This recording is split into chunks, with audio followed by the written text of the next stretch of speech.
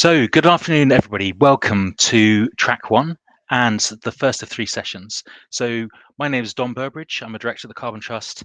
I've been working for the last 16 years helping organizations basically turn good environmental performance into competitive advantage. My area of expertise is around climate risk and the net zero transition.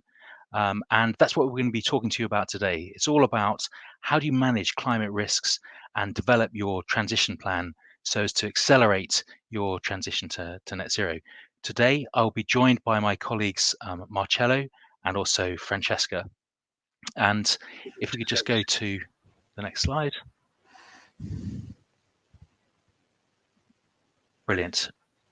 We'll be covering these topics today. So the first thing is a recap on how TCFD should be seen as a tool for unlocking your rapid transition to net zero. That's the first thing. So a bit of an introduction into, for those of you who may be new.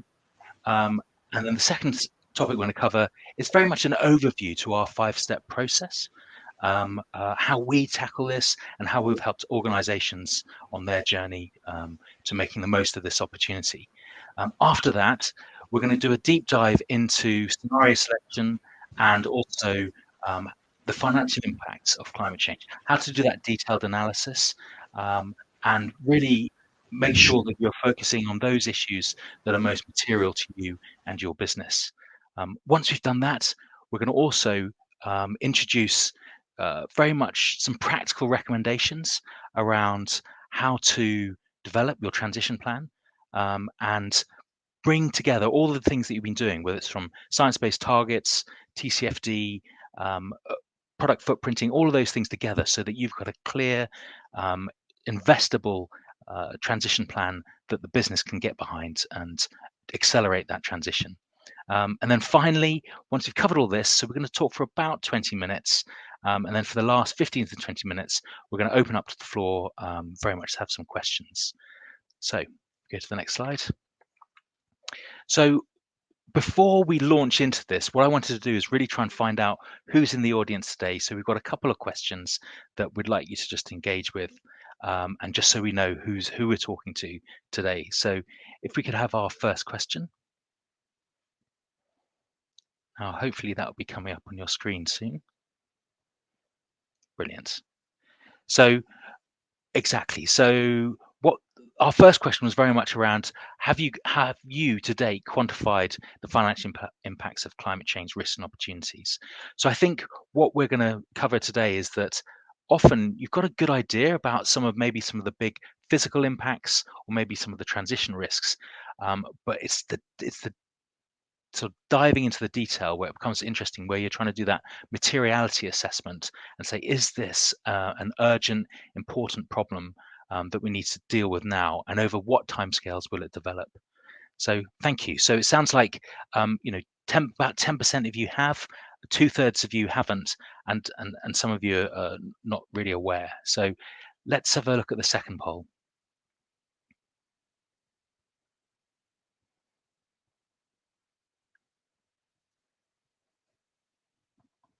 So hopefully those, brilliant. So the second question was very much here is about, have you translated your climate risk assessment? So that was that identification of the risks and opportunities. Which ones are physical risks? Which ones are transition risks? Are they associated with technology? Are they associated with societal change? Or are they associated with, I guess, the other sort of key areas, which is around the market? So the polls in. So about 70% of you no, you haven't developed a transition plan yet, but a good proportion of you clearly are working on this, so about 16%. So I think hopefully this is perfect, because very much today's session is all about how do you do some of that scenario selection and that deep dive into valuation of climate risks and opportunities, and then some practical, let's just say, recommendations on how to move to developing a transition plan. So thank you, everybody. If we could just move on.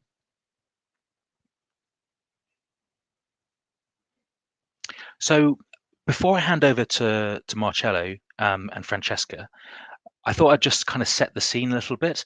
Now, what we've got here is what's called the Climate Action Tracker. It's updated every year. It's updated after each COP.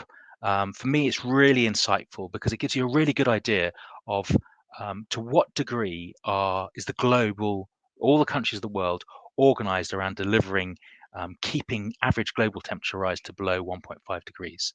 What you can see on this diagram is that on the far left, near the thermometer, currently, based on policies and actions, we're on track to have a warming world of up to 2.7 degrees. That's the midpoint, and it could be as much as 3.4. So that's where we are today, based on all of those national plans around their commitments, the policies, regulations, targets that are being put in place. However, there is, and this is the whole point, is that we can be conditionally optimistic because underneath that optimistic scenario, we're currently seeing it forecasting could be as much as or as little as a 1.8 degree temperature rise. So very much as we heard earlier, 1.5 degrees is still within reach. And I think, Lord Turner made a very, very important point, which is that we need to drive these early reductions, removing the net emissions that are going into the atmosphere earlier rather than later. But to do that, we're going to have to get over this hurdle around what he called the capital stock turnover. Now, that's a hard thing for businesses to do because we're all under financial pressures to achieve our KPIs, whether it's ROIs or return on capital employed, or and those things around your assets and depreciation rates are very important. So I think the reason I want to show this is that we're not on the pathway yet, but it is within reach, and very much the opportunity rests with you. So let's have a look at the next slide. I think it's very important to look at this. This is a fantastic bit of analysis that's provided by Carbon Brief, which I'd 100% recommend that anyone who doesn't signs up to this newsletter and this analysis. But here we're seeing the results of scientific papers that show how closely extreme weather events are actually attributed to man-made climate change. And you can see a vast range of different impacts across the globe. And this is the point. As average global temperature rise increases, it leads to physical impacts that will have an impact on your business, your suppliers, your customers, the countries you work in, the countries you operate within. And to try and bring this to life, just recently, just this week, in fact, there's an article about what's happening in Australia. So in Western Australia, they've described that they're experiencing the worst floods they've ever seen in 100 years. Now, this is an example of physical impact. It's disrupting logistics, people getting to work, animals, farms, the whole country. Now, we only have to go back 6 months again in Australia, and we see a different type of risk on this occasion. This was actually KFC in Australia who said they're having to replace lettuce with cabbage in the food that they produce because of a shortage of lettuce in Australia, again due to extreme weather. So I think those, just in one country, that's just one example of a physical risk, and then a transition risk that results from that, and how it can have an impact on your customers and your business. So if we go to the next slide, here we're just trying to think about why is climate change different than other risks, other traditional risks. Now, businesses have always had to manage risk. In many ways, you could say where there's risk, there's opportunity, and organizations that manage risks well will actually uncover competitive advantage. So businesses are very comfortable with managing risk. The issue here is that climate change is something that's much bigger. And I think we tried to draw out 4 aspects of the climate change risks that we think makes it different and why it therefore needs a much greater focus and attention within your business when you're doing your business planning and looking at your business model and your strategic business plans. So the first thing is that climate change is systemic. It's going to impact all levels of society, but it's going to have uneven impacts. We talk about average global temperature rise. Depending on where you're on the globe, those temperature changes can be hugely different, and the extreme weather that follows can be much more significant. The next point is it's non-linear. So with all these things, and we're always warned, never let things in the past be good predictors of the future. But I think this particularly applies to climate change, because there can be various feedback mechanisms that make the impacts accelerate and be more unpredictable. That said, though, we say it's foreseeable. We've known that man-made climate change and its impacts for many years, um, and so. But the challenge around this is that whilst it is foreseeable, currently a lot of the impacts are in a time horizon that is outside of today, basically. And the decisions that people are making today, they won't necessarily feel the impacts, and therefore that leads to inaction and a lack of urgency in addressing it. And that's what we want to address.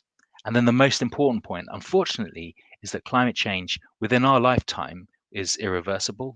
Many of these impacts, even if we were to change it, can last for hundreds of years. So that's why climate change is different. If we go to the next slide. So the whole point about this is that I guess the financial industry and the business world has come together to think about how can we tackle this in a robust and uh, solid way. And basically, they came up with what was called TCFD, the Task Force for Climate-Related Financial Disclosures, and their framework. Um, and the point about TCFD, and this is a really important point, is it gives you a framework to contextualize how climate change can either create or destroy value for your business. And it helps you really think about how can I test the resilience and flexibility of my business model, and explore its vulnerabilities, and look at over what timelines do I need to react. So on this chart, what we're really showing is that when you're thinking about climate change, you've got to look at the whole value chain of your business. It's not just your operations, it's very much your supply chain, and it can have an impact on your customers. And the TCFD framework helps you contextualize this by breaking it down into 11 categories of risks and opportunities. And once you've sifted through and done that sort of analysis, you can then start a process of shortlisting which ones are likely to have the biggest impact on your business. And then once you've done that, you can do some what's called, climate scenario sensitivity analysis to say under sort of a spectrum of scenarios, how might these play out over time?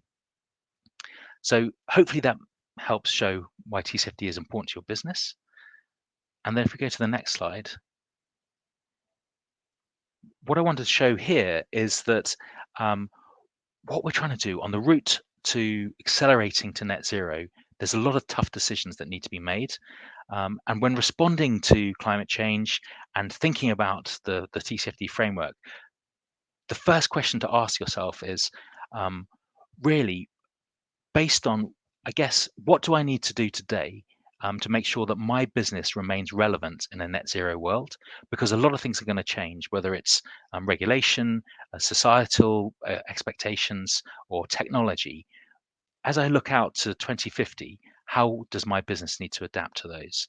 Now, many of you may well have set science-based targets around how you're going to reduce the value chain end-to-end carbon footprint of your business. And to get to that net zero of 90% or more by 2050, whilst you will be able to do incremental improvements, ultimately, this may need transformational change to your business model. And if you're going to do that, and you're going to have the capital allocation into transforming your business, then you need to start now and start thinking what the future is, and asking yourself some of those questions that we've got on this slide. So if I go to the final slide. This slide, I kind of is an exhibit that I really wanted to show everyone, because each year the organization behind TCFD does an annual status report. And here, this shows that whilst obviously there's drivers for you to develop your own TCFD strategy so as to make sure that your business is relevant in a net zero world, it's obviously very important to re-emphasize that the financial backing of your investors, your lenders, that support your business, all of those people are very interested in the outcome of what you're doing and how you're managing this risk. And it goes further, it goes as far as credit ratings and underwriters as well. So hopefully I've given you a bit of an introduction into what is TCFD and why it's important and how it's a useful framework. I'm now going to hand over to my colleague, Francesca, who's going to talk us through in a couple of slides just how we approach it at the Carbon Trust. And then Marcello will go on to talk about the deep dive into value at stake and scenario selection. And then finally, we'll finish with some transition planning with Francesca again. Francesca, over to you. Thank you, Dom. So yes, as Dom said, now that we discussed kind of the key concepts of climate risk and the actual strategic benefits of doing the analysis, we can talk a bit more about the how to do that. So at the Carbon Trust, we have developed an approach that allows you to undertake that climate risk and opportunity assessment in a way that, of course, helps you to comply with the recommendations of the TCFD in terms of disclosure, but also it helps you approach the analysis as a strategic piece, regardless of how deep you want to go in the analysis. So as you can see on the slide, the approach is made up of 5 steps. We decided to go with a stepwise approach because we want you to be able to get started with whichever step you're most comfortable with, and then just keep building on the analysis as you gain confidence. So if we go through each of the 5 steps, the first is the identification of the risks and opportunities. We want you to uncover the ones that are really relevant to your specific context. Then we have the prioritization of the risks. So we perform high-level scenario analysis on all the ones that we uncovered to then be able to compare them and see which ones would come out as the most material. Step 3 is in-depth modeling. So we select the most material risks based on step 2, and then we can model in detail what would actually be your expected loss for risks or your expected gain for opportunities under 2, 3, or however many different climate scenarios. And then step 4 is where we actually try and identify responses to mitigate the risks or just proactive actions to really unlock more opportunities. And of course, that's where you also need some targets and some metrics to monitor your progress against them. So through these 4 stages, the key thing is to really try and have as much engagement as possible from the company, because we want to have findings that are really tangible and relevant and usable by the organization. So, for example, we try after every step to validate the findings with different stakeholders across the entire business, not just the ESG teams, because that would allow us to really contextualize what we found and really see whether what we find resonates with the organization and can be translated into something actionable. Of course, as a last step, step 5, we have TCFD disclosure support.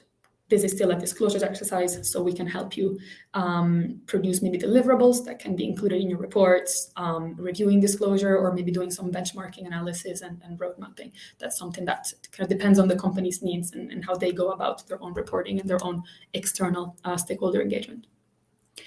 So if we go on the next slide, please. Just to flag that what we try to do and what we would recommend doing if you decide to do your own assessment is to really look beyond the hotspots and the levels of risks and opportunities that are obvious. That's because we see that typically companies just look at 2 things, which are at the bottom of the slide. They look at their carbon hotspots and they look at their geographic hotspots, which is perfect. It is what needs to be done, but there's more to be unlocked. So a top performing company would actually look at least 3 more things, which are at the top of the slide. They would look at their use of resources. So they would ask themselves, okay, what resources do I really depend on? For example, we had a client in manufacturing who turns out that was sourcing all their paper from just one supplier. So regardless of the carbon or the physical element of paper, the important thing is that any climate risk to paper, any climate risk to this supplier was going to be completely crucial to them. So it was something to really explore. The other example is what we call systemic dependencies. So that's where you ask yourself, where do you depend on others? But really, where do you depend on maybe entire systems that are vulnerable to climate risk? For example, let's say you're in the steel sector. You really depend on the entire coal market because that's a key component of what you produce. So even though you have no control over the coal market, you need to really be aware and have a deep understanding of what the coal market is in terms of vulnerability to climate change. And then, of course, there's that social and regulatory sphere. So what do your stakeholders want? What do they care about? Can you actually provide what they need?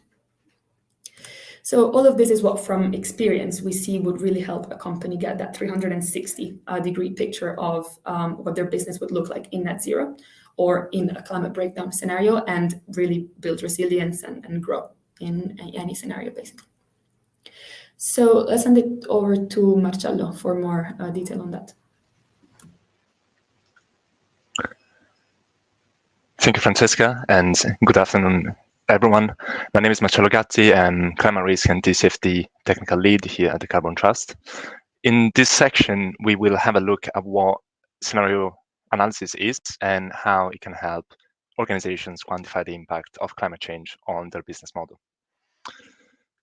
So we have seen that what is the context around TCFD and how climate change is impacting our socioeconomic landscape. But what does net zero means in practice for an organization? As you can see here on the graph on the left-hand side, the gap between our emissions today and the level they need to be in 2030 if we want to limit temperature increase to 1.5 degrees is very substantial, and current policies and pledges are nowhere near as ambitious as they need to be. And what that means in practice is that a radical transformation of our socioeconomic environment will be necessary in order to bring us on a pathway that is compatible with our 1.5 degree target. The next question we need to answer then is, what are the changes associated with this radical transformation and how will they be implemented? Well, if you look at the graph on the right-hand side, you can see there are multiple pathways that can lead to the same increase in temperatures. For example, on the bottom left of the graph, we have a pathway called net zero. It represents a world in which there is an orderly and concerted effort to limit global temperature increase to 1.5 degrees. And it reaches this target in the most efficient way possible, resulting in relatively low levels of both physical and transition risk.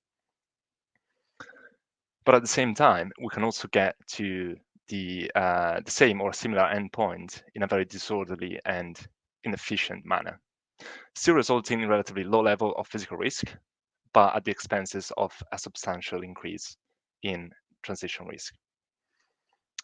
This scenario here is represented by the delayed transition pathway at the top left of the graph. So why is this important? It is important because the net zero transition will present a combination of physical and transition risks, as well as opportunities for those who will be able to navigate the economic, social, and technological changes that are to come. And by using scenario analysis, we can effectively assess and understand the resilience of a business model under a variety of possible states of the world, and we can identify the appropriate actions to ensure it remains relevant in a world that has committed to net zero emissions. So where do we start? Let's start with a brief introduction to what scenario analysis is. Scenario analysis is effectively a what-if analysis that evaluates a range of hypothetical outcomes by considering a variety of alternative future states of the world under a given set of assumptions and constraints. There's a lot going on in this definition, but I really like it because it has everything you need to know about scenario analysis. The range of hypothetical outcomes is the impact that climate change might have on a business model or investment strategy. You have the alternative future states of the world, which are the basically different pathways that we were talking about a minute ago in the previous slide. And finally, you have the assumptions and constraints. And these represent developments in technology, policy, and economic conditions. For example, what is the level of carbon capture and storage that will be available in 10 years? Will the transition be driven by aggressive carbon pricing or by improvements in renewable energy generation and storage? And what will the impact be on GDP in different countries?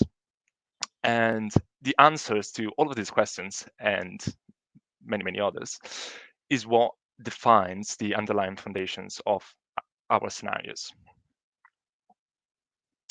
Okay, great. So now we understand what scenario analysis is, and we have a few dozen or possibly hundreds of scenarios representing infinite possible combinations of present and future conditions. Fantastic. So now what? Well, now we need to pick the scenarios that can provide us with the most value, that is helping us identify the tipping points and weaknesses of the business model or strategy that we're trying to assess. To do this, we also need to be pragmatic, so we generally tend to use two scenarios, and one is a current policies scenario, which basically reflects existing policies and pledges and targets, and that basically results in a lack of climate action and consequent temperature increase. And the other one is what we call a stress scenario, which represent disruptive changes to business as usual conditions. And this is really the key scenario for us. And for transition risk, this is usually a net zero aligned scenario, so a scenario that will take us to 1.5 or less global temperature increase, while for physical risk, we'll look at high emission scenarios, which would result in substantial temperature increase and, as a consequence, a sharp increase in physical risk. Okay, now we can see how this all comes together. First, we identify the scenario data that we want to use, and in particular, the specific climate parameter that is relevant for the risk that we're trying to assess. For example, this could be energy prices, it could be carbon taxation, increase in average temperatures, and so forth. And these parameters, these data are generally available from a variety of external sources, such IEA, IPCC, World Resource Institute, NGFS, etc. Then we'll link the climate parameter to a value driver that is directly connected to the business or the strategy that we're trying to evaluate. For example, this could be revenues, it could be procurement or energy cost, and so forth. And finally, we see how the value driver changes under different scenarios and the impact it may have on the business as a whole. And we're going to have a look at this process into a little bit more detail in the next slide. So how do we approach this? This is what we call value at stake analysis, and it's basically an in-depth financial quantification of climate risk and opportunities. We start by fixing the time horizon for the analysis. Usually we use 2030 for transition risk, since those are generally shorter term, and 2050 for physical risk, since those are more in the long term. And basically, we calculate how the value driver, so for example, revenues, would develop in the absence of climate change. And that is the business as usual scenario. Then we do the same, following the approach that we described in the previous slides. We take two scenarios, one current policies and one stress scenario, and we calculate how the same value driver changes under these two scenarios, basically introducing the climate element into our calculation. And then we basically take the difference between what happens to the value driver in the climate scenarios versus the business as usual conditions. And we call that the gross value at stake, so the unmitigated impact that a particular risk may have on the business. And so what do we do next? We have this overall exposure to climate change, either through policy, technology, or other risk. And we try to see, well, how can we reduce that exposure based on the mitigation actions that are either already been implemented or are included into the strategic view of the company, or may not have been assessed yet. And we basically try to see how that changes that exposure down to the what we call the net value at stake, which is the effective risk to the business. So basically what you end up with is not only the overall exposure to a specific risk or opportunity under analysis, but also the potential financial value that mitigation actions and strategies can bring to the business under different scenarios. And we will see how to integrate these findings into your transition plans in the following slides. Francesca, over to you. Thank you, Marcello. So in the last section of this session, let's see how all of this actually fits in your broader net zero transition plan.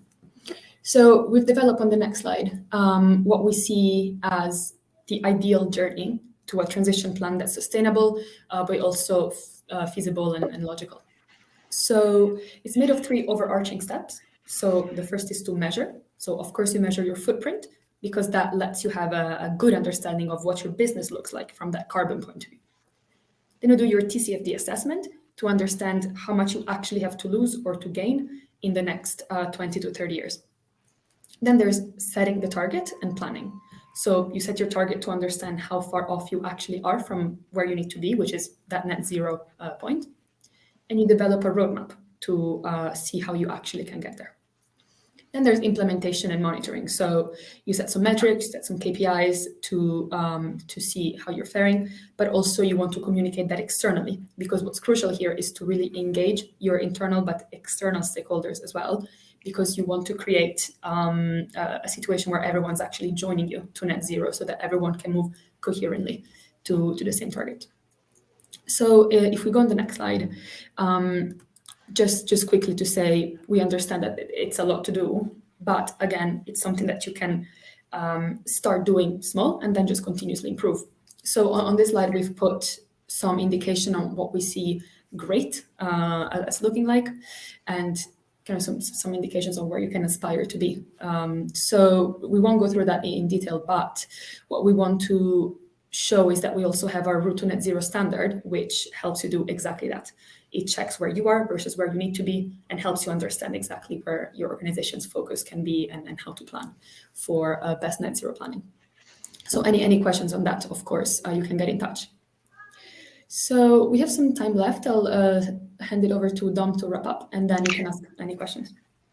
Brilliant. Excellent. Thanks, Francesca. So we've got obviously 10 minutes at the end.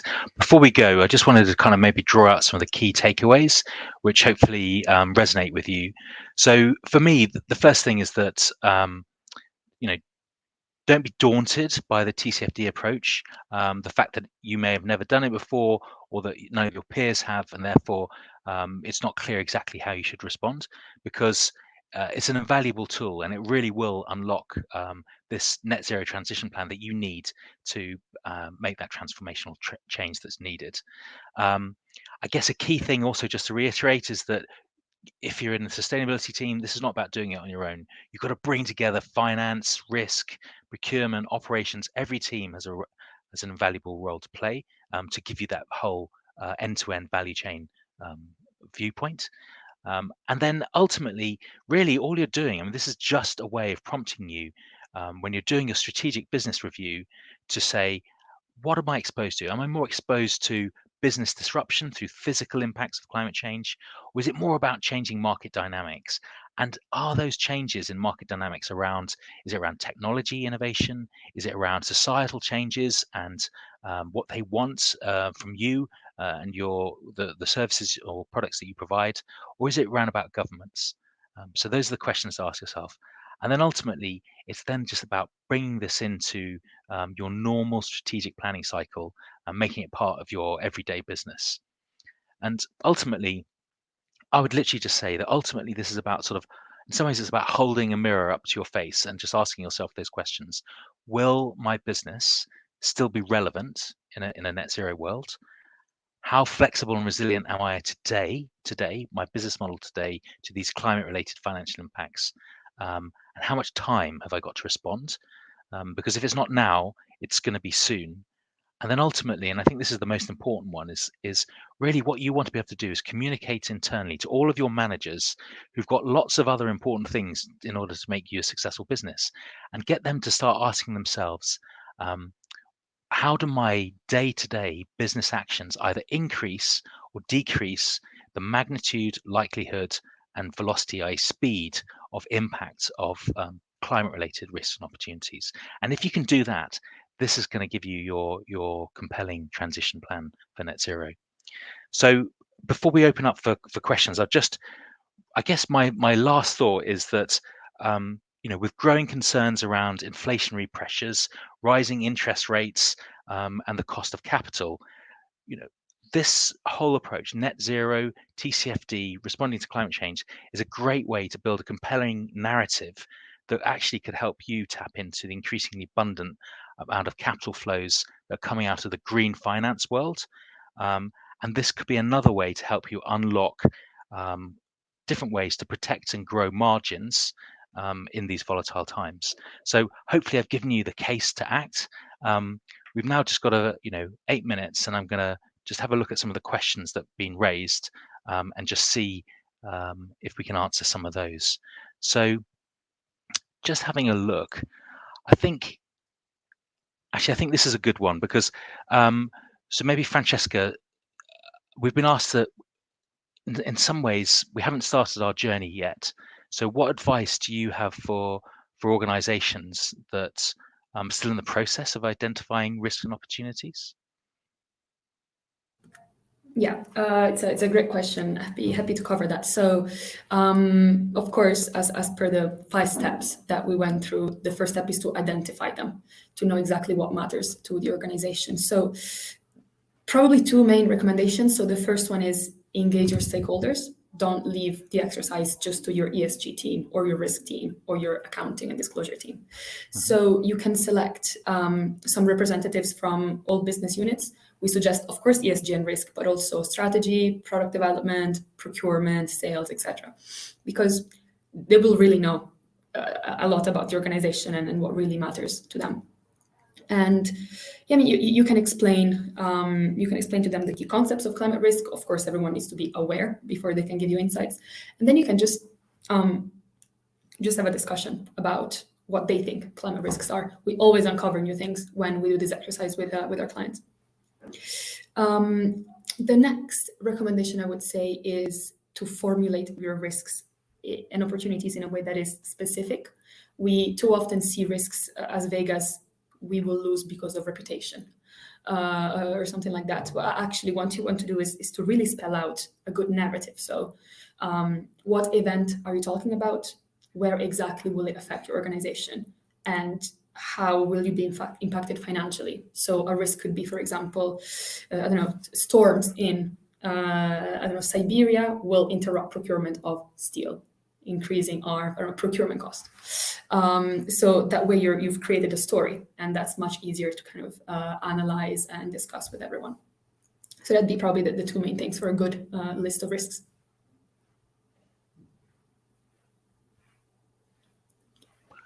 Brilliant. Thanks, Francesca.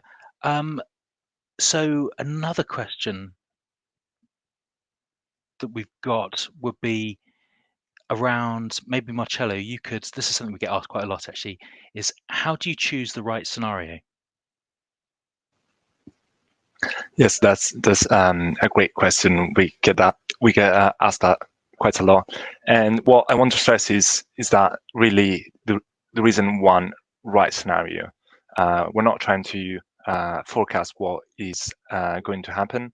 It is not forecasting exercise. What we want to find is a scenario that brings value out of this analysis, so that it helps us kind of like identify the bottlenecks, the pinch point, the tipping points within the business model or the business strategy.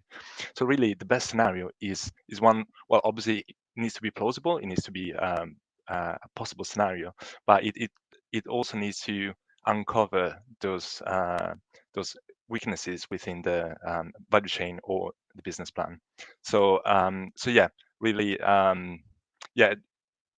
There isn't a specific data provider or a specific scenario that will always be better. What it is really important is to find the one that really brings out these key points out of the analysis. Amazing. Thank you. We've had a couple of questions around how to apply this if you're a local authority. Yeah, maybe I can take that as well.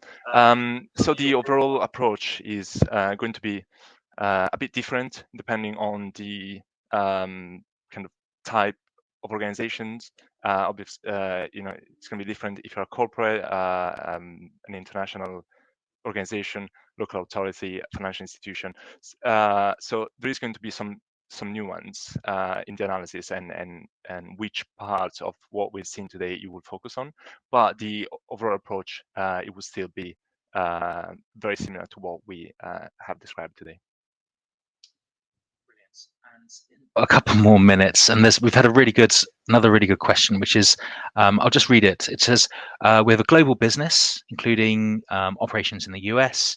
In the UK, we've been measuring our scope 1, 2, and 3 our scope 1 and 2 for the past 3 years, and reduced our carbon footprint by 67%. But the US states don't seem to be bothered about zero emissions. What can we do to influence the US states? So I don't know, Francesca, is it worth just talking about mandatory disclosures in the US, or Marcello? I don't know. Who wants to take this one?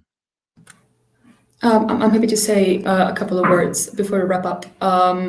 I would say, yes, start with TCFD in this case, instead of starting with calculating emissions. So if you do a full TCFD assessment, you'll often be able to see how a lot of your risks are actually driven by the need for a transition to net zero, or to anyways reduction of emissions. So it's actually quite possible to model how a reduction in emissions will actually reduce the risk a lot. So that's probably one of those situations where by doing your analysis, you can make a business case for action. So instead of speaking in terms of we measured your emissions because it's the right thing to do, you can say, well, we need to do it if we want to save money. If that doesn't work, actually, as Dom has mentioned,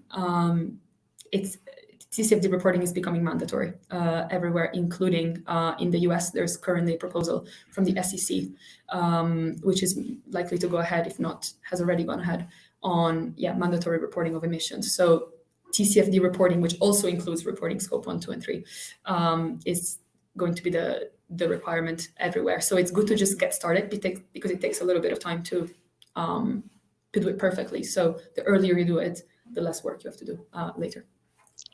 Great. Thank you, Francesca. And then the last minute, the last question I've got is that in your experience, which team most commonly owns TCFD within a company? I understand the need for cross-functional representation, but which team do you think is best to lead this? I mean, Marcello? Yes, I'm happy to take this very briefly. Generally, TCFD is owned by a sustainability team, but what we really seen a lot of success with is bringing together different teams, so like finance and risk management and others, to really expand that knowledge, because we really do need to go outside our sustainability circles. Everyone in our sector knows why this is important, but the most important thing is, okay, does everyone in the company understand that? Yeah, I mean, I think building a really close relationship with your finance team on this. Your finance team, your financial controllers, your business controllers, they have the business model, and so what you can really help them do is say, we understand climate impacts, we can show you how to overlay that over your models and your key financial metrics, and then we can help you with the modeling, and that's where we really get involved. So I'm conscious that we've slightly overrun. So obviously, thank you very much for your questions. You'll now have the opportunity to select the follow-on sessions. So if you stay in track 1, you can go to Pietro and aligning finance with climate science. Track 2 is how to approach circularity with Alain. And then finally, track 3 is heat decarbonisation, and that will be with Jess and Sam. So thank you very much, and enjoy the rest of your afternoon.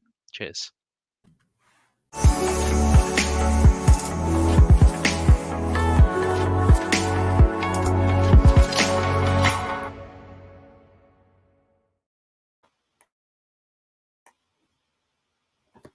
Hello, everyone. I hope you can hear me.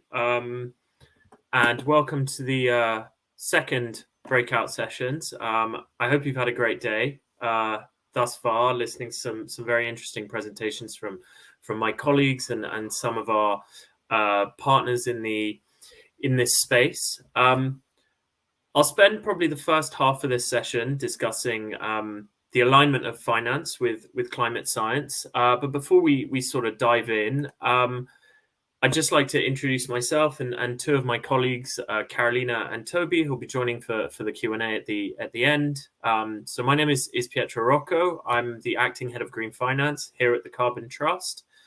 I effectively lead our Green Finance practice, which primarily deals with our work with financial institutions and financial products.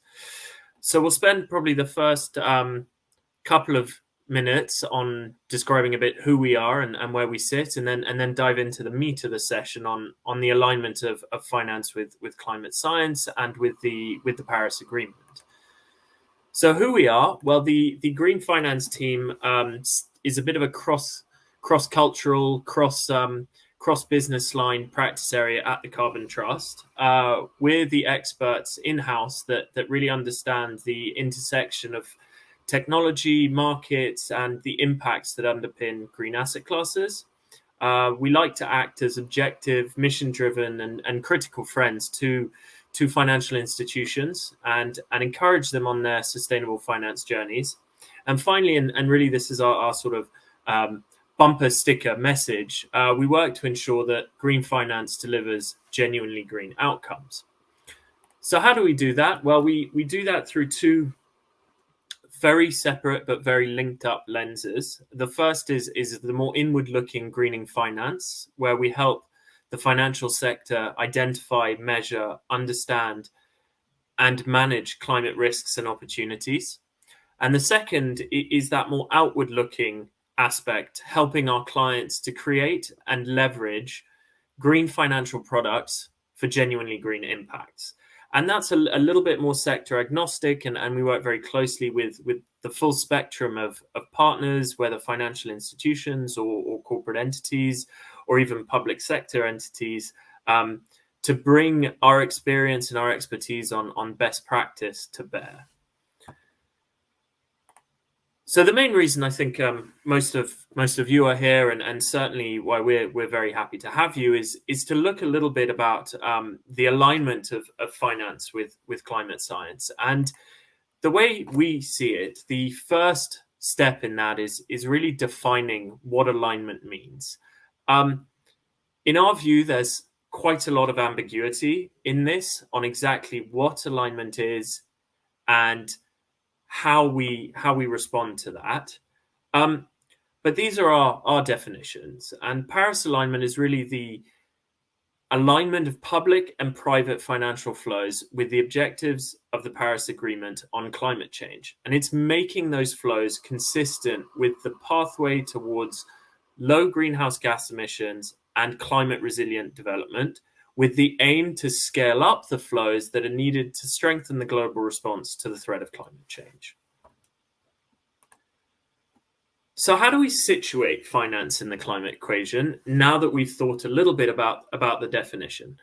In our view, finance very much sits at the nexus of climate change. So within these kinds of scope 1, 2, and 3 emissions, for example, you can find finance really in scope 3 category 15 under investments. But more broadly, financial institutions contribute to alignment through the financial products and services they offer, as well as the investments they make or the finance they provide.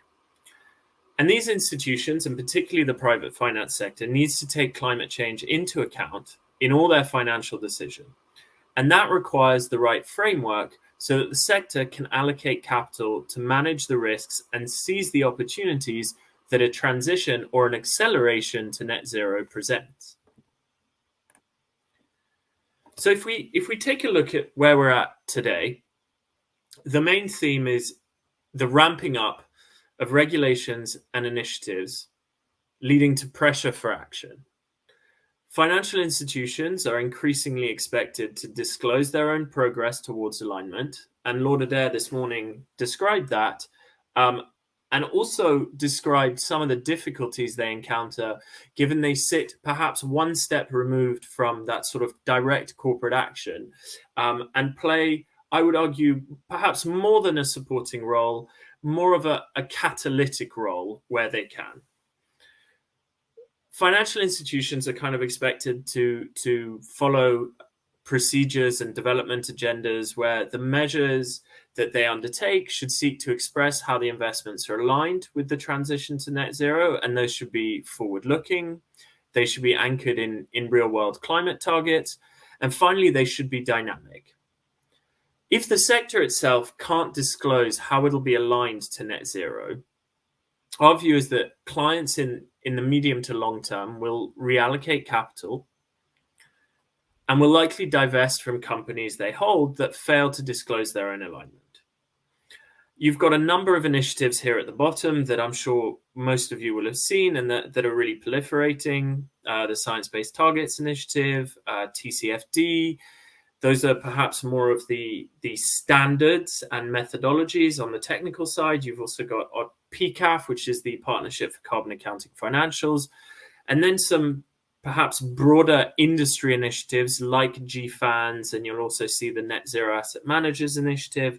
And finally, on the regulatory side, I've just put the logos of the Bank of England, and particularly the European Commission with the EU taxonomy. So there's a lot going on. It's a bit of an alphabet soup, but it's incredibly important that financial institutions and the beneficiaries, borrowers, investees of those financial institutions sort of begin to understand and take action in alignment with all these acronyms. So what happens when we look ahead? Well, I've sort of mentioned that there is an element of ambiguity that is in the process of clarification. But really, when we look ahead from where we stand today, there is an element of that ambiguity that rolls back in. Apologies. The longer we take to achieve the transition to net zero or to take action on net zero, the greater the number of assets that be incompatible with a given warming threshold, and therefore the greater the risk of stranding. There are also new opportunities emerging from rapid technological development. That's changing business models. It's also changing societal values and what consumers want. And so old ways of delivering what's needed can't be taken for granted. Thirdly, in order to achieve the most ambitious and necessary pathways to really push that acceleration for net zero, finance is going to need to align in a way that goes significantly beyond business as usual as it's defined today. It simply can't be neutral about climate outcomes. And the net zero economy can't flourish without that intentionality, that aspect of we need to begin to action this, to implement this, to incorporate it into the core decision-making process. So with all that being said, when we look at potential responses, product development has to focus on clear and measurable impact and use some of the following lenses. facilitating lower cost of capital for climate positive activities that may be considered high risk today, but will be the businesses of tomorrow. Ensure that there's sufficient liquidity in markets for green and sustainable finance. Ensure the appropriate management of climate-related risks. And finally, limiting the negative externalities and spillover effects of the financial sector. So having painted, I would say, the sort of three growths of green finance, past, present, and future, where does that leave us? Well, in really the words and the themes of COP27, we are entering and probably already have entered an era of action and implementation. At present, a large proportion of the long-term costs and liabilities that result from climate change aren't adequately priced into asset valuation. But as these externalities are internalized, we're looking at a great deal of financial value that's likely to be lost. Disruptive innovation, which is a necessary condition for the economic transition, not just to net zero, but any economic transition, is inherently high risk. But as it's necessary, those are risks that we can identify today and ride out over time. So one critical reason why an incremental approach to greening finance is unlikely to be sufficient is because of the way in which the inadequate assumptions that underpin the tools that mainstream capital market actors use just simply haven't really been addressed. One aspect of that is looking to feed better data into existing tools and models, but that'll only have a limited impact on outcomes as long as those tools continue to systemically discount systemic risk and long-term performance. So what we ultimately get to is that achieving net zero requires transformation of the real economy. And the role of finance is not just supporting, but is critical to enable those real economy transformations. So what can fuel that acceleration? Well, we've discussed the paradigm shift that is underpinned by the recognition that Paris alignment cannot be achieved through the traditional lens. The alignment itself has to be cemented into the core purpose. There's already a great deal of experimentation, and the following slides, which I believe provide perhaps a more corporate angle, is present, but the shift is necessary because of the science. And I think Richard Robertson and John Elkington, when they said the choice now for those operating within the financial system is to surf the waves of societal and technological transformation that will reshape our economies during the 2020s or be drowned by them, is particularly prescient and very pressing for today. So if we go beyond financial institutions and widen the ecosystem lens, the graphic on the left shows a little bit of the changing dynamic between financial institutions and their clients, beneficiaries, and investees. Private sector corporates are equally relevant to this discussion on the alignment of finance with climate science goals and pathways. So for those major corporations and companies, but also the wider ecosystem, if internal decisions regarding CapEx and OpEx, and Lord Adair in the first session mentioned EBITDA as well, don't change, then changing the nature of financial flows from FIs to the private sector will have limited climate impact. So the main way in which the financial sector might look to influence these corporate flows and manage their own risks is through really a change and a reevaluation of their lending criteria, of how they allocate decision-making, of their trading decisions in secondary markets, and really of that shareholder and stewardship activism. Now, what we're seeing is that this is beginning to take shape. As the financial sector and financial markets and regulators and consumers are increasingly demanding clear information about how companies manage climate risks and pursue opportunities. And alongside this, private firms are themselves becoming aware of the need to invest in an array of assets that are resilient to a low carbon and resource efficient transition. So there's a holistic and positive feedback loop within that, as the demands of these business and their ability to create and shape new markets will in turn steer the direction of financial flows. But what are the options that are open not just for financial institutions, but also to those corporates that are looking to transition themselves? Well, once again, there are many. You've got climate finance. So those are the financing flows that support the transition by implementing mitigation actions, particularly GHG emissions reductions. You've got green finance, which is perhaps broader than climate finance in that it addresses a broader range of environmental objectives, such as biodiversity, the conservation of natural resources, and pollution prevention and control. Broader yet, impact finance, that looks less at what is being financed, but at the impact and the performance of that. And finally, social finance, that looks to specific social problems or seeks to have a positive social impact. So taking an example, and one that the Carbon Trust has a deep expertise in, which is the thematic or GSS debt ecosystem. We've got, again, five major categories here. Green bonds and loans, which is looking at the use of proceeds. So how is the money spent? And ensuring that money is exclusively spent on eligible green projects. Transition bonds and loans look at decarbonizing activities or supporting issuers or borrowers in their transitions.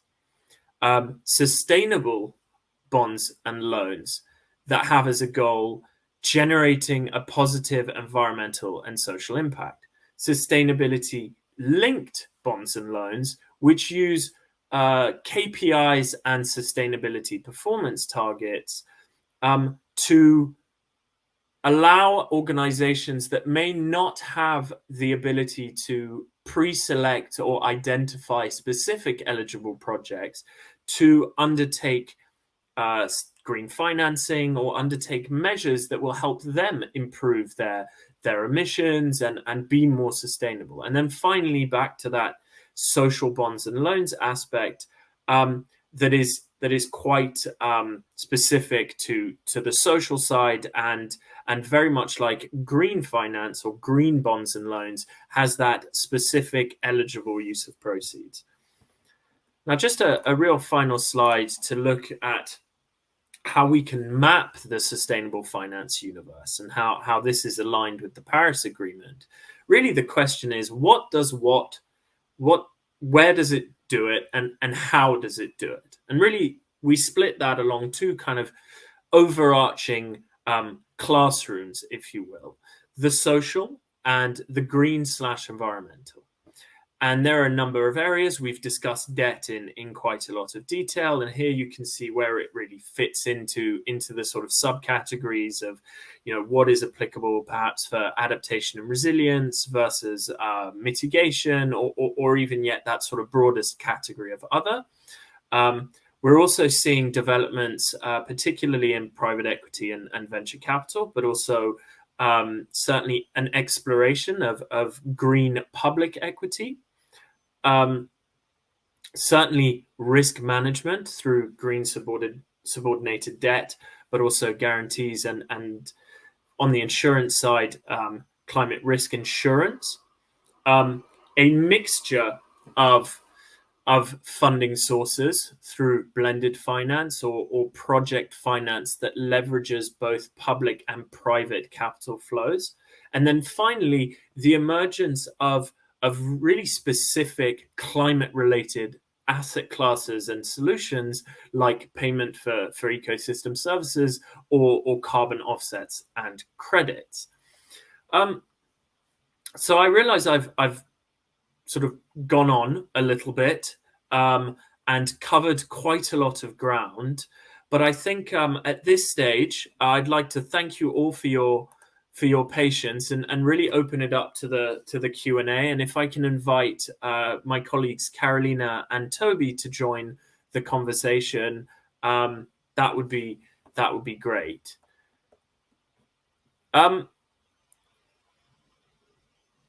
So we've had a number of questions. Toby, Carolina, I might throw them in your direction or take a couple myself. I think we've got about 20 minutes, if I'm not mistaken. Yeah, I think that's right. We have about 20 minutes.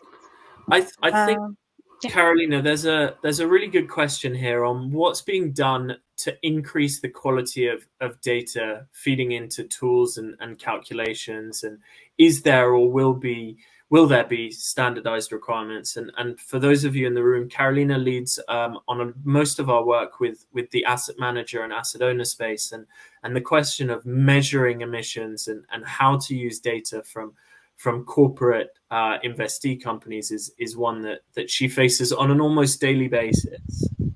Yeah. Thanks for that, Pietro. I think I'll take that question back to front. First, addressing the question on whether there will be any standardization coming our way, and the simple answer is yes. There's a lot of work being done at the moment, both from a local level in the UK, but also more importantly internationally. So we have, I guess, the most relevant at the moment is ISSB. There's coming up with a standardized disclosure framework for companies and for financial institutions. And well, of course, data is a very important part of that. And I think companies and financial institutions have been struggling. That's the experience that we have, or I have, that they've been struggling with getting data, but data is becoming more available, and better quality data is becoming more available. What I would say for those that are watching and have not started yet assessing their carbon footprint, for example, is just take that first step. The data will not be perfect, but you will find the gaps where the gaps are, and will improve data for the following periods. If that's quarterly or annually, you will be able to identify where the gaps are and keep improving. I think that's where we are in the process of developing and improving the availability of data, access to data, and how that's disclosed in a way that consumers and investors can easily compare between different companies. Thanks very much, Carolina. I think that was a very comprehensive answer for what is quite a broad question, and certainly one that keeps us up at night regularly, and one that we work very closely with our clients, both financial institutions and other, on kind of data availability and data quality. We've got a question on the liquidity side, and how I mentioned that ensuring sufficient liquidity. I mean, I think the broad green finance market is in the grand scheme of things relatively new and still nascent. I wouldn't say there's a specific target in order to a target to keep in mind. However, there is a recognition that in order to achieve a global transition to net zero, an almost being perfectly honest, an almost unfathomably large number is required in order to ensure that all the systemic changes that need to happen, and for those changes to happen smoothly, are funded. For the private sector and financial institutions, really, it's about recognizing that neither they nor the public sector can do it on their own. And where I would perhaps diverge a little bit from what Lord Adair said this morning, or Lord Turner, sorry, said this morning, is that the financial system can play not just that strong supporting role, but a catalytic role as a key partner in achieving sufficient funding flows and sufficient liquidity and a really accelerated maturation of the market as a whole. Now, it has to be done properly, and there are some questions on how we advise or support on financial instruments, and another question on apologies, I'm just scrolling down on the solutions. And really what we try to bring to the table as the Carbon Trust and being quite independent from both government and the corporate sector is, what does good look like? And sustainability linked financing is certainly one that fits into our bread and butter, because it's focused on measurement and KPIs, as well as well calibrated targets. And that's where we find ourselves doing a lot of work with clients when we're retained, and when we work with them on what is a material KPI, what is a business relevant KPI, what is one that is appropriate for that company or that financial institution strategy, and then what is an ambitious target, what is an achievable target, and there's a balance in all of this as to not rocking too much, but certainly pushing as hard as possible to achieve the greatest amount of impact. I'm just reading through the questions now. Toby, perhaps I can throw it to you. There's a question from Finance Yorkshire, a little bit on how we advise and support, which I believe, no, never mind, I've just answered that one. Sorry, questions are coming thick and fast, and which is very exciting. So Toby, I think one for you, which is, what are the sustainable financing options and solutions to companies? So thinking a little bit about, perhaps I can go a slide back as well, if that's helpful. Yeah, no, Pietro, that'd be great. I think I'll start off with saying that I think when we think about the financing options and solutions available to companies, a lot of the times we think about thematic bonds, sustainability linked loans, which is obviously very prevalent in the market right now, and a good way for companies to be able to access sustainable finance. But I think a really important point to bring up as well is, on top of these financial instruments, linked bonds and linked loans, there are also other financing options and solutions available as well, that if we bring it down a couple levels, if we are smaller businesses, or SMEs are obviously a huge part of the transition towards a sustainable economy, there are other more, I don't want to say simple, but less complicated options and solutions available to companies as well. So say, for example, obviously differing between different financial institutions, but if you had wanted to upgrade your fleet of vehicles towards electric vehicles, there are green sustainable leases available for these types of needs as well for your company. So I think that the financial institutions and MDBs are more conscious of what's needed in the market now, and there are many solutions and options available out there that can be tailored to company specific needs. And I think it's also important to note that financial institutions, banks, they're also on their sustainability journey as well. So having an open discussion on what's needed on the side of the companies will really drive the conversation forward and make sure that the solutions available in the market are actually aligned to the needs as well. Thanks very much, Toby. I think this is the sort of map of the ecosystem as we currently see it, but it's certainly a dynamic space. And there are a couple of questions on on the barriers facing sustainable or green finance, as well as companies finding it hard to access that at the banks, and really how to unlock this financing. I guess one of the certainly the main barriers is perhaps the youth of the market. As Toby said, it's constantly evolving, and it's not that old. We would say it's an interesting area because its ultimate aim should be to cease to exist. Green and sustainable finance, at least in our minds, should ultimately just be finance. Other barriers are certainly data.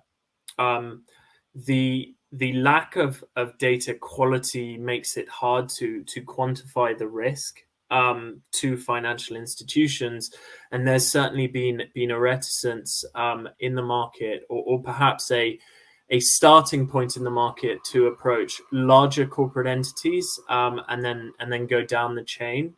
But we're heavily involved in some of those other areas. We work very closely with BEIS, for example, on looking at green homes financing.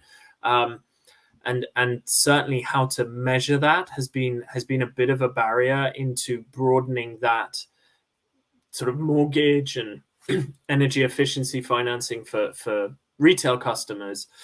I would say that the other barriers are certainly, as Toby mentioned, financial institutions and banks themselves going through their own transitions.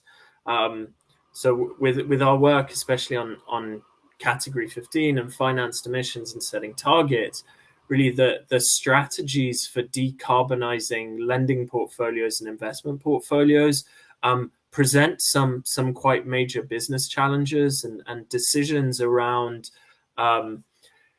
Lord Turner again mentioned decisions around no longer financing sort of new coal projects. That's great, but financial institutions have relatively large back books of these assets as well. And in order for them to ensure a sustainable transition and a responsible transition, it's not just a question of exiting it or exiting whole sectors. These have to be done in a coordinated and well planned way. So there are barriers both from the sort of lending to and the counterparty side, but certainly also internal barriers in terms of how to structure and how to spread sustainable finance within financial institutions. There's a question I can probably take as well on pathways and achieving the most ambitious one. So if we take the Science-Based Targets Initiative, again, I should reiterate, it's always dynamic. There are three sort of key pathways within SBTI that have changed over time. So there was the sort of 2 degrees pathway, or at least 2 degrees. There is well below 2 degrees, and then there is that sort of 1.5 degrees net zero pathway, the most ambitious of which is 1.5. And that's really, in order to accelerate to net zero, financial institutions and investors generally should really be aiming for those 1.5 degrees pathways. However, the methodologies for measuring and setting targets are still evolving. We expect SBTI to release their net zero for financial institutions methodology and guidance within the next couple of months. And I know Carolina, perhaps more than myself or Toby, has been pushing for them to get us that or to get that out into the real world. So at the moment, the appropriate pathway is probably closer to well below 2 degrees, but the hope is that it will continue to evolve and gain an ambition. And as a mission-driven organization, the Carbon Trust is always looking for how we and our partners, both on the standard setting or the more technical side, as well as our clients, can push the boat out. Yeah, we have some of our clients that are eagerly waiting for the SBTi net zero standard for financial institutions. So yeah, hope next time we have a session like this, we can also talk about that. Yeah. So there's a very interesting question, Carolina, as you jumped in, I'll throw it your way. It says, one thing we've heard from suppliers who help calculate carbon footprints is that the Scope 3 category of financed emissions is the least mature. Is the Carbon Trust helping to develop this capability in the marketplace? That's a very good question, and it is very much true. I think the Scope 3 financed emissions, are called Category 15, is the most challenging, perhaps, to measure, given the scope of it being so wide. This basically means all of your investments or your lending portfolio. So it can get quite complicated to be able to measure that.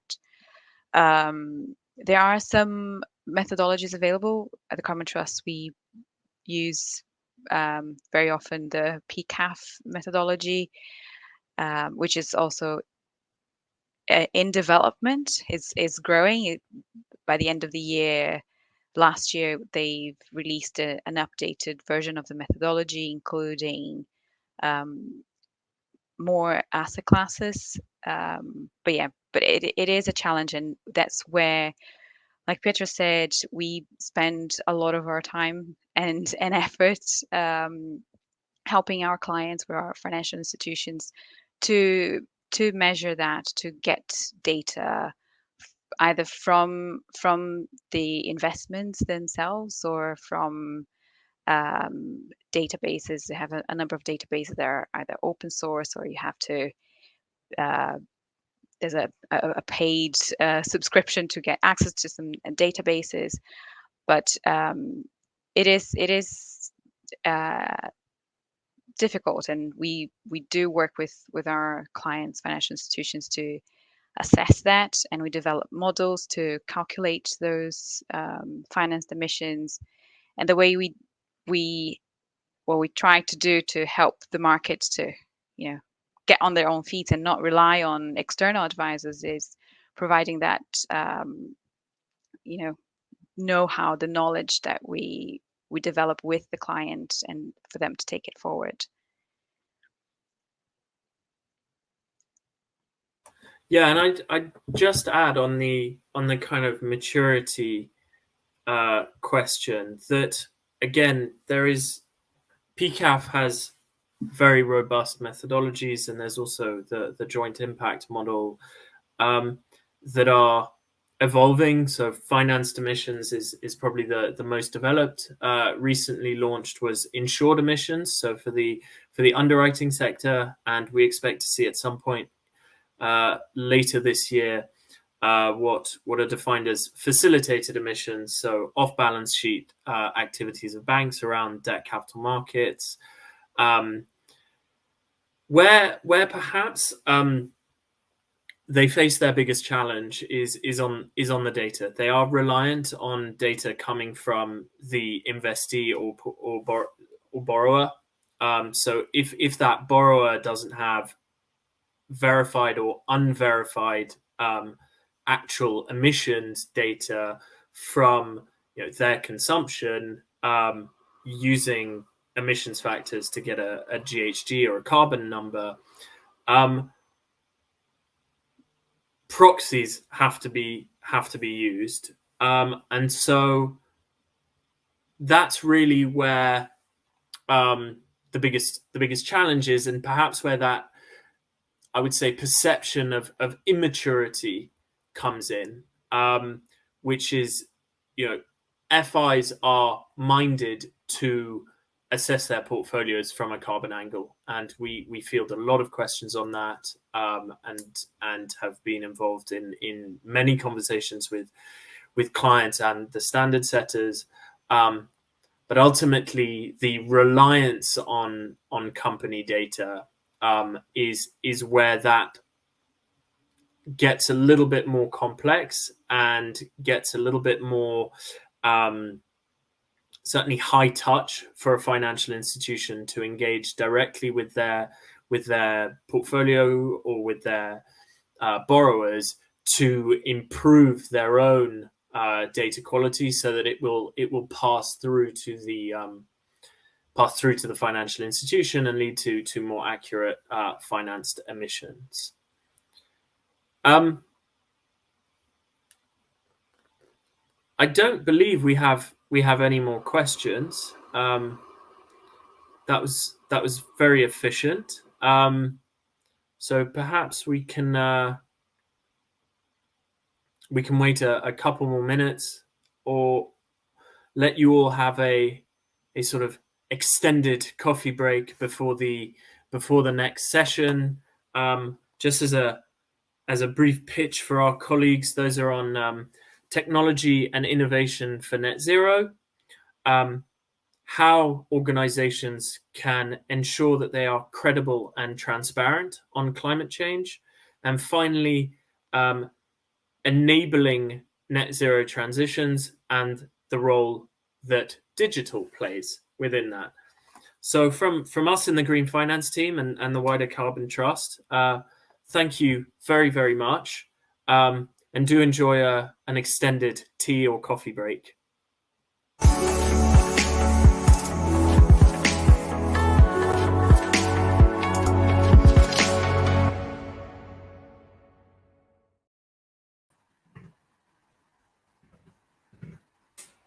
Good afternoon, everybody. Thank you for joining the breakout session on the role of technology and innovation in delivering net zero. You're all very welcome. I'm Jeff Smith from the Carbon Trust, and along with my colleague Ross Burton, we're going to spend the next 30 minutes or so sharing some thoughts on low carbon technologies and innovation, after which we'll have around 15 minutes for questions and answers. So please make use of the chat function and submit your questions, and we'll answer as many as we can today, and we will follow up on those that we can't subsequently. Just before we begin, I believe we have an opening question for you.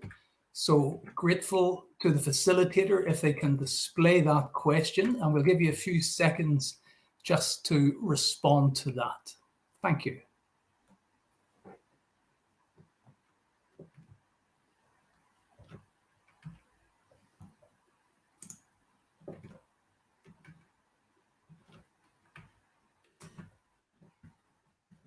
Okay, thank you for your participation. Turning now to the role of low and zero carbon technologies. It is self-evident that achieving our energy and climate goals demands a dramatic scaling up of clean energy technologies. This chart shows historical emissions of CO2 from the combustion of fossil fuels and industry emissions, so it excludes land use. And according to the Intergovernmental Panel on Climate Change, the IPCC, limiting atmospheric warming to the key level of around 1.5 degrees C requires global greenhouse gas emissions to peak by around 2025 at the latest, with dramatic falls thereafter. So if we look at the demands for our current energy use, last year it was circa 160,000 terawatt hours of primary energy, and 77% of that is coming from oil, coal and gas. Now, importantly, we're seeing rapid growing contributions from renewables and from nuclear. And whilst energy demand is historically been driven by GDP and population growth, a number of countries, including US, UK, and some European countries, have managed to decouple their growth in emissions from their GDP. So that's very encouraging. In terms of the growth of renewables and the importance of renewables, when we strip out traditional biomass, in percentage terms, around 20% of primary energy demand is currently provided from low and zero carbon technologies, with significant increases projected over the next 30 years, such that by 2050, around 70% of primary energy will come from renewables and nuclear, and much of those emissions from fossil fuel plants will be captured and utilized or sequestered. And that's really important, as highlighted in this chart. We really do need deployment of carbon capture, storage, utilization technologies at scale if we're going to achieve net zero targets. The data on this chart is a little bit dated from 2018, but I think it beautifully illustrates the breakdown of over 5,000 gigawatts of fossil fuel power plant capacity, both existing and proposed, by fuel type, coal on the right, oil and gas on the left, by region, color-coded, and by the age of plant on the vertical axis. And one of the big takeaways is the relative young age of the fleet of coal plant in China, which, according to this and other studies, risks the attainment of 1.5 degrees C target. So hopefully the application of carbon capture storage technology at scale to both new and existing fossil fuel plants can mitigate some of these modeled emissions. However, even with carbon capture storage, when looking at the life cycle emissions of various generation technologies, we can see that fossil plant, with or without CCS, are considerably more emissions intense than nuclear and renewables. And this recent UN study shows that for coal plant with CCS, emitting on a life cycle basis between 149 and 470 grams of CO2e per kilowatt hour. Natural gas plant with CCS between 92 and 221. But look at nuclear and renewables, 1 or 2 orders of magnitude lower. Nuclear, 5 to 6 grams, concentrated solar power as low as 14, PV averaging around 20 across a range of technologies, and wind between 10 and 20 grams per kilowatt hour. So we have generation technologies that are not only cleaner, but are also cheaper. And indeed, much of the global energy crisis has triggered substantial investment in renewables. The world is set to add as much renewable power in the next 5 years as it did in the past 20 years. And this will result in renewables accounting for over 90% of global electricity capacity expansion over the period to 2030. And it will see electricity from wind and solar PV more than double in the next 5 years, providing around 20% of global power generation by 2027. And that's keeping the 1.5 degree target alive. So we see very encouraging uptick in the deployment of renewable energy technologies on the supply side. However, the attainment of net zero goals will also require accelerated deployment of low and zero carbon technologies to curtail demand. And that leads us directly into the energy hierarchy. The cheapest, least damaging, most sustainable form of energy is that which can be avoided being used altogether. And this really speaks to the need to design out energy demand from products, from systems, and from buildings. And when energy demands have been optimized, it's crucial that we then look to ensure that they're met efficiently and powered from renewable or low carbon energy sources, with fossil fuels being the last resort, and ideally emissions being captured or at least compensated for via greenhouse gas removals or high quality offsets. Over the past 20 plus years, Carbon Trust has undertaken and managed the delivery of literally thousands of energy audits and surveys of businesses across the UK, across all sectors and all company sizes, and they consistently highlight that the application of best available technology can deliver substantial and material energy and emissions reductions opportunities. Some examples on the screen: metal forming sector, implementation of the 3 key technologies highlighted, along with others, will deliver a 20% emissions reduction within that sector in the UK. For feed milling, 16%, for paper sector, 24%, plastic bottle blowing, about 16%. Within the brick sector, around 30%, maltings, 40%. These examples are very much in keeping with other organizations and professional institution standards. Energy efficiency and the implementation of best available technology can deliver material, energy, cost, and carbon savings. So much so, in fact, that the International Energy Agency back in 2018 declared energy efficiency as the first fuel of all energy transitions. That's a lovely phrase, the first fuel. And it highlighted that existing energy efficiency technologies could deliver 40% of the emissions reductions needed to achieve Paris Agreement targets. In their most recent energy efficiency report, they do stress the need for accelerated deployment of more energy efficiency technologies across all sectors. But they also highlight many of the positive achievements and developments recently, such as their assessment that more than $1 trillion has been invested in efficiency measures since 2020, that heat pump incentives now extend to countries covering over half of global energy use in buildings. And that's really encouraging. Compared to the efficiency range of 60 to 90% for a typical gas boiler, heat pumps can achieve efficiencies well in excess of 200%. They also flag that energy efficiency saves money, and their assessment is that IEA countries collectively saved around $680 billion last year alone from efficiency measures that were implemented since the year 2000.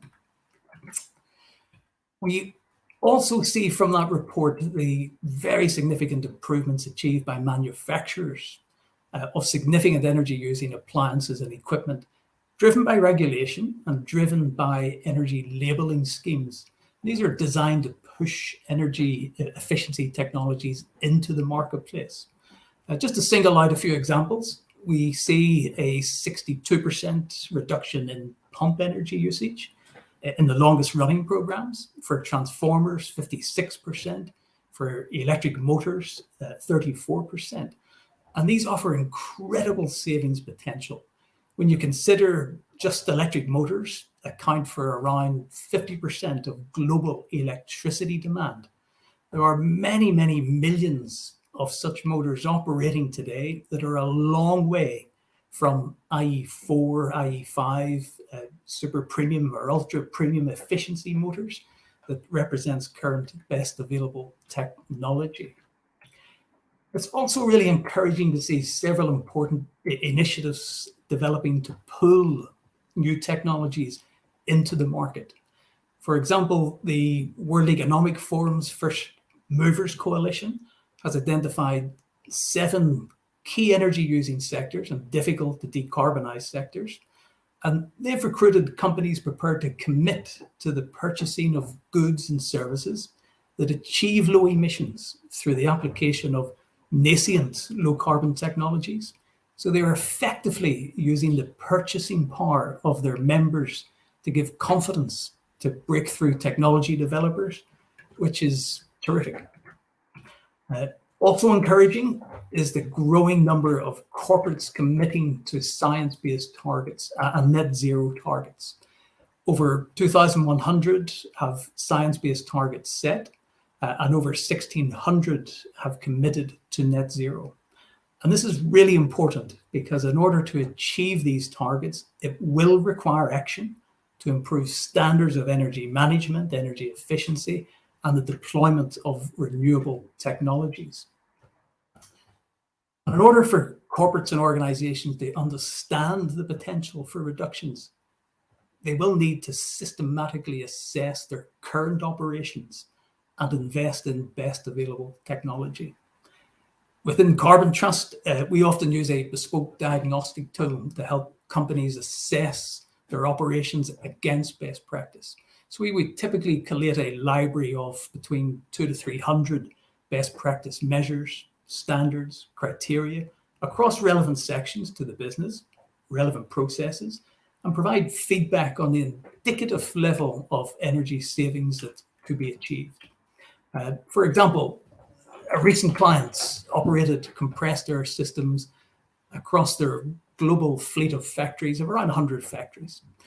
And from the diagnostic tool, we were able to characterize these systems and identify opportunities for improvement. And as you can see, very few factories were undertaking weekly leak detection and repair tests. Only around half were using variable speed machines for peak loads. Only 1/3 were recovering and utilizing waste heat.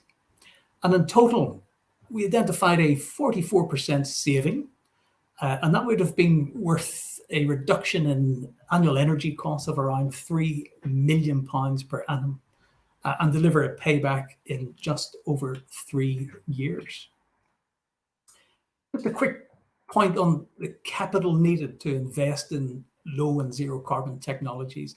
Paybacks are often rapid and often within a company's investment criteria.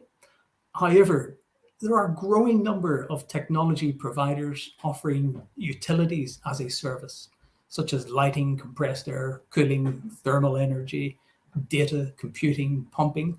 And these solutions can enable deployment of best available technologies at no upfront capital cost and with guaranteed cost savings. They can also free up internal staff time to focus on core functions rather than maintenance of such systems. And they can also enhance the quality and reliability of services, which can aid productivity. Personally, I see a lot of merit in such services, and we'd frequently encourage clients to consider their use as a way of achieving rapid cost savings and emissions reductions. One more slide from me, and then I'll hand over to Ross. In terms of guiding clients to their optimal pathway to achieving their science-based targets, we consistently see important contributions made from clean generation technologies, so grid decarbonization, from energy management, from energy efficiency, from on-site renewables. And for many clients, these are often adequate for the attainment of market-based, science-based targets. However, achieving net zero will often require new low-carbon technologies. Indeed, the International Energy Agency, the IEA, estimates that around 1/3 of the cumulative emissions reductions needed to achieve our net zero ambitions will stem from technologies that are not commercially available today. And that leads us neatly to hear from my colleague, Ross Burton, who's going to talk about the challenges that innovators face developing such new technologies and the steps taken within the UK to help develop technologies to the marketplace. So I'll invite Ross to take us forward from here. Ross, over to you. Fantastic. Thank you so much, Jeff, and thanks for that introduction. It seems like I don't actually have control, so I'm just going to call next slide, Jeff, if you don't mind, for you to move these through. Fantastic to have you all on the call today.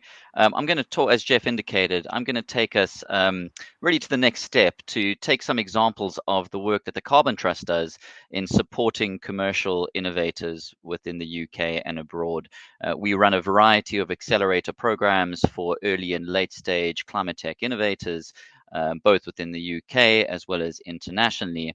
And through those processes, we get quite a bottom-up and granular understanding of the challenges that new technology innovators face and actually bringing a lot of these new technologies to the market.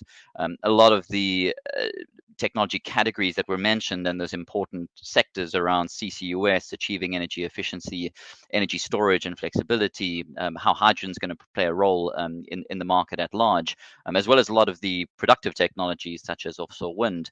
A lot of the technologies are either really early stage or haven't been developed yet, or they haven't got to the point where they are commercially competitive with incumbent technologies to allow broad scale commercialization. At the same time, a technology might be ready, but a supporting value chain or supply chain for that technology is not established enough that the standards and regulations and availability of components and supply and consumables are in place to allow efficient scalability of those tech. So that innovation gap is something that the next generation of innovators that has really shown quite dramatic growth over the past 10 years is going to achieve for the market.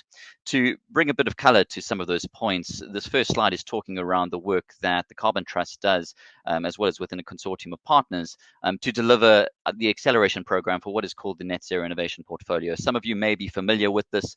It was launched by the UK government back in 2019 in an ambition to achieve a green revolution within the country and meet its new net zero targets of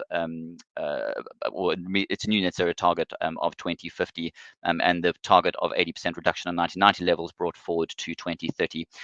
As part of that 10-point plan, £1 billion of investment was targeted towards innovation funding across 10 separate priority areas, which you see on your screen here, in the ambition to achieve that goal, but also to achieve market-specific targets of 50 gigawatts of offshore wind by 2030, 20 to 30 megatons of carbon capture in place, 10 gigawatts of low-carbon hydrogen production, as well as 8 nuclear reactions, and increasing domestic low-carbon electricity production up to 95% by that year. Those investment categories that are really driving the innovation in over the next 10 years within the market are on the right of the slide, existing within bioenergy industry, advanced CCUS, hydrogen, greenhouse gas removals, and CCUS as mentioned, advanced nuclear, future of offshore wind, energy storage, buildings, as well as something that is called disruptive technologies, which is really SME innovators developing the kinds of technologies that are going to be market movers over the next 10 years. To add a bit more color around what types of technologies exist in these categories, Jeff, I'm going to ask you to move us on to the next slide. I'd also like to prompt the poll to be released to all of you while I talk through these technologies. I'm going to ask you the question on to what extent does your organization actually start to actively engage or plan to engage with new climate tech innovations and innovators to meet net zero strategic objectives in the future. So please do fill in that poll. We'll look at the results in just 1 minute. So what do we mean when we talk about these priority technology categories being invested in by the UK government as well as abroad? Within the building sector, as Jeff mentioned, the importance, the cheapest kilowatt hour produced is the one that's not used. Substantial amount of investment going into energy efficiency criteria within the building space. What we are seeing coming from the innovators within our markets is significant developments around low carbon materials or net zero materials within be that different forms of composites or different forms of brickwork, different forms of constructions or piping networks or innovative piping networks, inventing control systems that allow efficient utilization and passive control of heat within the buildings, but a significant degree, and Jeff also highlighted a bit earlier, around smart control of technologies and appliances within these buildings. It's a market that has been growing quite significantly within energy management within the ESCO market for some time, but the level of control that is now available across appliances and the interconnectedness of that energy savings with different forms of flexibility markets are opening up a whole new aspect of value creation for customers and interesting business models such as lease-based systems that was mentioned a bit earlier. This is also finding its way into the residential space, energy storage as well as heat storage solutions within the residential space and different forms of heating and interconnectedness with the rollout of heat pumps is something that is really developing a variety of different new business models that's being leveraged by different forms of energy suppliers as well as individual flexibility providers to enhance the value proposition for customers away from a small degrees of savings through energy efficiency initiatives. The engagement with end users around smart-based technologies in an automated, if we call it a no faff approach for the customer, is something what this automation and integration of this savings into different forms of tariff plans and value creation plans is all about. Energy storage and flexibility is the other largest area that we are seeing at the moment in development within the market. To be blunt, the development that is needed around renewable power and renewable power production within the country will not be possible without a significantly more higher degree in energy storage and flexibility within that market, as well as new forms of energy storage and battery-based technologies. Lithium-ion still has its challenges from a long duration or a lifetime-based perspective. So technologies within chemistries and cell stack design to meet the energy versus power ratio for those batteries, as well as achieve longer discharge durations and lifespans for those batteries, is something that a large amount of our innovators are focusing on, and how those are integrated into larger energy storage-based solutions with newer energy management-based systems that are allowing for a great degree of control and value stacking of energy storage solutions within the market. A core area that I do want to focus on is long duration energy storage and the importance of these technologies to actually achieve the rollout of renewable power within the market, as well as address challenges such as curtailment within the market. It's critical to the development of the market moving forward. Policy is at that point where it's catching up with developing new markets that allow for commercial business cases for long duration energy storage within the market. And there's a significant amount of focus from government, from international, as well as local private sector investors in pushing that market forward. Hydrogen is a key area of focus as well, both in the production level as well as in the generation level. I think some of the key technologies we're seeing coming out of that is really how do we develop electrolyzers within the market that have some form of standardization, both locally as well as internationally, to alleviate a lot of the supply constraints that we're seeing within the electrolyzer market and the component market at large within the hydrogen sector. And how is that as cost effectively integrated into different application use cases to reduce the price of hydrogen production at large. And then how green hydrogen and how do we co-locate renewable energy power or develop certain purchasing schemes for hydrogen production from renewable energy producers to again reduce the price of hydrogen, and not just hydrogen, green hydrogen in the market, for that to actually scale and be market competitive in the future. Offtake is one of the biggest challenges with hydrogen. It's fine in order to get the scale that is necessary to reduce costs, there needs to be an offtake market for that, and completing that supply chain and value chain within the market through the different forms of energy generator sets and different forms of engines that are able to use those productive to use hydrogen moving forward is something that we're seeing a huge amount of innovation in, as well as the IoT and software as a service based offerings and business models that are being developed to actually interconnect the supply chain and value going forward. And we've spoken a bit about the industry, and I am a bit conscious of time. Circularity within the market, particularly within spaces such as the textile space, energy intensive areas such as polymers and plastics, there is a significant amount of interest in, and as well as energy recovery and heat recovery within the market. And how do we maximize the energy usage within these industrial mechanisms or industrial facilities to increase energy efficiencies and reduce costs and emissions. And that all comes back as well to the interconnectivity of these solutions and understanding which appliances and which equipment is using what power at what point in time, and how do we best maximize and each piece of equipment within as a whole in order to reduce the operation expenditure of a facility at large. The future of offshore wind is a program that we are also supporting with a huge amount of interest in pushing, getting deeper and deeper and larger turbines so that we can reduce that levelized cost of electricity coming from the offshore wind market. However, as you do that, operational costs and risks tend to increase, strong correlation in the increase of the risk and cost associated with that. So different forms of condition monitoring and operational control for those kind of facilities to reduce the costs of maintenance, reduce the cost of operation, as well as increase the efficiencies of installation is something that has a lot of attention at the moment. And finally, advanced CCUS and greenhouse gas removal based technologies, both in CCUS tech, which was mentioned a bit earlier, direct air capture capture, as well as sequestration for areas such as pyrolysis and biochar. We are seeing a significant amount of development and innovation in that area.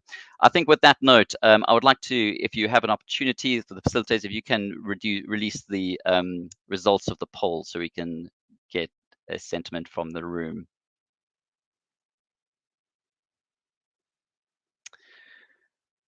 So this is quite interesting. So 30% of individuals indicating to a large extent, 40% moderate, and then 30% to a small extent. So only around a third of individuals or corporates within the room are actually looking to engage with new innovations. So that's quite an interesting stat, and it leads me on to my next slide quite effectively there, Jeff.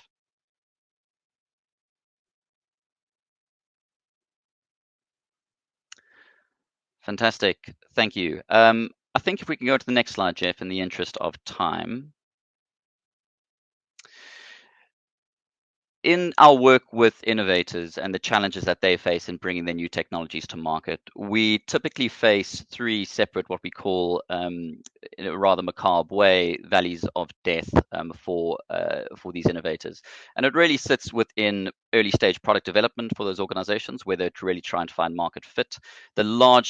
One of the biggest contributors, if not the biggest contributor, for failure of innovators within the climate tech space is not being able to achieve that market fit. And this is largely due to the fact that we have in regular innovative markets, they tend to be demand driven. There's a market need, there's a market challenge, and innovation is there to fix it. In markets such as the climate tech space, where such a significant amount of the market in the early days has been driven by policy, by government funding and public sector funding, we often get innovation within the sector skyrocketing before the market or supply chains are in a position to actually accept that technology, which can lead to a significant amount of challenge when it comes to actually navigating those markets for innovators. When developing a technology for a new market, such as the electric vehicle market, which is already a booming market, but to be able to scale at a local level and at a national level to actually achieve a profitable growth rate or growth for a particular innovator, the market is still quite a nascent market to compete in. So a lot of innovators face the challenge of looking at new markets that are really changing the shape of the energy system or of transport logistics networks, but still require that beachhead market to actually achieve scalability. So they tend to have to focus on a variety of different beachhead markets in order to scale that tech, which can be incredibly challenging for an innovator and to describe that opportunity to investors. I think when engaging with corporates, and the poll is quite interesting, indicating that only 30% are actually actively engaging with innovators. Within more established software or software tech-based markets or fintech markets, corporates are far more geared to engage with innovators, either engaging with accelerator programs or having active corporate venturing programs in place as a central point of engagement for startups with those innovators, and a point to actually facilitate investment from corporates with those innovators. The clean tech market and the kind of incumbent large engineering firms that we often see as core customers or partners within that market are still catching up in actually facilitating and developing those kind of corporate venturing plans. And what that results in is a lot of difficulty, time, and challenge when it comes to innovators being able to actually receive the data and engage with customers to actually validate their value propositions and validate their technology in early development. Develops a huge amount of operational risk. There tends to be a race to be second within the market that we see, where corporates would prefer that technology to be tested with another corporate before they then engage with it, which is completely flipped in its head in the software tech market, where you want to be able to engage with the innovators as early as possible so that you can achieve both strategic and financial returns from that innovation over the long term. And then, of course, the complicated and long incumbent processes that come with engaging with a large corporate and engaging with the right individuals within those corporates. Typically, climate tech innovators need to engage with multiple individuals within a corporate to get any form of traction. There's very seldom a central point of engagement. Some corporates are far better than others in having that already put in place, but some really struggle. I think if we can go into the next challenge then there, Jeff. The next is then market validation of those technologies. I mentioned a bit earlier, new innovations in the market, rarely, it's difficult for an innovation to be able to commercialize unless it has the value chain and supply chain in a place that it's actually able to support the production and the scale of those technologies. A lot of innovators that are looking for limited runs of production or manufacture of their innovations at early stage simply can't compete with large manufacturers, both in price as well as actually signing contracts with large scale manufacturers of other components and products within the market. And then even if they were to try to meet different forms of demands and offtake from large corporates or from large customers, they need to be able to have the manufacturing capacity and the supply capacity to provide and the supply chain needs to be developed to a point to provide the certainty to a corporate that they're able to deliver on large contracts. So unless the value chain and supply chain is actually developed, it's very difficult for these innovations, even if they're market ready, to actually achieve scalability and price competitiveness. If we can go to the next slide then, or the next value then, Jeff, that'd be great. Finally, when it comes to actually scaling these products, even after you're able to achieve some form of validation with your corporates or customers through running different form of pilot programs and having them in a place where they are eager and willing to engage in a commercial fashion, there's still that challenge of how do we then go to market with a scalable product. So what a lot of innovators find themselves having to do is actually having to find feel the need to actually fill multiple parts of that value chain and develop different forms of JVs or SPVs with different forms of suppliers and interim partners. Now, this is incredibly challenging for innovators. Innovators are there to innovate. They're there to create new ideas. They're there to disrupt. They are not there to create in and themselves a supply consortium to service large customers. And this creates a significant amount of challenge in them scaling those technologies. All in all, when trying to then engage and move outside of your national markets into international markets, we face the same challenge where we don't have the policies in place. Corporates have different standards and regulations that they're using for different forms of component supply.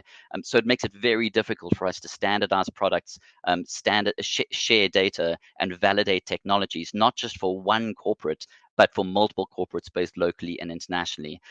Currently, a huge amount of projects are still very bespoke with bespoke requests. For a lot of these technologies to scale locally and scale internationally, that kind of standardization, that kind of consistency and market generation is still not quite there yet for a lot of these markets that need to be developed. We go to the next slide there, Jeff, and I think I'm going to try to wrap us up so we have some time for questions. All in all, what we need is an ecosystem, and each player within that ecosystem is equally important in driving innovation within the market going forward. The climate tech space has made significant gains over the past few years. Since 2017, it's grown tenfold up to 2022, and that is twice as fast as the fintech sector across Europe. It is now the second largest venture capital invested sector across Europe. And so this market is growing quite substantially, and this ecosystem is growing quite substantially, but it still has quite a while to go to get there. Jeff, I am a bit conscious of time, and I do want to give individuals a bit of an opportunity to ask some questions. So if we want to flip through the next few slides, and we can get to some of the questions on the right.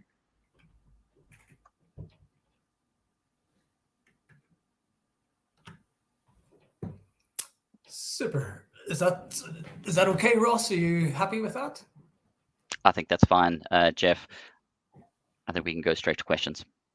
Terrific. Thank you. So thank you all for your questions. Let's just have a look. This first question relates to wind has recently been in the news because there currently isn't a way to recycle turbine blades. So the first generation of wind is now being replaced. It's creating a huge volume of straight to landfill waste. Is this captured in the life cycle assessment? I think that's a reference back to the life cycle emissions intensity from the United Nations report. I believe it does. It looked at other emission sources beyond energy. So the straight answer is yes. I believe it does include full life cycle analysis. Question 2, do you think there is scope to improve energy efficiency much further in UK industry? And there's a comment that the Committee on Climate Change estimate that 20 to 25% efficiency savings are necessary to achieve our net zero target, but some industry players are saying that's impossible because improvements have already happened. I would concur with that sentiment. A lot of companies that we work with, they for a long time have been managing their energy diligently. They've put in place effective energy management systems, the ISO 50001. They have a culture of continuous improvement. They're continually engaging with key equipment suppliers and vendors to avail of best available technology. Some are engaging with developers to trial those technologies.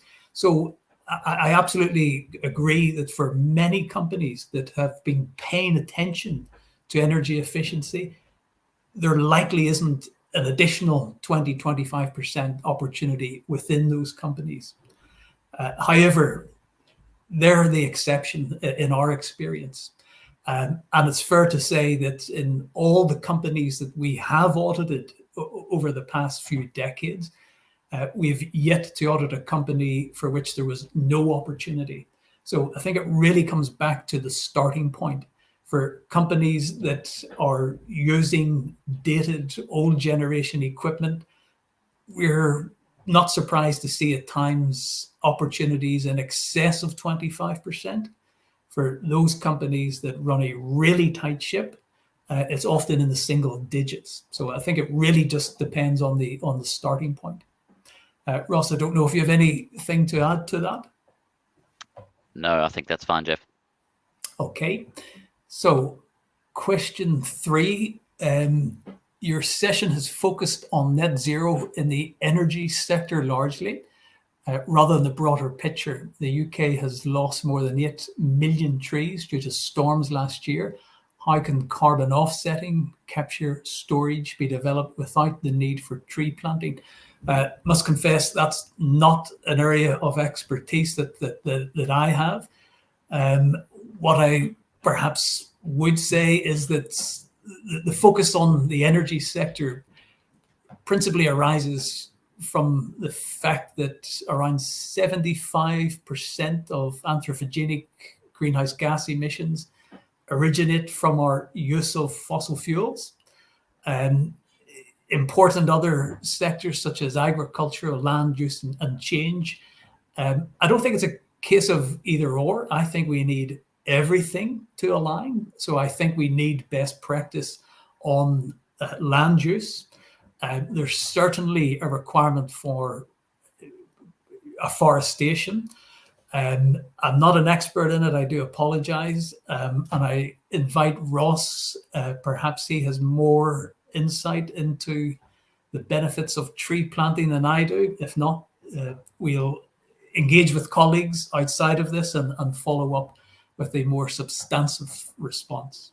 Ross. Yeah, thanks, Jeff. I think I'm going to give the same caveat to you that I'm not the expert in the area, but the one reflection that I would share is that I think we need to be careful about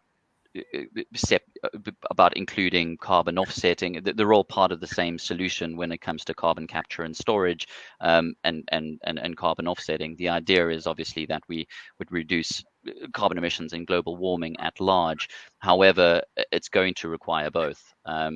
Carbon offsetting and direct air capture, as an example, can fit quite closely together, but industrial carbon capture, utilization and storage from industrial facilities, from utilities and power stations, and as an interim technology and an interim solution, it is something that will be necessary to move as fast as we need to move to get to those points. When it comes to carbon offsetting, we work with a lot of companies that are buying into or that are developing their value propositions via voluntary carbon markets. So it's not offsetting is not just limited to tree planting, although it is the kind of primary mechanism of offsetting at this point in time. But as solutions develop and as larger carbon markets develop, that market will and direct air capture technologies develop as well. That market is likely to become more diversified.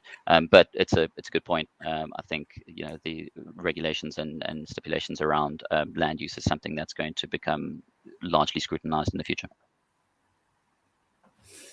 Super. Yeah, just to add a final point on the offsetting question, there is clearly variability in the quality of offsets that are being sold into the market. It's a point that we counsel our clients on to ensure that they're only acquiring high quality offsets that really can demonstrate true additionality in terms of carbon capture or sequestration. Okay, I think we're perhaps running out of time. Just for delegates' information, you will be returning to the plenary session, I think, in a second or two. There is a question interesting that none of these technology areas are focused on addressing the challenge of land's agri-emissions, highlighted by Lord Adair in his keynote. Is this a policy or market failure? Again, like agri and land use is not something I've got a keen insight on. Ross, have you anything to offer on this? Yeah, I think that's referring to the technology categories that I was speaking through, Jeff. One of the priority areas for the Net Zero Innovation portfolio is within the biomass feedstock area and biomass feedstock innovation. So it is a priority area for the program, and everything to do with land use as well as growing of potentially energy generative crops, and better management and better management of that land, as well as integration of a variety of different technologies for better harvesting practices and monitoring of those lands and data analysis of those crop yields. At the same time, I think there's a lot of work that's being done in developing different forms of anaerobic digestion-based technologies, and how do you complete the kind of circular business model of using land correctly, growing crops correctly, making sure that we're able to monitor them correctly, and make the best use of the of any form of waste product in a way that reduces overall emissions and has kickback effects of energy generation and energy and efficiencies and cost savings for the land users as well. Super, thank you. I don't see any other questions. Can I invite delegates to proffer some more questions or thoughts, please?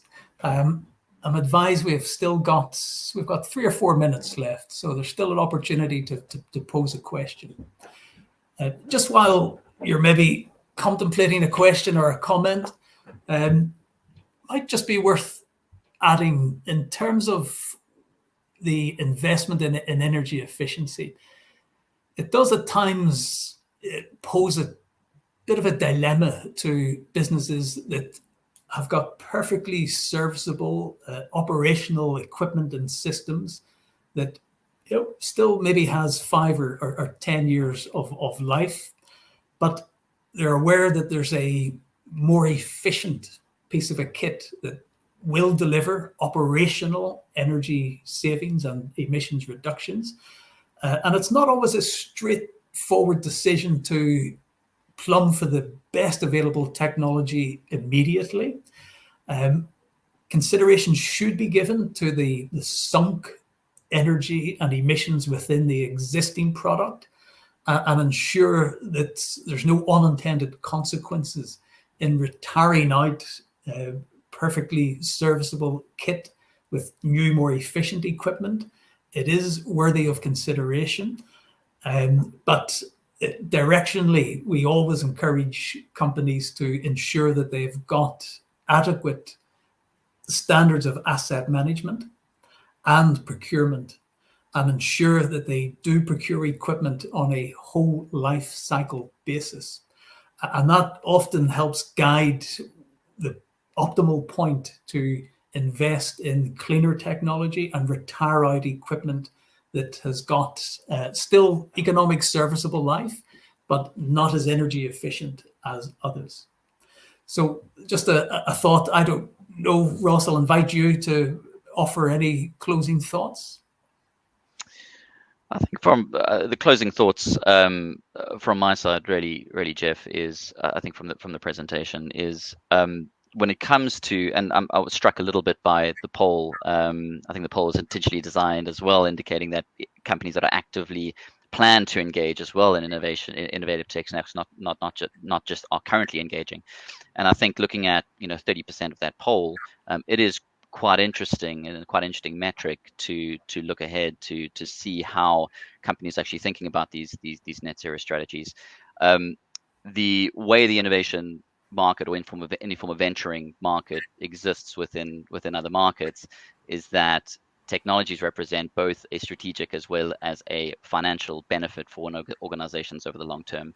Now, this is even more critically important when it comes to net zero, as it's not just a strategic angle for that organization to actually grow its competitiveness or grow its market share, but it is also has a fundamental impact on the operations of those organizations as well as supply chain and meeting its net zero strategies. So I guess my only closing comment would be is that if you are a corporate in the market, if you are a corporate in the market that is looking to integrate these kinds of technologies, get involved in the market. Venture capital in the market is skyrocketing, as I mentioned, over the past few years. So if you as a corporate are not engaging within these technologies now, those technologies are going to disrupt you in the future. So the earlier you engage these technologies, the earlier you engage in accelerator programs, the earlier you engage even within investment or providing or follow-on investment, following VCs within the market, even if as a fund-of-fund approach, or engaging in just knowledge sharing or sharing mentors with these kind of programs in the market, educating yourself on those new kind of technology trends that are developing, the more protected your organization is going to be in the long term from a strategic angle, the more opportunities for financial gain that you may receive if you have some form of corporate venturing program in the future. And then, of course, lastly, the better chance you have in actually achieving those kind of net zero targets. Terrific. Thank you, Ross. Thank you all for attending this session. I think we are due to drop out any moment. So I hope your participation, you've benefited from it. We will follow up on some of the questions that I feel I provided a bit of an inadequate answer to. So I'll engage with some colleagues and liaise with the event coordinators to get a more substantive answer to you. So I think we're largely out of time. I'm not sure when we will leave.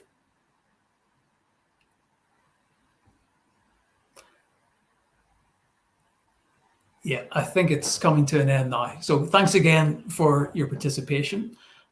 Enjoy the closing plenary session and best of luck with your endeavours to reduce your emissions and play your part in deploying and helping the acceleration of low and zero carbon technologies across not just energy, but all sectors of emissions.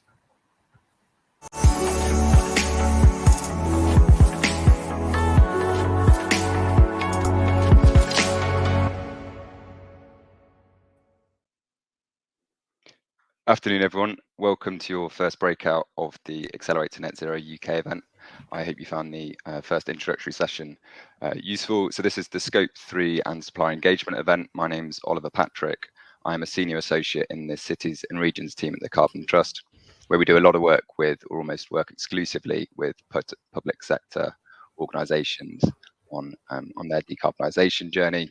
And increasingly, we're looking away from Scope 1 and 2 and into Scope 3 and supply chain decarb. So looking forward to sharing some learnings with you from that. I'm joined by my colleague Leo from our business services team. Leo, if you'd like to give a quick introduction to yourself. Thanks, Ollie. Good afternoon, everyone. I'm Leo Chong, an Associate Director in the Business Services Division of the Carbon Trust, which means that I work with our corporate clients rather than our public sector clients. I've worked across multiple sectors and across our services, ranging from measuring carbon emissions, setting targets, be they science-based or net zero, and helping companies assess and develop strategies for meeting those. I also co-led the development of our Route to Net Zero standard, which helps companies assess and communicate their progress towards net zero. And I help to develop knowledge and best practice in a number of areas. I'm keen to hear what your pressing issues and questions are during our Q&A later. I'll hand back to Ollie now. Super, thanks Leo. So hopefully you'll be able to see the slides up on the screen. So the plan of action, we've got about 35 minutes to go through this presentation and hopefully leave lots of time for a Q&A at the end. Happy to for you to put questions as we go. We've had a few preceded ones as well, or ones submitted beforehand, so we'll try and get to those. And there's a couple of interactive polls as well throughout, one of which hopefully will be going live, and you can answer that as we go through the first part of the session. So as I say, this session, hopefully you're all in the right place. This is on Scope 3 and effectively engaging suppliers. You've already seen the event description, but really what we're going to try and be looking at is how we look to develop and implement supplier engagement programs. And the real aim of this is to improve carbon measurement and management of third-party suppliers. So we'll get into how we tend to run a supplier engagement program in due course, but firstly, just a bit of context for you. Some of you may or may not already be familiar with this, but hopefully useful for framing the session. So you can, and Leah, if you could just go to the next slide, please. So you can largely categorize climate action according to 3 headline activities on the right-hand side of this slide. So you can measure carbon footprint, you can set targets, be that net zero or science-based, and then you can deliver in pursuit of those targets through real-world implementation. And in the backdrop to all of this is the GHG, or Greenhouse Gas Protocol, which defines how emissions across the value chain are categorized. Now, you may be familiar with the 3 scopes that the GHG protocol breaks emissions into. But you have your Scope 1 and 2 emissions, which are emissions that originate from activities under your own organization's direct control and influence. So any fuel that you burn in buildings, for example, if you have a fleet, diesel and petrol in those cars. Now, if you're looking at climate action for your Scope 1 and 2 emissions, it's quite easy to take an organization-centric approach because the activities and assets are under your direct control. But the problem comes when you start looking at Scope 3 emissions, which are your indirect emissions, and they can be attributed to your organization's activities, but they ultimately originate from the activities of third parties and assets under their direct control and influence.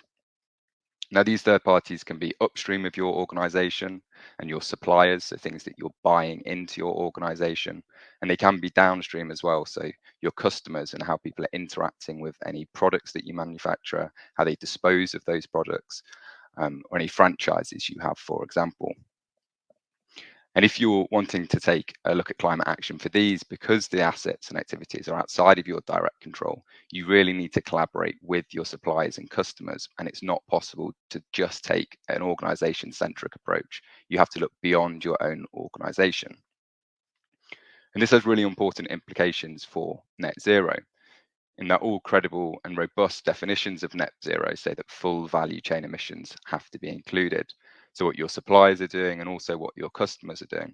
So if you look at the Science Based Target Initiative or ISO guidance that was delivered after COP, they say that all your full value chain emissions have to be included. So to address these, if you need collaboration with your suppliers and customers, it follows that in order to achieve net zero, you need to collaborate with your suppliers and customers. So the first building block of all this context and why we're putting importance on this session is that indirect emissions have to be included and collaboration is required to decarbonize them. So on the next slide, not only do we show that they have to be included, but it's also very likely that they're your largest decarbonisation challenge. And I've already said that part of the reason for this is that they're outside of your direct control, but also just the sheer magnitude of them. It's very likely that your Scope 3 emissions will make up the greatest proportion of your overall footprint. And the graph shows a breakdown by sector, but it's very likely that your Scope 3 emissions make up at least 70%, if not 80, 90% of your total emissions.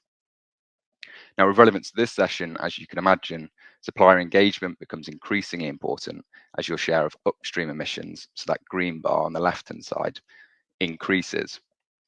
So for a local authority or a public sector organisation, you don't really have any downstream emissions at all. You're not producing any products. They don't really have any customers per se, but they do outsource a lot of activities, which is why that upstream bar is so large. So waste management, social care activities like this are often delivered by third parties and not the organisation itself.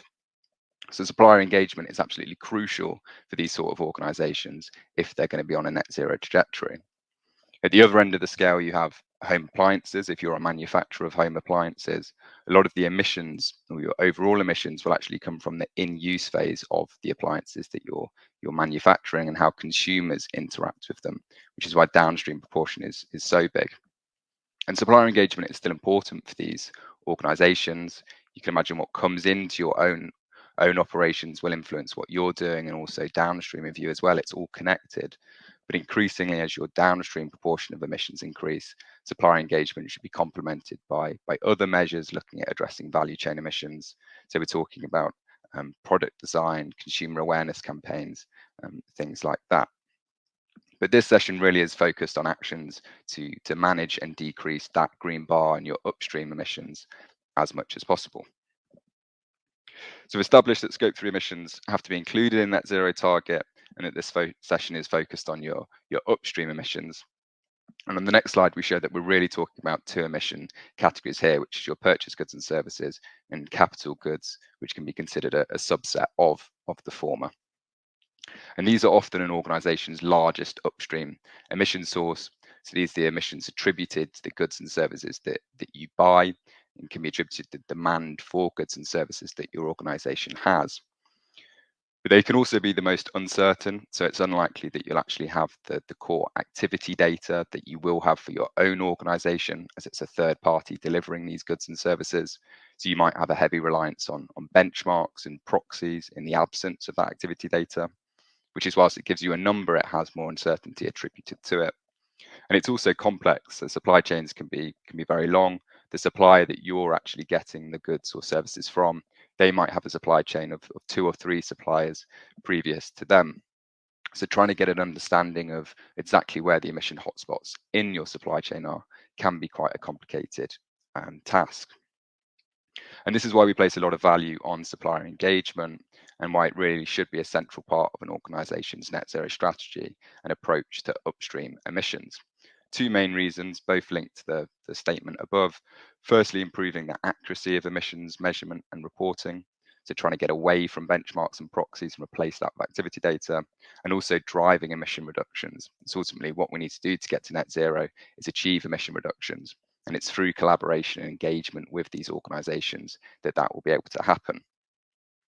So hopefully there's a poll live at the minute, which will just get a sense of how much supplier engagement you've conducted, if any, and for what reasons. What I like to use, I use an analogy for supplier engagement for the more visual learners and/or Spider-Man fans out there. But I imagine that if supplier engagement at the start, without it, you haven't got your glasses on, and you can see the organization, you have a rough idea of what it looks like, but it's a bit blurry and you don't really have a clue for its size. And you know that you have various tools that you can use to engage with that organization, but without knowing the nooks and crannies of that organization, the real details, you don't know which one to select to effectively engage. But supplier engagement is putting those glasses on, being able to see the organization with much more clarity, replacing the benchmarks and proxies. You get a greater sense of its size, and you also get an understanding for how it's operating and what tools that you can use to really foster effective engagement. So hopefully that analogy works for some people. Okay, so on the next slide, we've got the poll, which, as I say, is live at the minute. So hopefully people have been answering that in the background as we've been going. If it's possible to have a look at the results, we'll see what people have been saying. Okay, so the question was, have you engaged your supply chain on decarbonisation? And if so, what were the main objectives? Okay, so it looks like about a third of people have yet to complete any sort of supplier engagement program. Another third have a combination of objectives. Around a quarter, mostly on data collection. It doesn't particularly surprise us that the smallest category there is yes, but mostly on emission reductions. As we'll get to, this is kind of the more nuanced and bespoke form of supplier engagement, which can take more resource and thinking about. Okay, thank you for engaging with that poll. That's interesting results to see. Hopefully the first section then, so we'll get stuck into kind of the details of the session, but hopefully that's given you a sense of why we place a lot of value on supplier engagement in the context of net zero. And it really does interact with all the components of climate action that we previously mentioned. So on the measurement and carbon footprinting side of things, collecting better data will improve your footprinting, replace benchmarks and proxies, reduce the uncertainty attributed to your footprint. Setting targets, better data means that you can more accurately track reductions and actually monitor against your target. In some cases, you may even need to actually restate what your baseline is and what your target is, depending on how severe the change is from benchmarks and proxies to actually getting activity data. And then on the delivery side of things, it fosters that collaboration that we really need to reduce third-party emissions. Now, we're going to present how we'd approach a discrete supplier engagement program, and we're going to go through a step-by-step process. And we're going to present it as a very active but siloed activity. Now, in reality, it might not look exactly like this, and it's likely that it'll be much more of an iterative and an evolving landscape, and at the same time complemented by other more continuous and passive activities.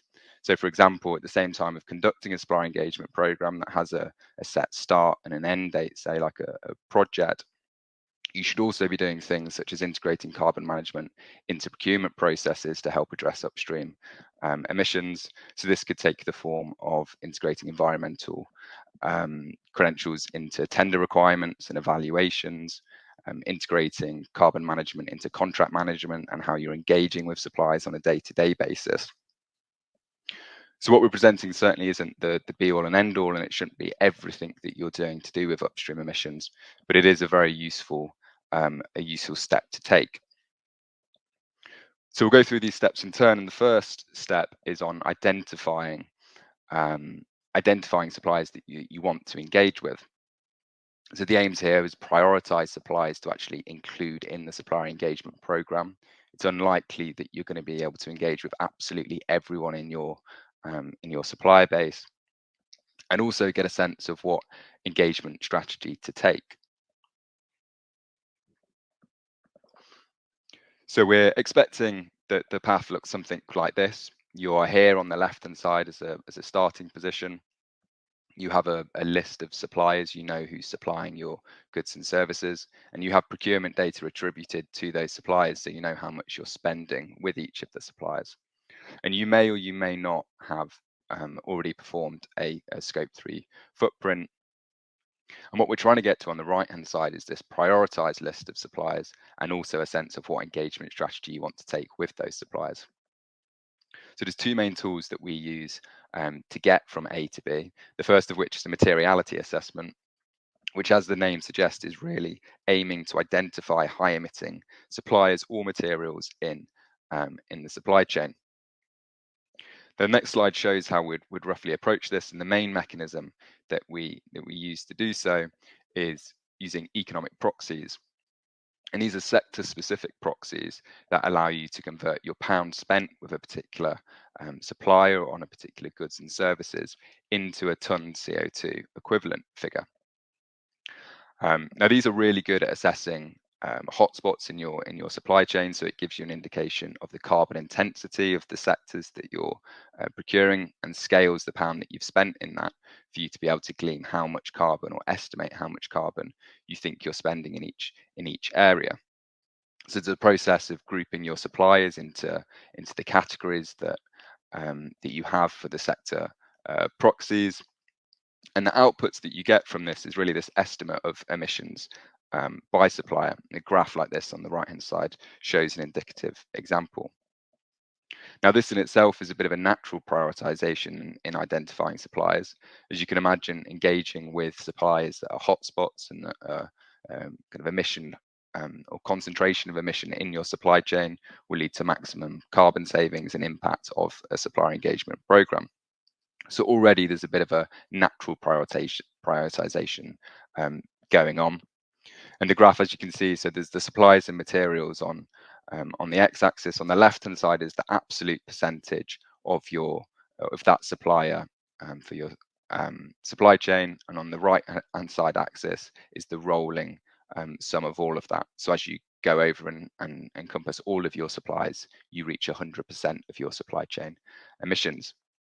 And it's quite often that we actually see a graph like this, where there's a fairly small number of suppliers or materials that make up a fairly large percentage of your overall supply chain emissions. So in the case of this, there's 5 or 6 suppliers that make up 80% of your total emissions. Now, this will obviously vary by the nature of your organization and the spread of your supplier base. But the magnitude of emissions isn't the only determinant, and we also use a qualitative assessment to ensure that we're engaging with the right suppliers on the right areas. And the next slide gives an indication of what these inputs could be, which we view as a list of introspective questions to ask to ourselves. So, for example, will they remain a key supplier for us? There might not be much point in engaging with a supplier if your pipeline of works with them is very low, and the spend analysis that you've used to initially prioritize them is actually a bit of an anomaly, and you won't be spending or engaging with them much in the future. What is the supplier's sustainability maturity? So things that you can use to judge this include, do they have a carbon reduction target? Do they have an associated carbon reduction plan with that? Are they accredited to any ISO standards? Do they have any dedicated resource for sustainability? What sort of things are published on their website? Just from asking yourself these questions and doing a bit of digging around the organization, you can quickly see what or gain a sense of what their maturity is.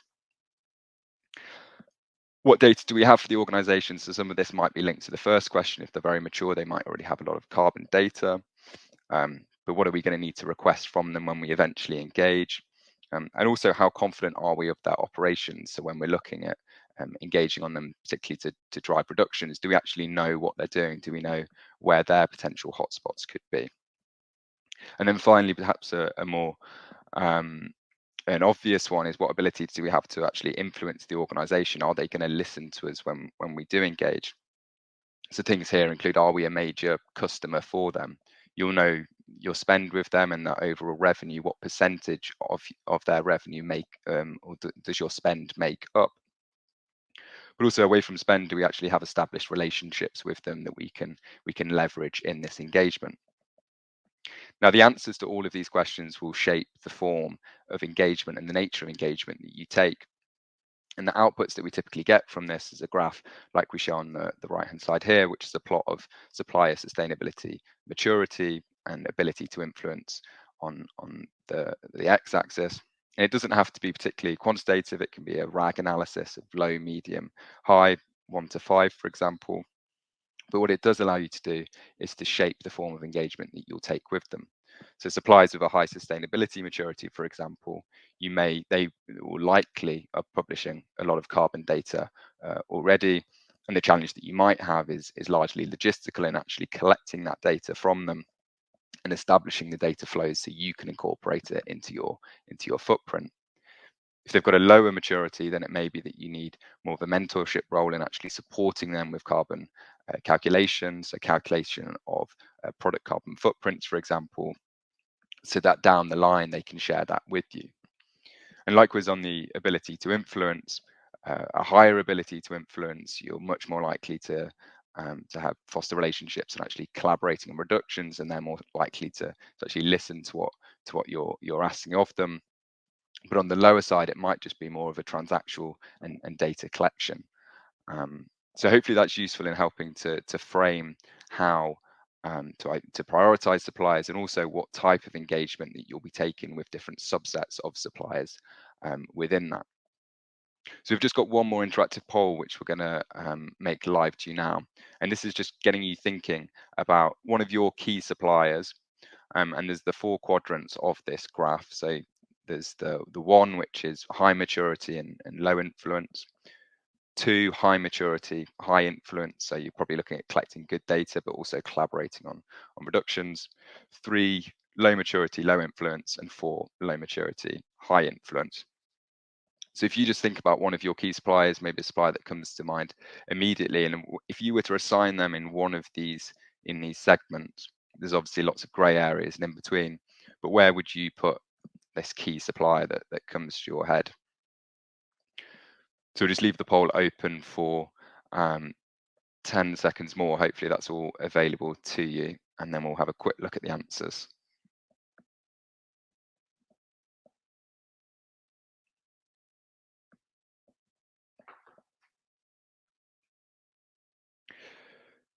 Okay, well, hopefully we've got responses. I can't see myself how many people have responded. So, oh, sorry, I'm getting a note that poll results aren't quite in yet.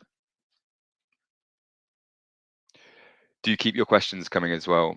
We'll get to those at the end. I believe you'll be able to upvote them, and we'll try and pick off some of the priority topics.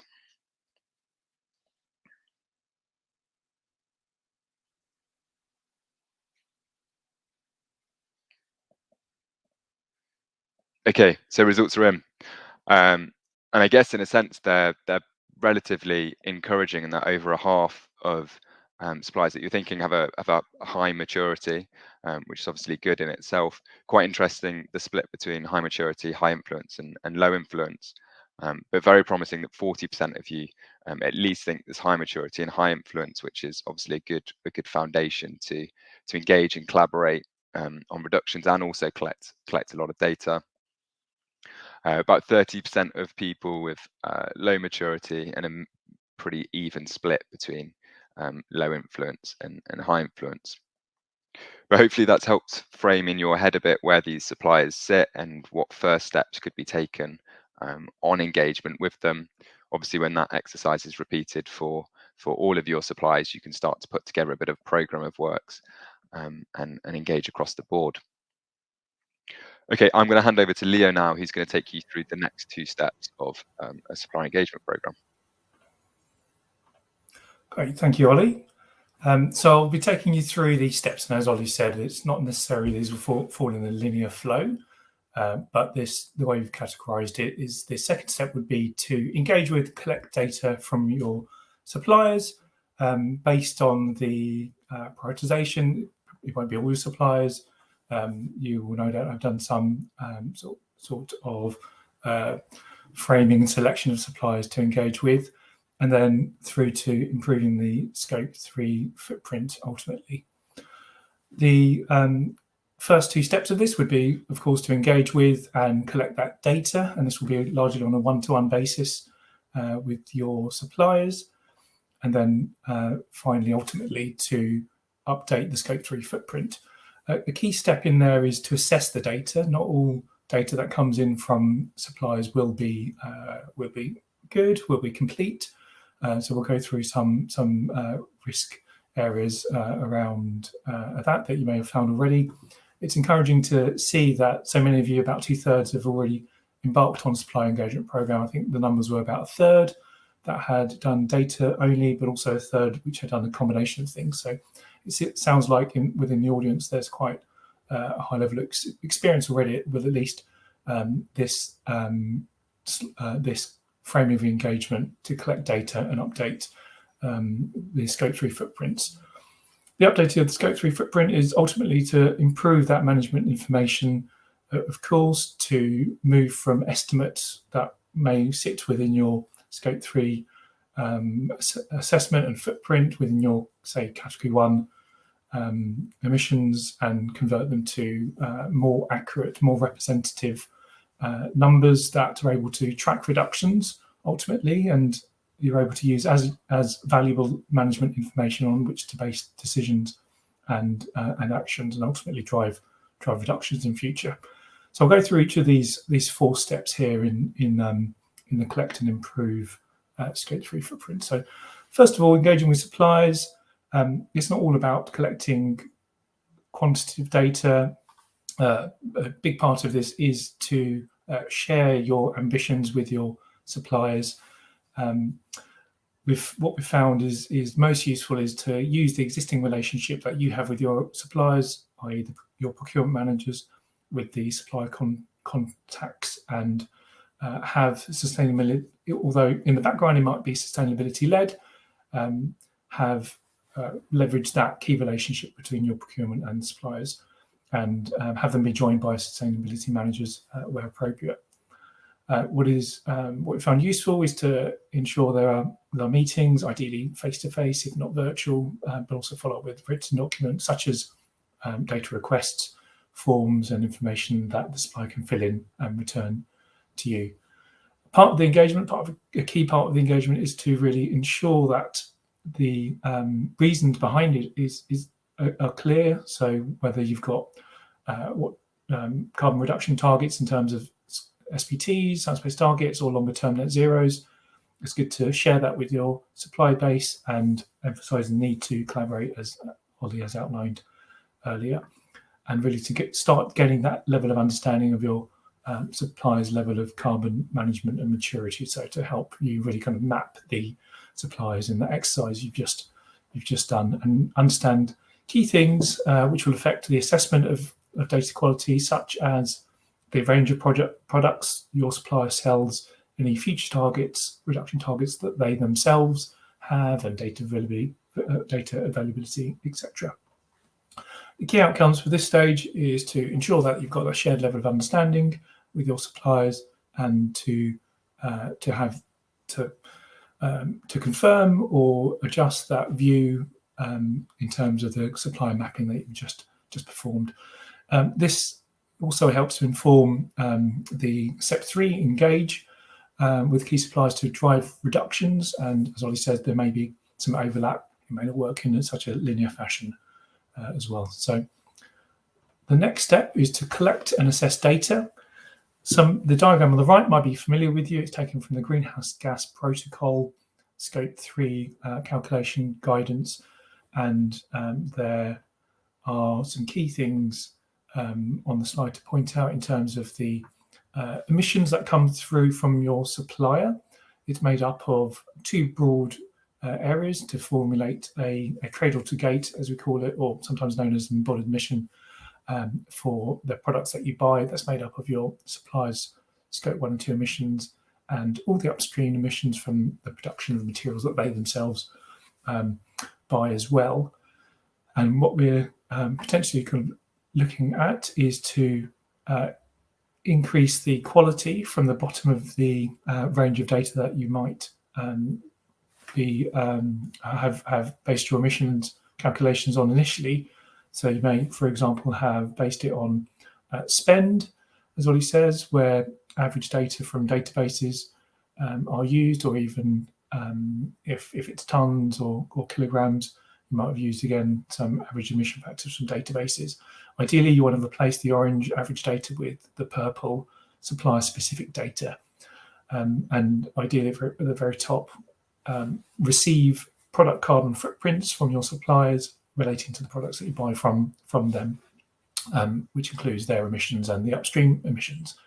On the path to that, you may be in a situation where you are looking at a hybrid method, where, for example, you are able to gather your suppliers' Scope 1 and 2 emissions, but there's a bit of a hybrid approach, a bit of a mix of supply-specific or generic data for the other upstream emissions.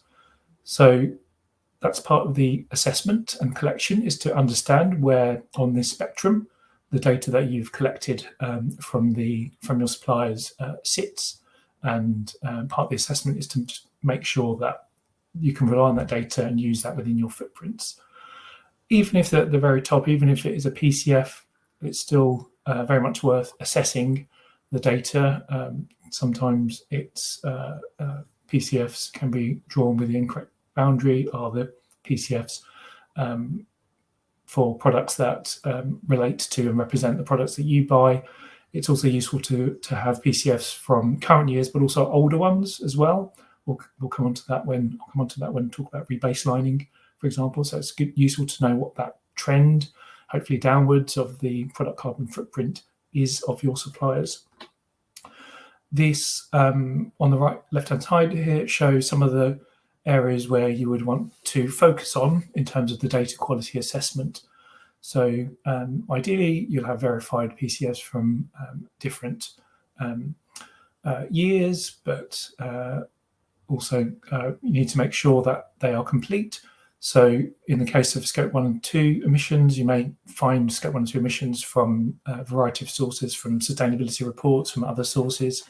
And it's important to be aware that they are just Scope 1 and 2 emissions, and you need to uplift, particularly if the upstream emissions are significant, depending on the product that you're buying, of course. It's important to ensure that the data you receive and use is representative of what you're buying from your supplier. So, for example, if you are using a hybrid method where you've got your suppliers Scope 1 and 2 at an organisational level, if they provide and produce quite a large variety of product range, then it may not be appropriate to use that split, or you need to use the appropriate split in order to develop a representative PCF for the products that you buy. So there's a risk within that, ensuring representativeness of the data. So there is a bit of a health warning here that supplier-specific data is not always necessarily better data just because it comes from the supplier, and the completeness and representativeness of that are key aspects to check. In terms of integrating it with your Scope 3 footprint, the mechanics of integrating it or doing the calculation are generally quite straightforward. You're switching from spend emission factors to, say, quantity-based factors that you've developed and received from your suppliers, and you can do the simple multiplication. The key challenge is consistency from year on year, particularly if you've got your own targets, if you've got a baseline year, which is based on, for example, spend times a spend-based emission factor, and you're switching to a quantitative-based calculation where you've got supplier-specific factors. So the differences need to be tracked, and if the differences are significant, then you'll need to rebaseline. What this means is restating the baseline year to ensure that you're comparing apples with apples, and the reductions that you see are true and representative of what's happening in reality, rather than purely an accounting and calculation change. So the chart on the right shows a basic example of this. If your 2019 baseline was based on the spend data, and you gather data, you've engaged with clients over the course of 2023, suppliers over the course of 2023, and you're basing your 2023 footprint in purple based on more accurate supplier data. You can draw a line which shows the reduction there, but in fact that would be a false reduction without doing a restatement of the baseline. So the 40% reduction which your calculations and footprint shows might not be representative. So if you then have the exercise of restating the baseline year, and this is where previous year's PCF would be useful, then you can see that the 2019 baseline is actually closer to 80 than it was to 100, and your reductions are closer to 25% rather than 40%. We're showing this example of a reducing restated baseline purely as illustrative. The baseline may increase, of course, rather than decrease. So that's the step 2 overall, and all of this will give you information around your Scope 3 footprint, will enable you to understand a bit better where the hotspots are, who to engage, help shape your strategy. But mostly it will be internal, one-to-one with your suppliers and away from the kind of public eye, as it were.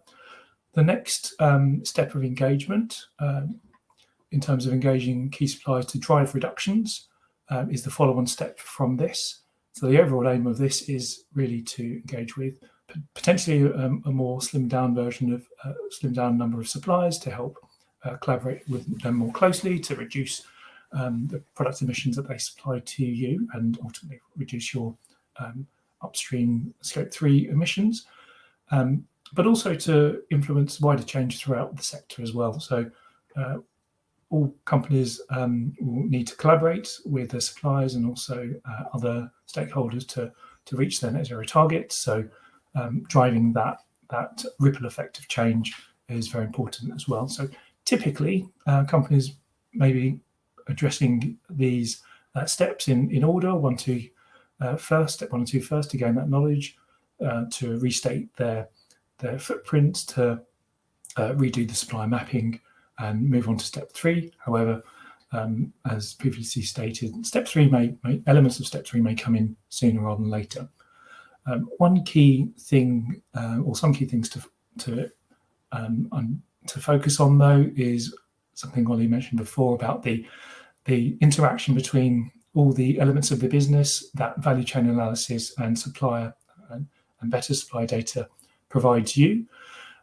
So on the right hand side, all everything stemming from your net zero targets at the corporate level, or science-based targets at the corporate level, you having the organisation having to engage with operations and reduce those Scope 1 and 2 emissions, looking at your product mix and whether the product mix is currently at the moment will be the same in 10 years' time, in 20 years' time, designing lower carbon products. This progresses on to supply chain collaboration and impacts on what the materials are that you purchase and procure for this. And it's all about building credibility and trust with out in the market, with yourselves, with the investors, and showing that you've got, and sharing that you have net zero targets, and pushing for change for all the communication that you put forward externally as well. So it's worth keeping all of this in mind, because some of these measures within this step are external and public. And we can see here in this segmented approach some high-level framework to try to illustrate where you can get the biggest impact for the lowest cost. It's a slightly different axes here. So on the y-axis, we've got the nature of the relationship, whether it's transactional, strategic, or low carbon impact versus high carbon impact. If it's low carbon impact, the low cost one-to-many strategies can be kind of wide-ranging outreach from communications for your website, existing forums, and encouraging suppliers to sign up to third-party schemes. For strategic high-impact areas or suppliers, you'd want to target them and work with one-to-one initiatives. For one-to-many initiatives, these will be more appropriate where it's a transactional relationship but still high impact. So you may develop multi-supplier workshops or mentorship programs, or even finance programs, and work with existing and schemes from other third parties, and even targets, encouraging suppliers to work on targets as well. So 2 great examples of this type of approach that have popped up in EDI over the last couple of months is Grosvenor's actions to drive science-based targets and measurements of carbon footprints across their SME supply base. They've had some great success there, actually offering free 8-month mentorship program to their supply chain. And Britvic as well has asked some of their key suppliers to sign up to science-based targets as well, and is looking at providing finance. So some really great examples there for supplier engagement to reduce and drive emissions down. So the next slide here just summarizes some of those key points and the key takeaways, key things to draw from this is that supplier engagement is a key enabler for your organization's route to net zero. No company will be able to achieve their net zero targets alone.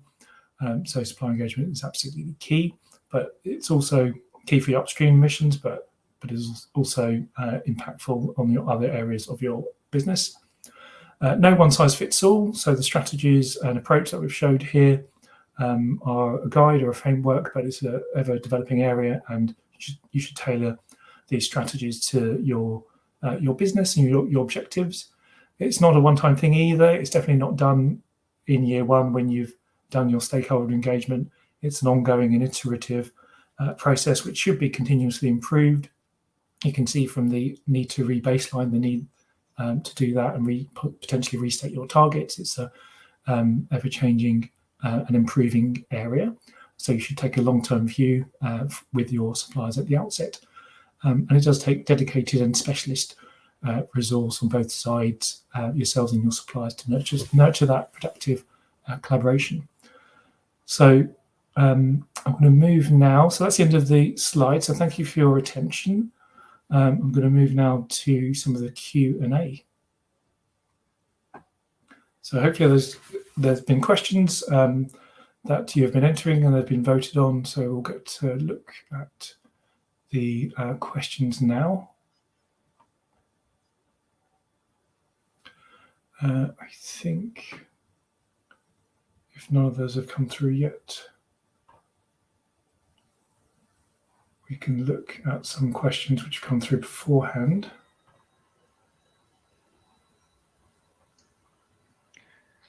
Yeah, there's one question that's come through.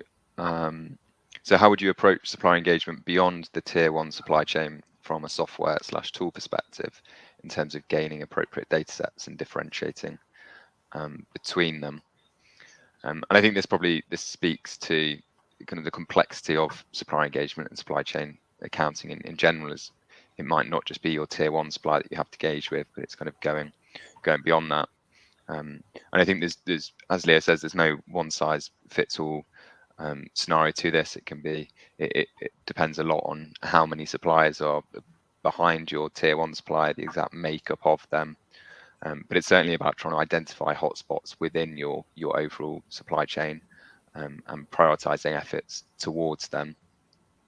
So it's probably a case of engaging with your tier one supplier, trying to understand what the hotspots upstream of them are, and then prioritizing further engagement with them, maybe using your tier one supplier as a conduit. I don't know if you've got any more thoughts on that, Leo, and there's questions on the screen now. I think that makes sense, Ollie. So in terms of the second question there, what about services carbon footprints? Is this included in PCF through supplier engagement? How would you recommend landing on a joined up data methodology by sector activity across the supply chain? So in terms of services, so PCF, although it's product carbon footprint, definitely that can include services as well.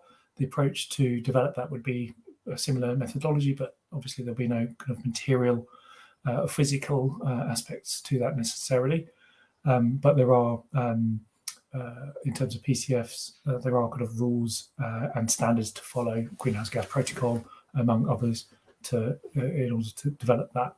So there would be what's important therefore is to, in terms of joined up data methodologies, to ensure you try to apply the same methodology, the same PCF methodology when you're looking at services. And as Ollie has said before, the hotspotting exercise should really point you to where those activities and supplies to focus on first. One of the common areas of kind of high impact services is marketing, for example.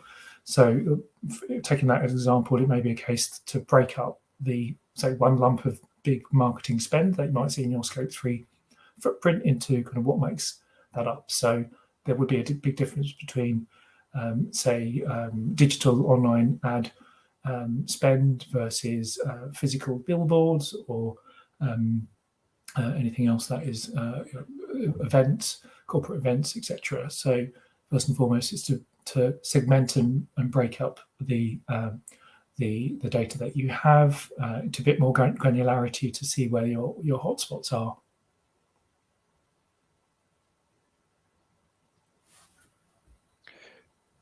Super. And yeah, the last question. So what's a good low cost / free software option for tracking your Scope 3 calculations and reductions in emissions? Yeah, I think this is probably $1 million question that most people would want to know the answer to. I don't have one off hand that I could recommend, Leo. I don't know if you do. I mean, there are some hotspotting tools with the GHG protocol themselves on their website have one for Scope 3. It's the reductions part which is going to be the tricky part. The calculations, yes, you can do a low-cost, simple calculation for your footprint, but when it comes to reductions, that's going to be the tricky part in terms of developing a calculation that fairly reflects the reductions. As you've seen from the rebaselining example, it's a bit tricky. If you're basing your calculations purely on spend, for example, then reductions will only be tied to reduction in spends, not really, spend wouldn't necessarily be a key driver to the actual underlying reductions and emissions from your supply base. So probably for the reductions part, that I'm not sure there is any kind of low-cost free software option to satisfactorily track that part. Okay, so thank you for that. I believe we're out of time now. I mentioned in the questions. The next sessions are on track 1, the aligning finance with climate science. On track 2, how to approach circularity, and track 3, heat decarbonisation. So please join the appropriate breakout group that meets your interest. And yeah, thank you for your attention. Thank you.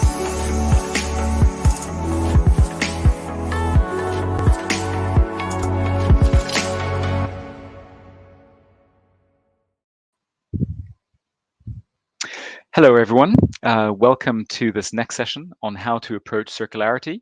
I hope you've been enjoying the event so far and that you've had a good first session. Today, we're going to be talking about how circularity can play a role in the acceleration towards net zero. And I'm happy to be joined by my colleague, Fergal Byrne.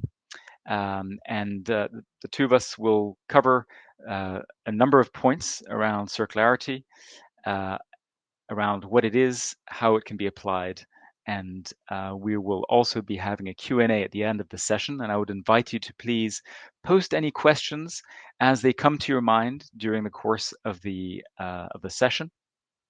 We will be picking them up and come to them at the end, and also potentially cover some FAQs if we've got some time. Circularity is a very important topic in the context of achieving net zero. As we've heard in the initial introductory sessions today, the achieving net zero and achieving the degree of decarbonization that is required will need radical decarbonization, radical thinking, and significantly a decoupling of economic activity from resource consumption, from emissions. This is, as we hope we will be able to argue today as well, also a unique opportunity to explore new sources of value. And the topic of circularity is, I think, personally very exciting because it does allow that wider thinking about not only decarbonization, but also how to capture new value and how to actually succeed and grow in a world where we need to constrain ourselves from a carbon perspective. What we'll be covering in this session to start with is what is circular economy, to get on the same page and explore what that means, how circular economy can enable this transition to net zero, then to look at how circularity can be applied and looking at examples of circularity in action particularly around circular business models, drawing upon the experience that we've had working with companies in this field. And finally, to conclude on how we would approach the circularity journey as part of the net zero transition. To start with, a good definition of circularity and circular economy is one that's been popularized by the Ellen MacArthur Foundation. And that's a good starting point. And that definition is that circular economy is restorative and regenerative by design and aims to keep products, components, and materials at their highest value and utility at all times. That is a very good foundation from which to understand and explore the opportunities for a circular economy. Before we delve into what circularity means, we want to first discuss what does a linear economy look like. And the linear economy is still very much where we are finding ourselves today, and overall it can be summarized as a model in which we take, we make, we use, and we lose value and lose materials to the system. It's composed of the various steps that we are familiar with in a value chain, from original extraction of raw materials through to various manufacturing processes, the sale of products, the use of those products or consumption by end users, and finally the waste. And it's often characterized by value being dependent, value generation being dependent on product volume, linked to material extraction, little or no visibility of the overall cost of ownership from a consumer perspective or consumption perspective, little to no consideration of what happens at the end of life, and often a single-use mentality. What we need to transition towards is a circular thinking. And circularity is characterized by having a total life cycle perspective, both in terms of cost, in terms of value, and in terms of impact. Of course, impact in carbon terms, but also more widely around the other impacts, environmental and social impacts that our economic systems, our business models, and value chains have an impact on.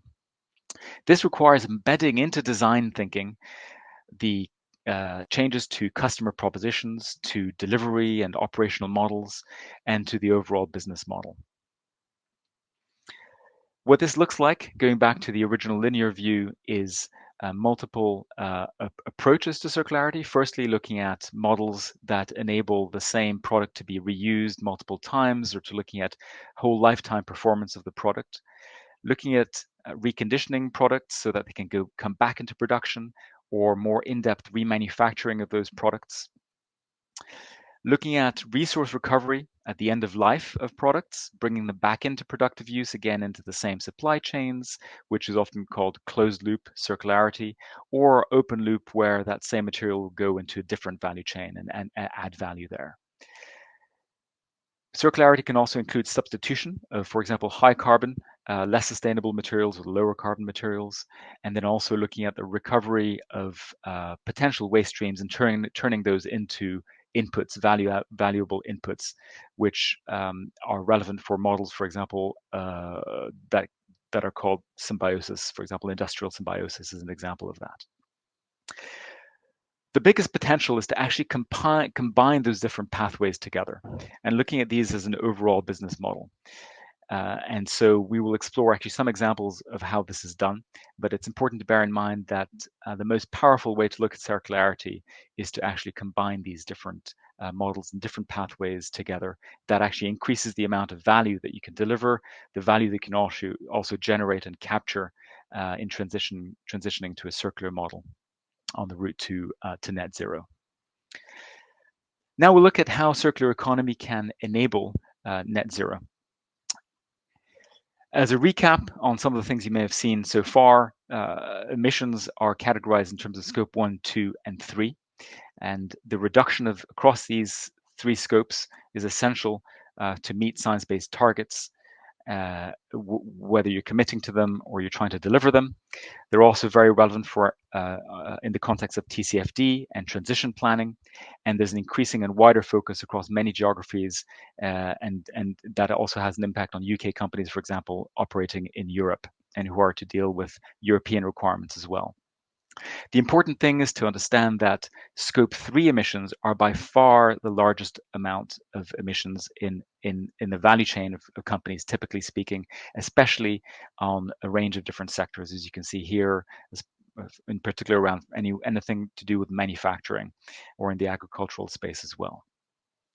And so circularity actually is uniquely positioned to address those, because one of the biggest challenges that companies have is to decarbonize beyond their own operations, beyond their Scope 1 and 2 organizational emissions, and to decarbonize Scope 3.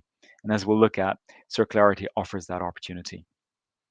When we work with companies, we assess the opportunities they have to achieve net zero, to achieve science-based targets, and identify a number of decarbonization initiatives. Typically, however, these start having diminishing returns after a certain number have been covered, and it requires and there will often be an innovation gap, so a gap really between what is currently achievable today and where a company needs to get to in the future. And circularity is a way to close that gap, a gap that often requires innovation. And we'll look at some examples now of how some companies are doing this. The first one we're going to explore is how circularity has been applied in the area of ICT. And this is an example of a company, an organization, and a system that we've been working with. To give you a bit of context, the ICT sector and the mobile sector in particular have been looking at circularity. Many operators in this sector themselves have ambitious science-based targets and net zero targets as well. And in parallel to this, have been looking at circularity as a means to achieve those, but also as a way to address the resource impacts that their products have on the environment. So in this track, we're talking about collaboration. And actually, the context of this is important, is interesting here, because a number of companies in the ICT sector have come together to collaborate and to jointly agree on standards that they're going to be requiring, that operators have agreed on standards to place on ICT, on mobile device manufacturers, to require them to embed a degree of circularity within their products. And as you can see at the bottom, one of the key initiatives in this space is called eco-rating, and they're requiring and they're rating, implementing a rating system on products to look at their durability, their repairability, their resource efficiency and recyclability. So that's creating a large incentive for companies in that sector, for device manufacturers to be examining that within their products. So that in itself is a very useful context to understand, and indicates how when companies come together within an industry, when peers come together, it actually can create a much more powerful market signal. Now we're going to look at an example of how a particular company can look at that, and how in particular different perspectives of carbon measurement can feed into that circular thinking. The first aspect is to look at the carbon impact of the products that a mobile operator in this example buys. In a project, we'll typically assess what the carbon emissions are of a product, looking at this from a life cycle perspective. So on the left-hand side, you can see the different steps, basic steps of a device manufacture through to its use and end of life. The interesting thing is on the right-hand side, you'll see how many of these steps have different degrees of contribution from a product lifecycle perspective. By far, the largest amount is around raw materials and production. And that is really where circularity can have a very strong effect. Now, how does a product level carbon footprint relate to an organizational value chain level footprint? And here on this slide, we can see how that happens in this particular industry, but it's similar in other ones as well. So an organization, Scope 3 emissions occur upstream Scope 3, and also downstream. And a product, in this particular case, a mobile device, contributes to both upstream and downstream. On the upstream side, where we recall the majority are in manufacturing and production, that goes right into the Scope 3 categories, and called, for example, purchase goods and services. There is also contribution downstream on the use phase. but the largest amount is in the upstream production of materials. So that already identifies if a mobile operator, for example, in this case, is able to cut down the emissions, the upstream emissions in the manufacturing of a device in some way, that would allow them to substantially reduce their Scope 3 emissions in their value chain as well. And this is what we've been examining in this particular case. On the left-hand side, it illustrates the new device carbon footprint from a product perspective. On the right-hand side, we looked at what the footprint would look like if a product were to be refurbished and resold within the mobile operator's ecosystem. So when we look at that model, we still have on the right-hand side, you'll see some of the original emissions of a new device, but there will also be some additional incremental emissions that come into play. For example, incremental transport for reverse logistics, bringing that product back into the refurbishment process, the actual refurbishment itself, and then a second use phase of the product. Now, how does this reduce Scope 3 emissions? If a product circulates within the ecosystem of that operator, when it comes back into productive use, the operator can sell this product again, provide value to a customer without incurring for a second time all the upstream emissions of that product manufacturer. There are these incremental emissions, of course, that occur with transport and second use phase, upstream and downstream, but the vast majority of those emissions, original emissions from manufacturing, are not counted again. Now, it's important to note at this point that the standards for calculation and measurement of circularity in the world of greenhouse gas accounting are not fully developed yet. It's a point that is being looked at, and so this assessment gives you a view based on our experience of both product footprinting and organizational Scope 3 footprinting of how the two could actually marry together and how an operator could look at the opportunities for decreasing their Scope 3 emissions via product refurbishment and reselling. What does this look like when this is scaled up across a volume of products? Well, what we see is that a mobile operator can actually reduce their Scope 3 emissions associated with devices by up to 50 to 90% for those products that they transition from selling new to selling refurbished. So they're able to replace for any device that originally would have been sold new with a refurbished device. Each of those devices multiplied by that volume would achieve a substantial amount of decarbonization. That extent varies depending on different ways of accounting it, so there's a bit of a range, but certainly it presents a significant opportunity in this example. I'll now hand over to my colleague Fergal, who will give you an example of how this is being done also in a different industry. Thanks, Alain.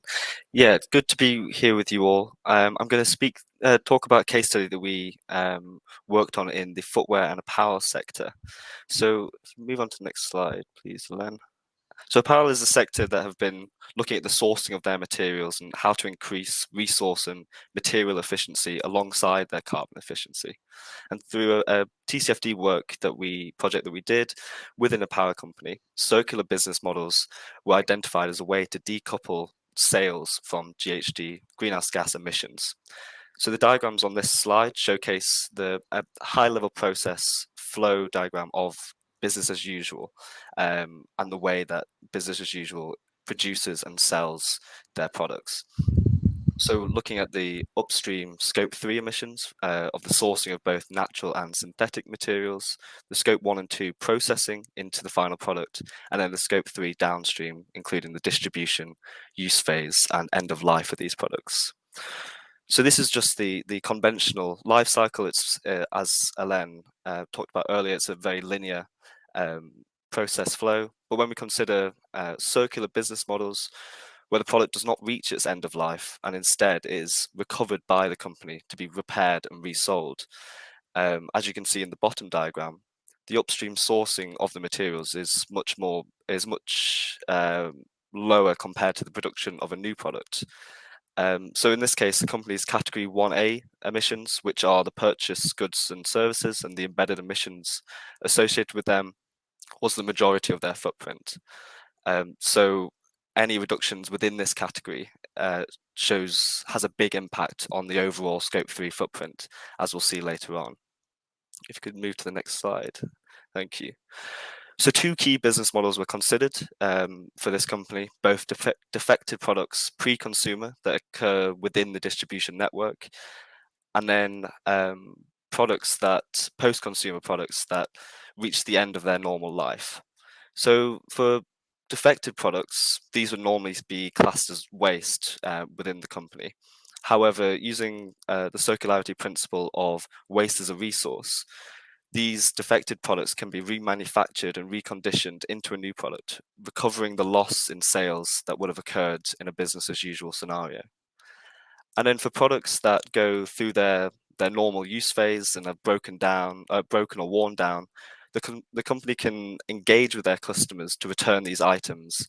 So with minimal extra material and minimal embedded emissions associated with these extra materials, a new product can be created to sell and extends the lifetime of this product. It's also worth considering further circularity principles, which could be explored further, taking a more systems look at the company, not just one business model.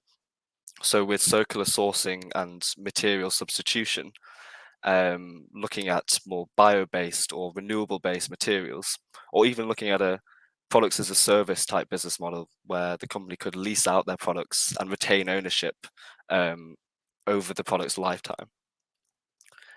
So if we can go to the next slide, we can have a look at some quantification that we did within this project. So looking at it from the footprint from a value chain and net zero perspective, we conducted a feasibility analysis to further investigate the emission reduction potential of these circular business models. The substitution of new product sales by repaired product sales significantly closes the gap to their declared science-based target trajectories compared to a business as usual scenario. This high-level analysis showed that the emissions of a repaired and resold product was 40% less than that of a new product. We modelled the impact of a number of emission reduction initiatives, including energy efficiency and supplier engagement, as well as these circular business models. And as you can see on the graph on the right, the gap to achieving their short-term science-based targets and eventually net zero is much smaller than the business as usual case, including their ambitious growth rates. Currently, we are conducting a much more in-depth quantification of these circular business models and how the company can integrate them within their transition to net zero. I'll pass back to Alain to wrap up the presentation. Next. Thank you, Fergal. So I hope that with these 2 examples, we can see that that circular economy can have a significant impact in a company's journey to net zero. And it's important for companies to see that, and also important for other stakeholders in the system to understand that as well, to see how they can also have an impact. So there's an important role for not just companies to play, but also their suppliers, their customers, also for governments as well, because there's only so much that a company can do on their own when they're trying to influence a system. And what I think you can appreciate with what we've talked about so far is that a system level change is often required. Just like any change that needs to be happen in Scope 3 emissions, which need to radically reduce for any company where it's substantial, no company can do that on their own. They require collaboration. What I think these 2 examples prove, and these are 2 of many that we work with and that we see in the market, is that circular thinking, business model design, redesign, can have a very important benefit in terms of carbon reduction, but also importantly, a benefit in terms of innovation and value creation as well. And that also extends to employment, extends to new business opportunities and innovation in the wider economy. We're happy to, of course, answer any questions around that. And again, I would encourage you to start submitting any questions you may have as we go into the next section. So I'll cover now how a company can approach circularity. As an overall process, for those of you who may have attended the previous session on TCFD, you will understand that companies need to develop and define a journey for decarbonization. So when we work with companies, typically there's a number of starting points that a company has. They may already have a target, or they may not have a target, but they certainly have an intention to explore, and many times a need to understand what the impacts of climate change are or could be on them, both in terms of risks, but also in terms of opportunities. And when we're talking about circularity, it really needs to at some point operate at a wider level, not just say at tweaking a particular product or just looking at one small dimension of circularity. So it does require a degree of systemic thinking, a full business model thinking, systemic thinking, and also potential change to an organization. So it's really important to set the foundation to creating a business case to within the company in order to begin that journey. And the first step is getting a good understanding of climate-related risks and opportunities, and to also understand what is happening in the wider market and sectoral trends. Companies that are of a certain size in the UK and also in other geographies are already starting to look at this through the process of TCFD, Task Force for Climate-Related Financial Disclosure. And there's a different levels of depth at which companies do that. The first time round, companies will typically look at what is a long list, high-level view of risks and opportunities. And hopefully within that, they will have uncovered opportunities for growth, for product innovation. And if you haven't, then I would encourage you to explore that also a little bit further. Hopefully some of the examples we've given you today will inspire you to look at that from the opportunity side as well. And I think circularity is very much a story of opportunity. It will help you as a company to mitigate risks, but also to really identify and work on opportunities from a business perspective. The second step after having built a thorough understanding of the risks and opportunities is to build a vision and an ambition. And of course, one of those is, as we've been discovering and we've been discussing more broadly in this event, around net zero. So a net zero ambition is, of course, important. But the vision and ambition to actually achieve impact, commercial impact, and competitiveness in a net zero world should also be a key element of this thinking. And that's where looking at circularity, looking at the opportunity that circularity presents is key. So science-based target modeling and feasibility, as we saw earlier on, can actually uncover how far you can go through perhaps conventional thinking, certainly within the constraints of a linear model. You will then be able to see that a gap and know that there are ways of closing that gap through innovation, through business innovation, and through circularity. So the first two steps are getting a thorough understanding of the risks and opportunities, what the potential is for you to grow in a net zero world and to thrive in a net zero world, to set an ambitious vision and an ambitious plan. And then where you see opportunities for circularity and for business model innovation, to identify what those are in more detail. So we gave you two examples of companies and companies we've worked with that have gone through that initial level of analysis. Well, what if we were to do this? What if we were to look at circularity in our products? What if we were to procure things in a different way? What if we were to transition our business model in a different way? What carbon impact might that have? So there are ways of analyzing this through product level analysis, through organizational level analysis, through value chain level analysis, where we help companies do that. It's also important to seek input from key stakeholders, especially internally within the company, to identify and assess these opportunities. And that takes us to the next step, where you will need to then validate initially the feasibility or the scope of impact for these different opportunities. And that will take you to a next level of analysis and in-depth analysis. And through that, there is, of course, iteration and learning as well. So when you validate the initial set of opportunities, you will often have to go back and relook at the opportunities you looked at to see whether there's more that can be added to eliminate some. And in this process, stakeholder engagement internally and externally is going to be very important. Within your business, it's really important to ensure that you're bringing in the right people into the conversation. And as we discussed earlier on, this is a multi-dimensional, multifunctional exercise that needs to be done and effort that is needed. So colleagues internally from strategy, from marketing, from product design, from supply chain, from sustainability, of course, from operations, from customer relations, all are important and relative to include in this exercise. And we've worked with companies in the past. We've actually brought different functions in the room to collaboratively identify opportunities, to collaboratively get an initial view of which ones are likely highest priority or highest impact, and looping back through the validation stages. Then at one point, you will identify hopefully a set of opportunities to take forward, and then you go into the process of piloting and eventually scaling up these opportunities. So that will include looking at new product design, new business model designs as well that you'd like to explore, and going through the process of testing that, perhaps with a customer, with a market, and then looking at that success, and if indeed there is potential to scale that up across the other parts of your business.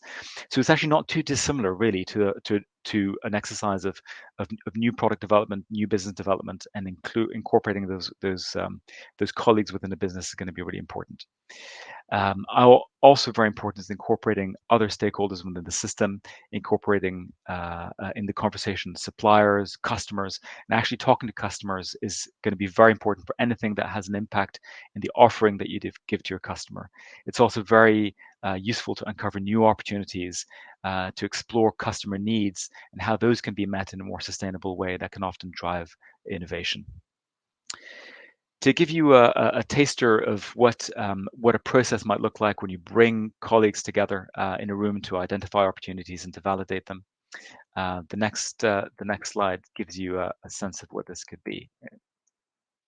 So here's an example of a circular innovation challenge that we worked with companies on in the past, and that takes through a number of steps, bringing colleagues from across different functions together, and sometimes often bringing in customers or even suppliers or key stakeholders in an exercise to define and develop a common vision, to look at what are the key trends, external risks and opportunities, and then to look at the business model as it stands today of a company in the third step, and then go to a process of drawing a view of what are the key criteria and what are the key needs of the business in terms of developing a new business model. And it can be, for example, the need for growth, but also the need for decarbonization, other priorities that the business has. And to bring that thinking, an understanding of your current business model, an understanding of your business needs, and inspiration from what peers are doing, for example, or innovators in the market,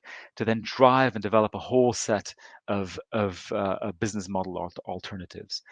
You will see from the small icons over here, these are examples of frameworks that we use. Some that we draw on that are well known, such as the business model canvas and business innovation processes, and we use well-established mechanisms for identifying these and assessing opportunities. Then that goes through a funnel of coming up with a number of key opportunities to take forward, and then developing an overall roadmap. So this process that you see here is one that can be run in the course of a day for a short, sharp exercise, or over multiple engagements or multiple touch points over a period of time. This, I hope, gives you a sense of how, bringing to reality a little bit, how this process might look like. But going back, key thing is to ultimately have a plan, to actually have a roadmap and a pathway, but then also to ensure that you're continuously learning, continuously adapting that, and then exploring and bringing to market new business models that are going to be important to take your business to the next level, but also to decarbonize it to the degree that is required. So this brings us to the conclusion of the presentation element, but very keen to look at any questions that you may have. So I'll just check in with Fergal here if there are any that have come up. Yeah, thanks for that, Alan. So we've got 3 in the chat so far. So the first one is, how do you see the role of circularity in terms of packaging? For example, plastic collection points in shops or zero waste stores? Yeah, circularity in packaging is very important, and in the consumer goods sector, packaging is of course key. So circularity can come, and we see that coming in a number of examples. There are examples of rethinking what the packaging might be in terms of durability, for example. So reusable packaging, looking at as Fergal mentioned, as one example, is to change the material for which the packaging is made to, for example, bio-based or more recyclable materials. What's really important, however, in terms of packaging, and we often see that, is to really analyze the impact and not to go in with any preconceptions or misconceptions of where the impact might lie.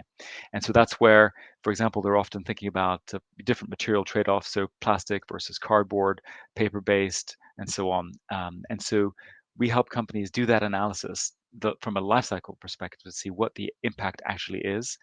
Also, the role that packaging can have in terms of the contents that are packaged within there, because of course packaging often is protective of contents, whether it's a manufactured good or in a supermarket, for example, food. Now, the other element of this is to look at the system that's available, and there are many times assumptions around the recyclability of packaging or what happens to it at the end of life. And that's where companies also need to work with a wider system to ensure that, for example, if the packaging is meant to be recycled or meant to be composted, for example, that there is an approach to dealing with what happens to it at the end of life, not assuming that somebody will take care of it, but that you're actively working with the players further down the line, and where possible for you to also make it as easy as possible in the design of the packaging to make it recyclable, to make it reusable, and so on. Great.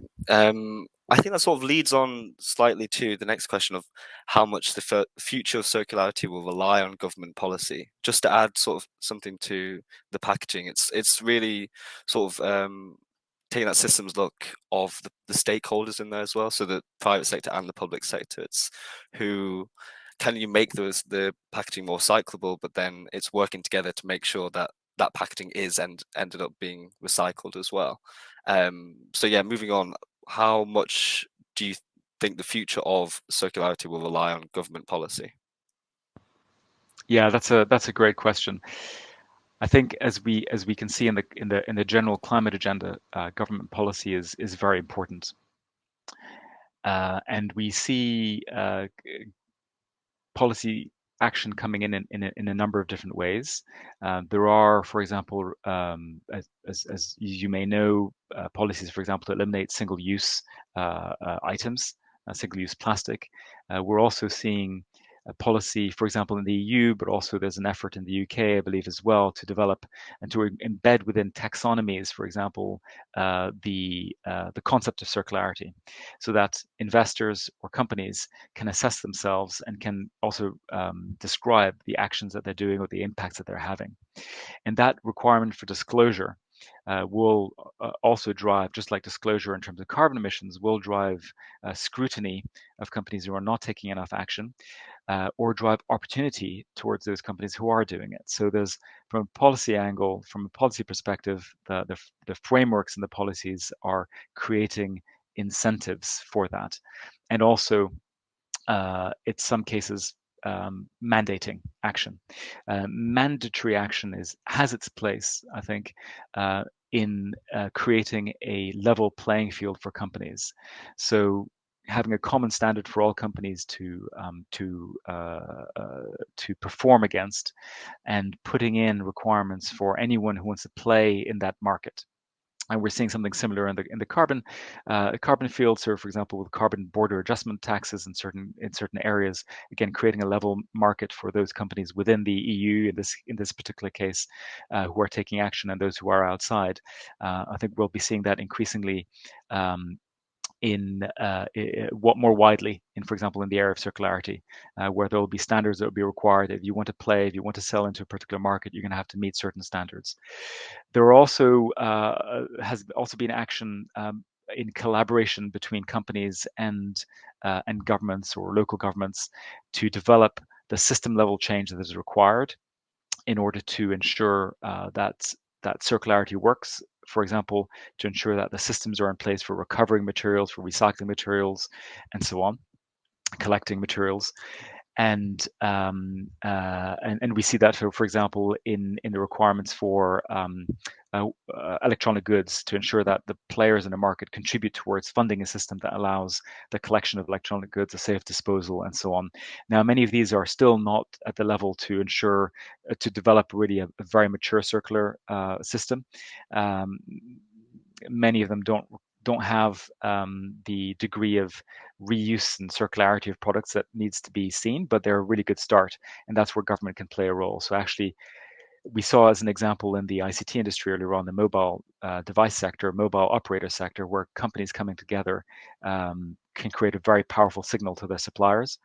So industry level action is important, industry level collaboration and engagement with government as well.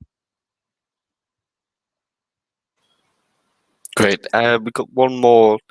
So looking at the Apparel company as a case study, so the circular business model is very well suited for this company from a carbon perspective. But in terms of how much investment was required to set up this new model, and how do the Carbon Trust negotiate this topic of change being costly or low ROI? Was this in the context of a power company? Of a power, yeah. So change. How do we, in terms of changing to a circular business model, negotiate this innovation being too costly or too low of a return on investment? Yeah. Well, the cost for innovation, of course, and the effort of innovation is really pertinent to, in any context where substantial change needs to happen. It's also relevant in the context of general energy efficiency and carbon reduction. And I think that's where the importance of having a strong business case is key, because we see a number of opportunities, a number of actions generating commercial opportunity. And so a company firstly needs to understand what that scale of opportunity is and what needs to be done, and then to de-risk that change in a number of different ways. And one is to start on a smaller scale and to pilot that up and to prove and to create proof points, but also to have just a really solid case and a really solid set of views of how to progress an opportunity. So no change is easy. In terms of the investment required, we certainly see that it can pay itself back by the level of opportunity that a company can get. But all of that can be assessed upfront. So the best way of de-risking is to have a really solid analysis to start with, to see the degree of change, the degree of investment, and the potential opportunity, and then to progress that on a stage-gated basis. But that's a very good question, because any journey oftentimes can be quite daunting, and it's important to approach it with all the facts and with all the knowledge as well that is required. Great, and I guess adding to your point earlier of getting your internal stakeholders together to brainstorm this, it's having the finance team and making sure that it's not just an idea sprung out of a sustainability team or something like that. It's the journey is taken and worked on together to make sure that the risk isn't too high. Yeah, absolutely. No, that's a key point to come back to, which is to engage all the right stakeholders within the business. And when you're looking at things from a product perspective and where it has an impact on your offering, and engaging the customers is really key as well. In fact, we see that a number of opportunities have come out of conversations with customers, and many times you may find a willing customer who has, as you know, from a Scope 3 perspective, it's a common and shared challenge. So actually approaching customers and suppliers on the back end with an open mind and in an open way to jointly look at a challenge and explore opportunities is also a very good way to uncover what those are. And that can actually also uncover opportunities for joint investment. I've mentioned earlier on about the concept of taxonomies, the EU, for example, taxonomy, one that's being developed in the UK, and there's a strong linkage between that and also raising finance. So unfortunately, we're sharing this time slot with colleagues who are also talking about green finance. But I would invite you to also explore that, because green finance is a growth area, and companies and asset managers and banks are looking for opportunities to finance green. And so circularity and linking circularity to carbon impact and carbon improvement is a key way to attract that. And so so where there is a need for finance and there's a strong business case, looking at external sources and engaging with financial institutions and partners to see what can be financed is going to be a really important way to unlock the value and to also progress the opportunities that you see. I think this takes us very close to the end of this session. Unless there are any further questions that come up. There's no further questions. No, unless you want to move on to an FAQ or. I think I'll cover a couple of questions until we get a signal from the organizers, perhaps to stop, to really maximize the value we have here. But I think you will shortly be perhaps going to the next session. So there's a couple of questions that we often see, or points that we often see, and one is around circularity metrics and measuring circularity in and of itself. And so there is so the question there is, do you need to create a circularity metric in addition to everything else that you're doing from a carbon perspective? That can be something that companies are able to explore. The important thing is to create that metric and put it at the service of the goal that you're trying to achieve. So we've actually worked with companies on this area. And the important thing is to not look at circularity for circularity's sake, but to look at circularity in terms of the value that you're creating.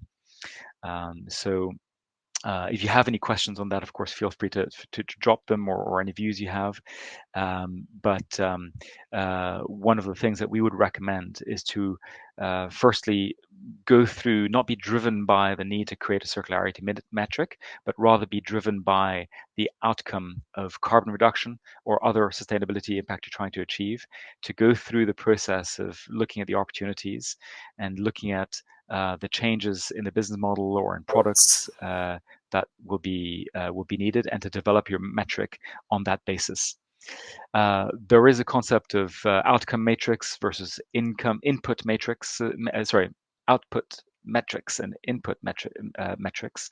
So assessing the performance versus assessing the effort that goes into delivering the outcome, and those can both have their place and be useful. So we see companies that are creating leading indicators, so input metric for innovation. So for example, looking at the amount of innovation that's happening or investment that is occurring in circularity. But there are also other metrics on the output perspective, looking at an outcome perspective, looking at revenue, for example, circular revenue linked, circularity linked to revenue, for example. That can be a way to increase the visibility of circularity in a business. So we've seen, for example, I think companies such as Philips and others who've looked at circular revenue and reporting that internally and externally as well.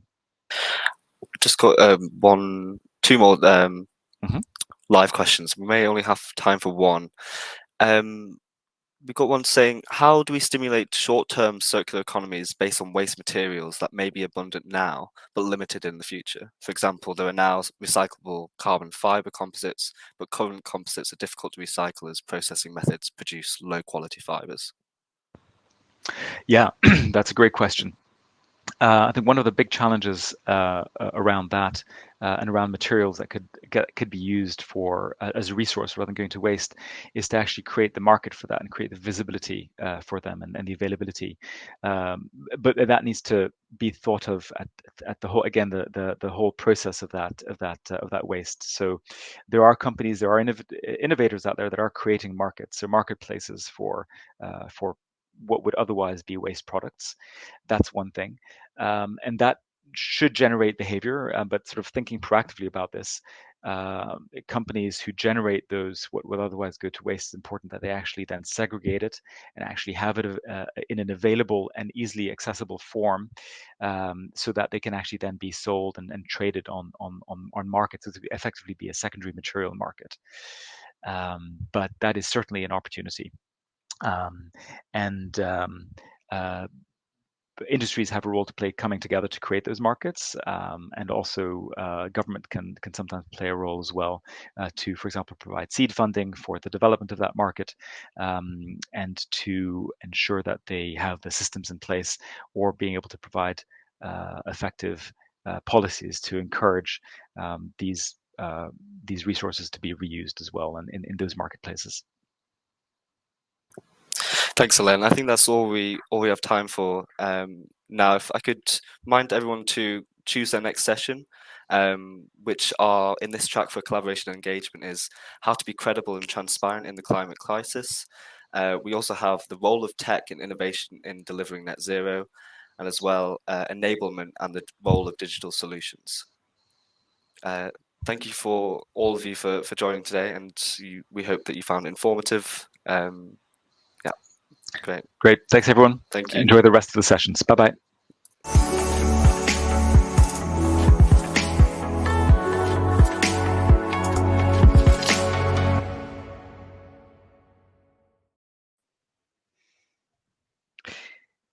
Good afternoon, everybody, and welcome to Track 2.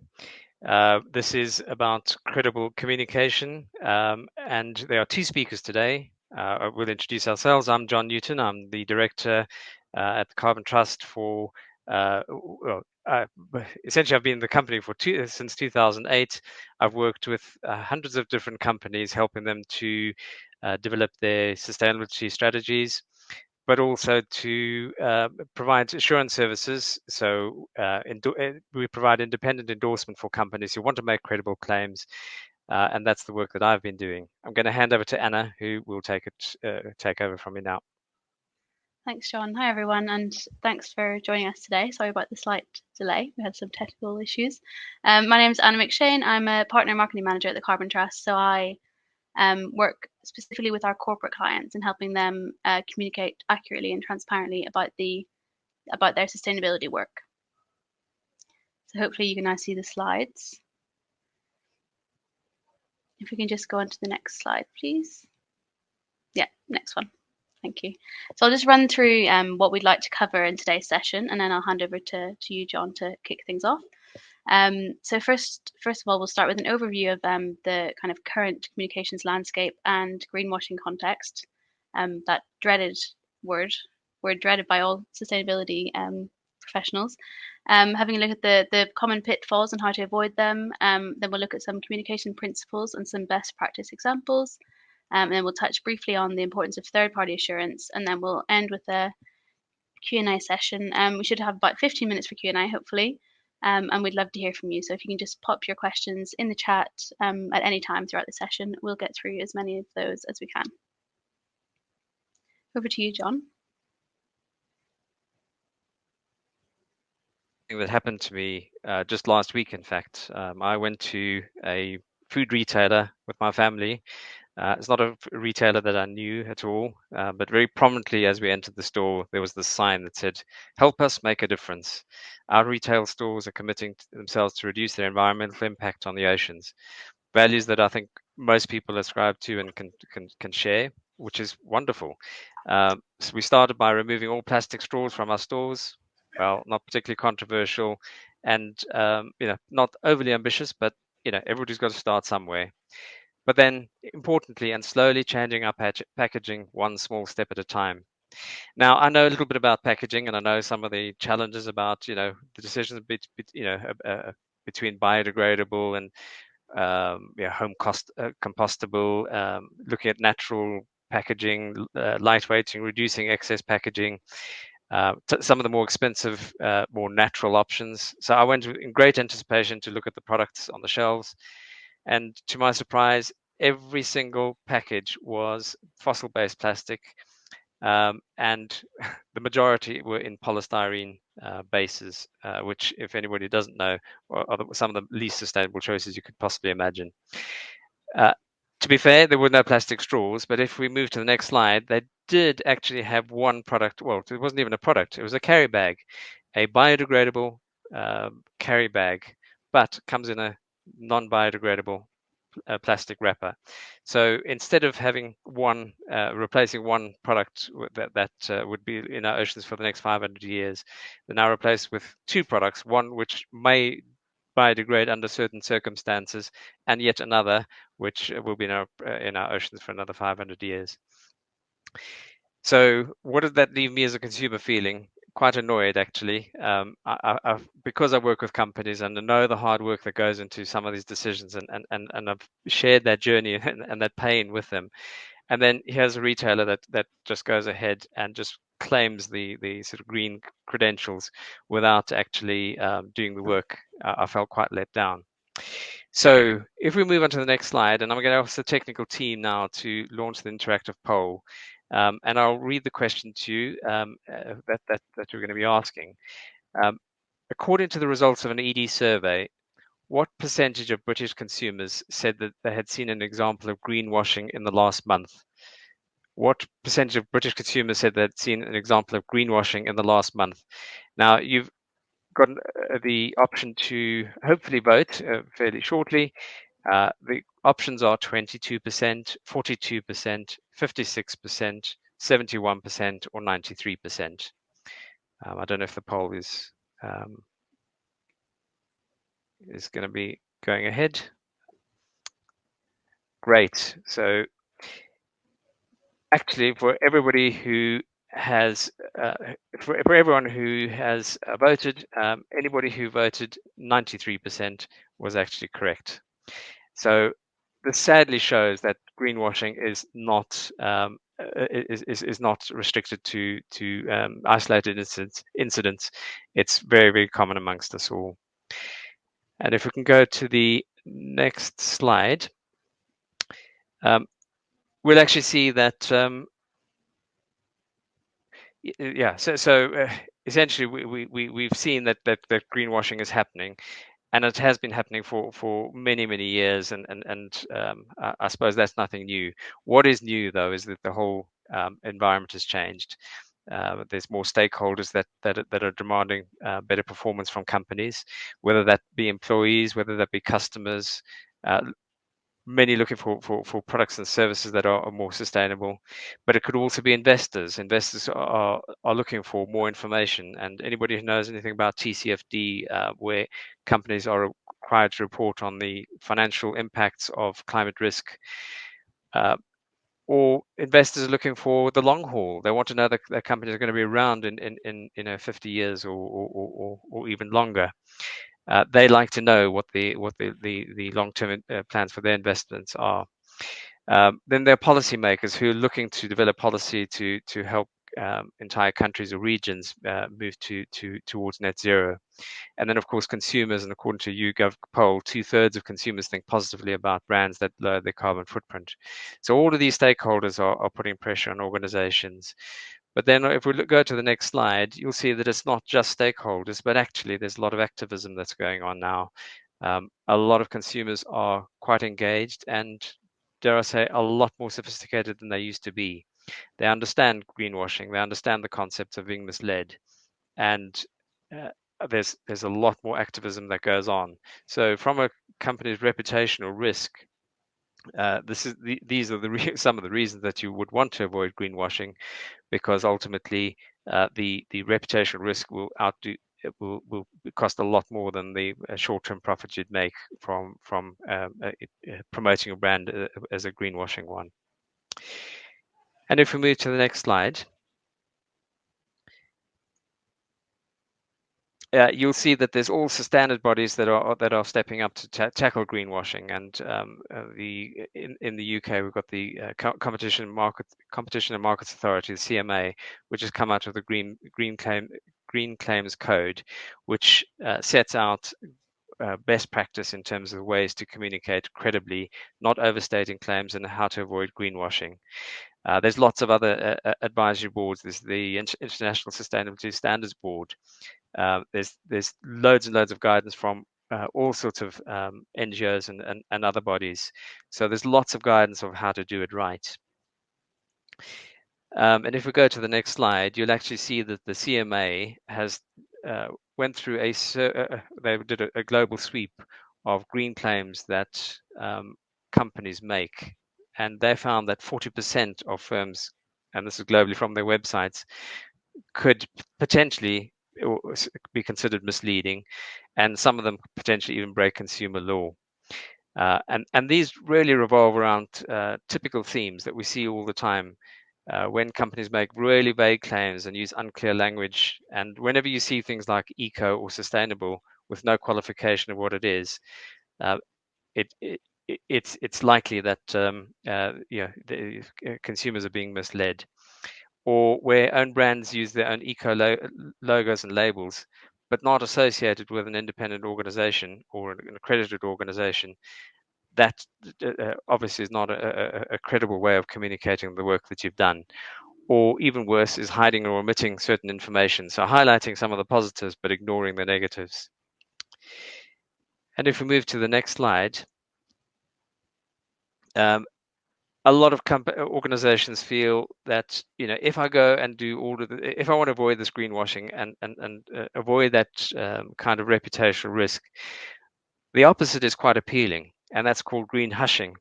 And this is where companies underreport their sustainability practices. And although it sounds really appealing, it's kind of not helpful for a variety of different reasons. The one is, one of the principles behind credible communication is total transparency, and it's really important that if you're doing that work, you should be communicating it, because if you're omitting it, then it's possible that people are going to think that you're doing more or less than you actually are. But I think the other important thing is that it helps companies to lead and lead the charge by them talking about the work that they're doing. It actually helps push their competitors to try and keep up with them. So the more the companies communicate and the more they talk about the work they've done, the more it actually changes the landscape beyond their own value chains. And also within their value chains, if companies are talking about the work that they've done, it encourages their suppliers to follow suit as well.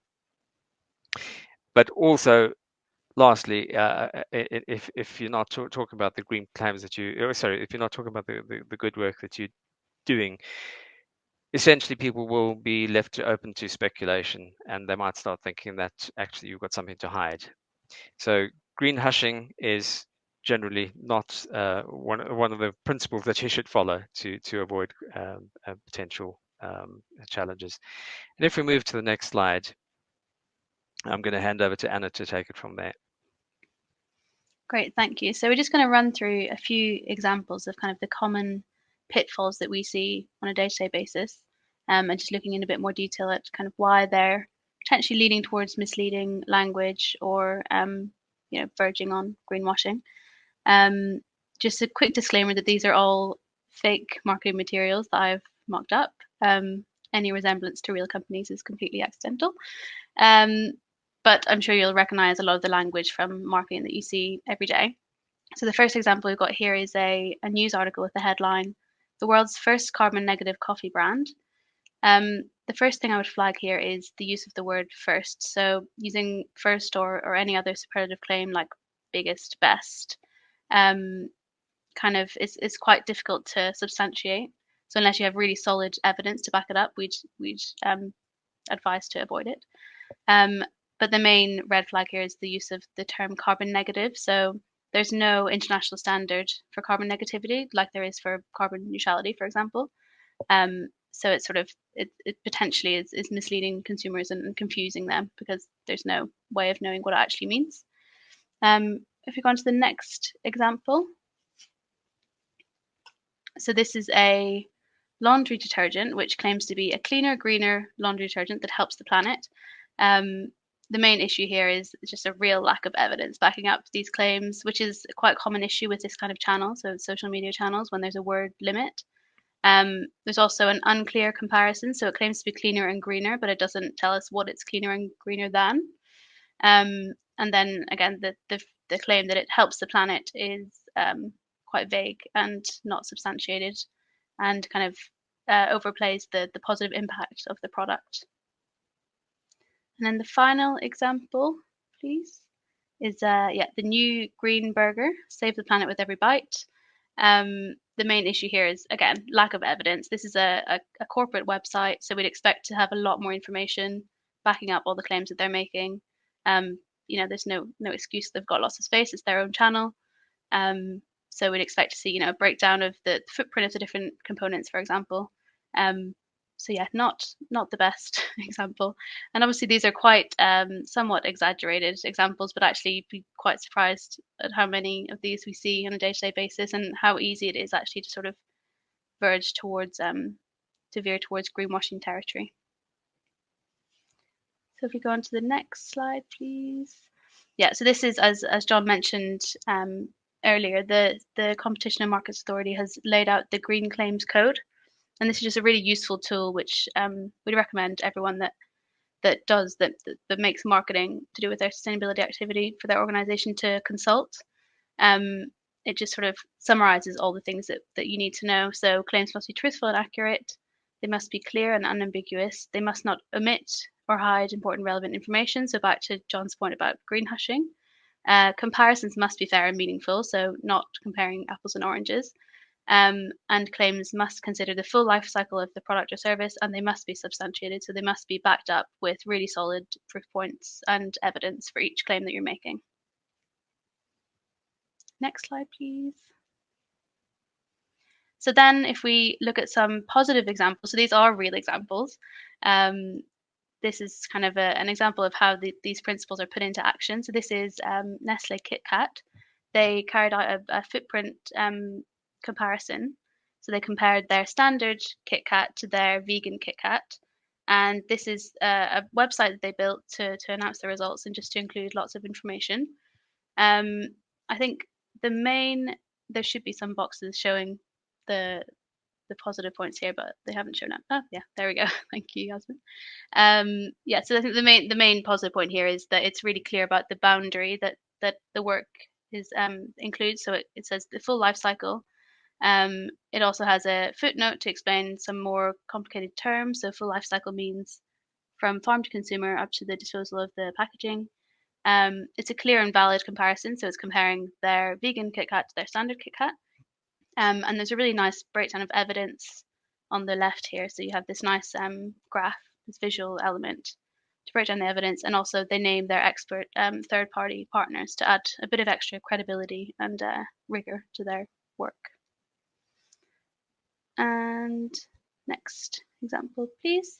Yeah, so this is Kiehl's, the skincare brand. I think what a really positive theme that we see through lots of comms is that when organizations recognize that sustainability is a journey, so not saying, it's done and dusted, we've done it, recognizing that there's still a lot of work to go, which I think is quite nice that Kiehl's does here. They also include a glossary just to explain some of those more complex terms to an external audience, which is really positive. And then I'll hand over to John for the last example. Great, thank you, Anna. So this one is Ace and Tate, who I think have taken a really brave step of where they've set an unrealistic goal, and that's not the first time that's happened. I think organizations typically set something quite ambitious, but when they realized that it was impossible to actually achieve that, they must have, and I obviously wasn't part of that decision making in their company, but I can imagine people were saying, well, I wonder how we can get around this. Could we try and fudge the numbers? Could we sort of take the focus away on the fact that we'd said 2030? No, they came absolutely clean. They made a big advert and said, look, we've screwed up. We did set an unrealistic carbon goal. We realized when we did this that we hadn't thought it through. The 2030 was absolutely impossible. We've now set that for net zero by 2050, and this is how we're going to be doing it. Now, this is what you'd call, this is really going above and beyond sort of being transparent.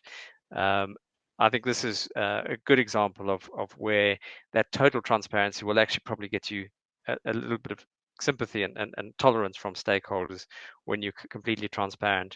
When you read that text, you also realize they probably haven't hidden anything. They've just come out and aired their dirty laundry in public. But now you can actually trust where they're starting from. So, yeah, I think in terms of that, we can just move to the next slide.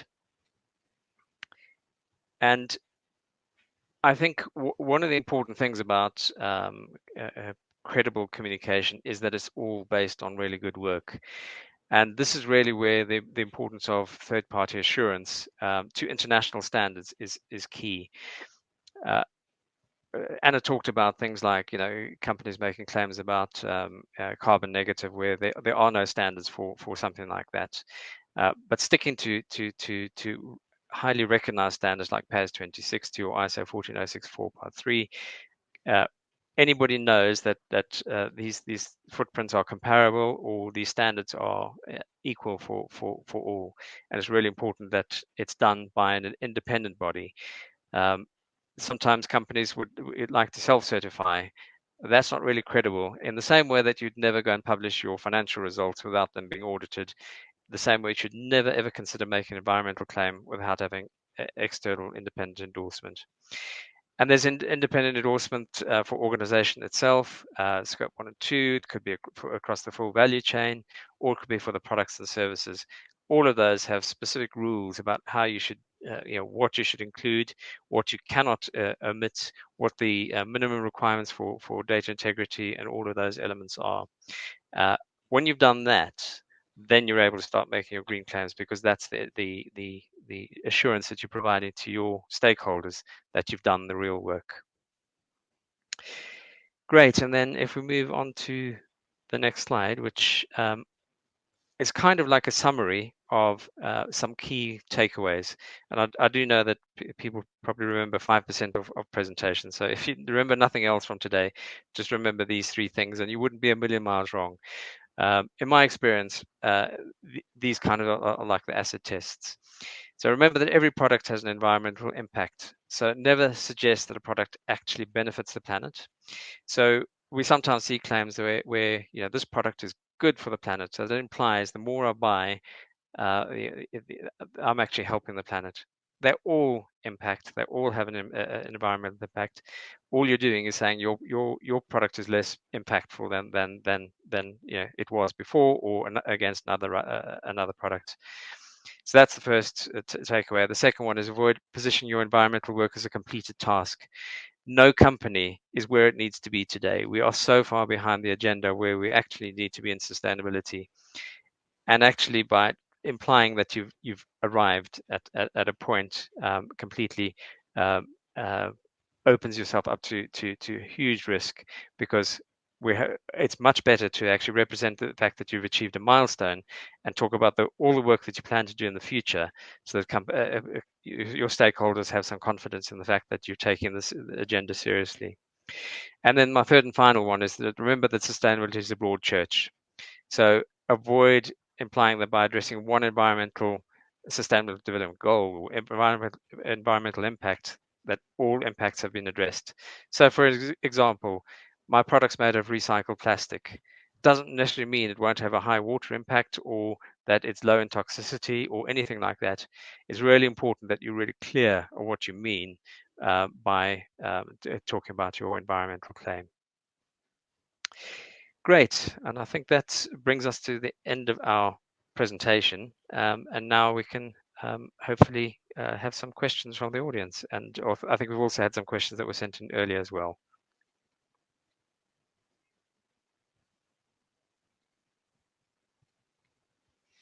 Yeah, not sure if the questions are going to pop up on the screen, but I will go ahead and run through the ones that we've already received. So one for you, John, I think, an interesting one. What do you see as the single biggest risk to credibility and transparency in the climate crisis? I would probably say the biggest single risk is overstating or exaggerating your claims. I think it's really important that your claims are qualified, highly qualified, and they don't imply that you're doing more than you actually are. The reason I say that is because consumers are becoming so much more savvy, and they start actually asking a whole lot more detailed questions behind those claims. And when you start defending them and you're on a back foot and you don't have the evidence to support them, or you've taken some evidence and you've said that you're overstating it, you suddenly look like you've been lying, and that's probably almost the worst reputational risk that you'll face. I see the questions have actually popped up now. So let's just keep going up in order. Do you think greenwashing and green hushing are equally impactful on the credibility and transparency of organizations? Is one worse than the other, and why? So I think greenwashing is definitely worse than green hushing. That's where you face more reputational risk, and that's definitely where it's more of like an active process of misleading. Green hushing can be potentially seen as unintentional. They're equal. Yeah, they're both negative, but I think greenwashing is definitely worse. Anna, I don't know, maybe you can answer the next one. From your perspective, do the CMA Green Guide principles go far enough? And should they be more comprehensive? Yeah, I mean, I think they are very comprehensive. So we showed a quick summary on the screen, but actually, if you go on the website, there's a lot more detail behind each of the principles. And obviously, we're speaking at our UK event, but every well, I know the EU has one. Lots of other countries have their own principles, and they're constantly being updated in line with legislation. So I'd say just keep an eye on what's changing. But I'd say if you follow those principles, then it'd be quite tricky to go wrong.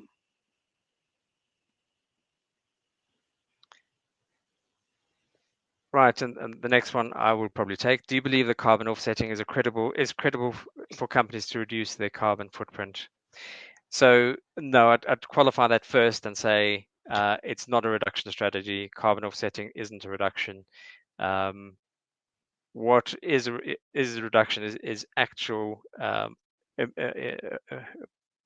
sort of emissions abatement. So activities you take, or technologies you employ, or changing your business model, etc. So doing all of the things that actually make those reductions is a completely separate thing.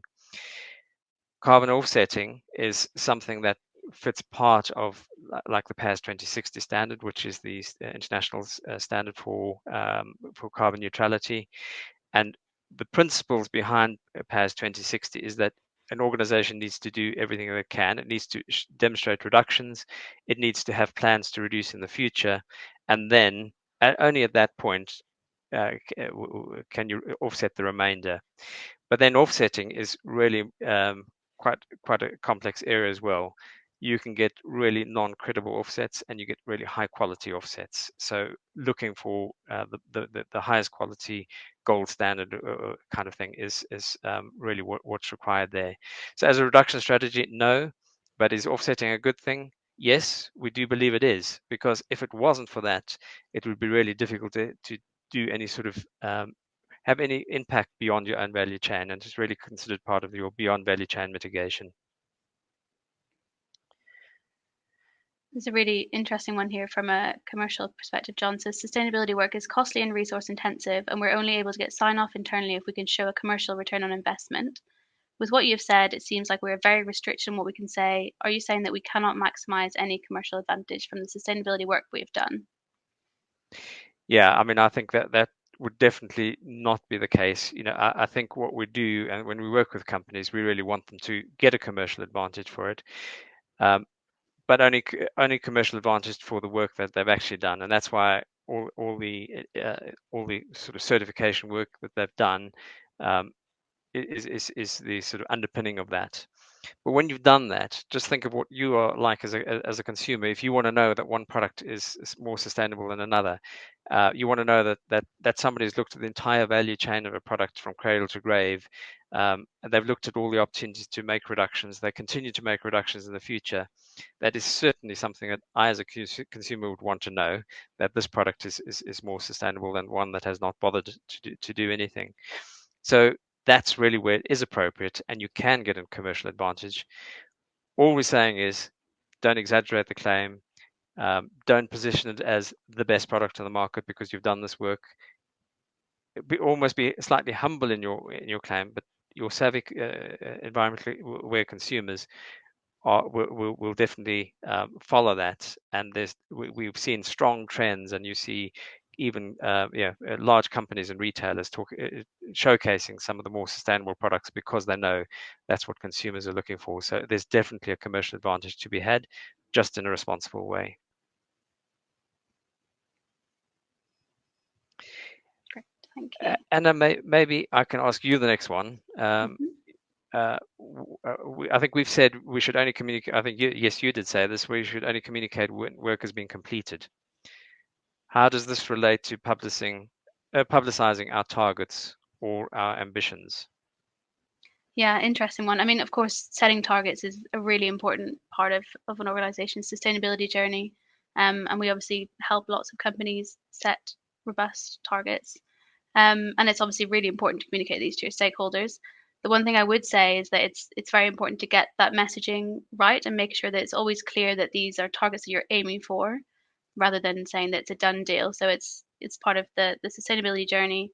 So saying that you've set targets and demonstrating the tangible actions that you're taking towards meeting them, I think is a much more effective communication tool than stating that you will, for example, you will reach net zero by 2030.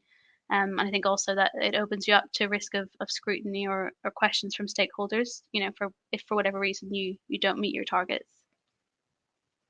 Don't know if you had anything to add to that, John, from the... Yeah, no, I think we definitely encourage companies to publicize targets because in a way you're holding yourselves to account.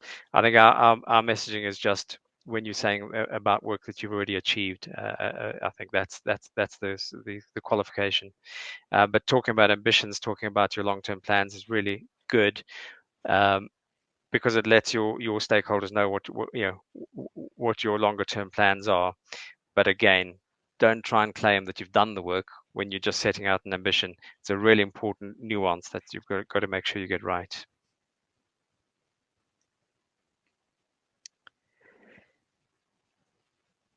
Great. So I don't know if any more questions are going to be coming through. Yeah, so I think just in terms of key takeaways, I think we've talked about the importance of doing the work before you actually go to the market and start talking about your great achievements. We've talked about the responsibility of messaging. We talked about not omitting any information. I don't know if there's any other questions that anybody's got, or Anna, if you've got any sort of concluding thoughts. Can't see any more questions, but yeah, I would just say it's we don't want to scare companies off communicating their great work in the sustainability field, but it's just really important to take stock and to do it really carefully and follow the principles quite closely.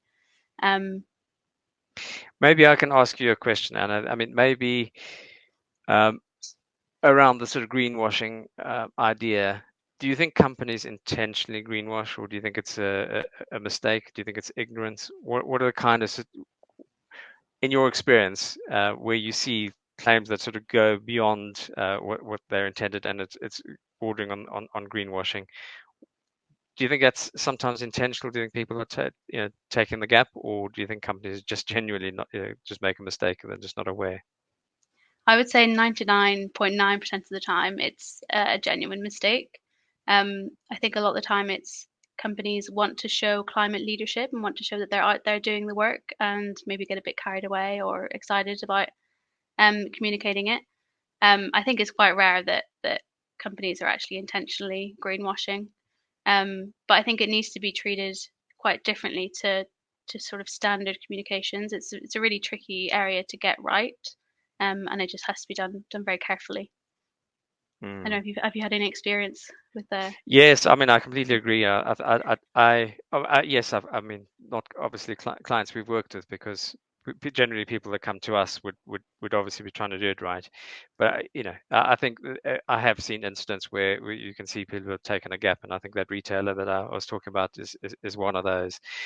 But yeah, on the flip side, I have come across green hushing quite a lot, and I understand why companies are nervous and they don't want to talk about things that are going to raise them above the parapet, because sometimes you're in an industry that's potentially controversial. Sometimes you see yourself as a target, and you don't want to talk about the good work that you're doing. And this is what's been explained to me by some multinationals. As soon as we raise our head above the parapet and we talk about this good work, they're going to, all the activists are going to go and look for all the negative press stories and sort of try and lump them together and say, oh, look how they're trying to position themselves as a really good company. Meanwhile, this is the sort of reality behind it. And I think that fear is it's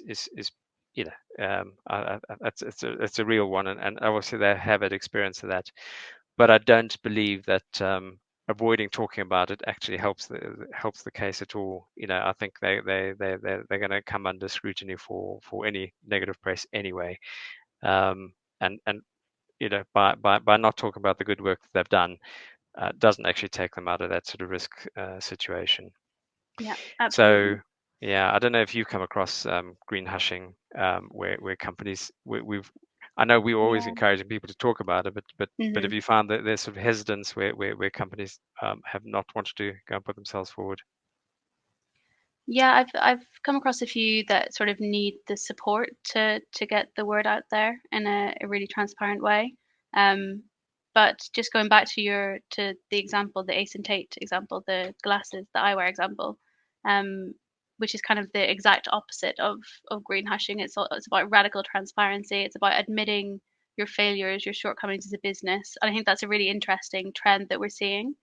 And it's it helps all companies because they learn from people's mistakes, and I'd love to see more of that personally. So fingers crossed for more of that in the future. Yes, and I think I think companies are learning that is a way to get. It's not sympathy; it's not the right word, but I suppose to share their journey and share the pain.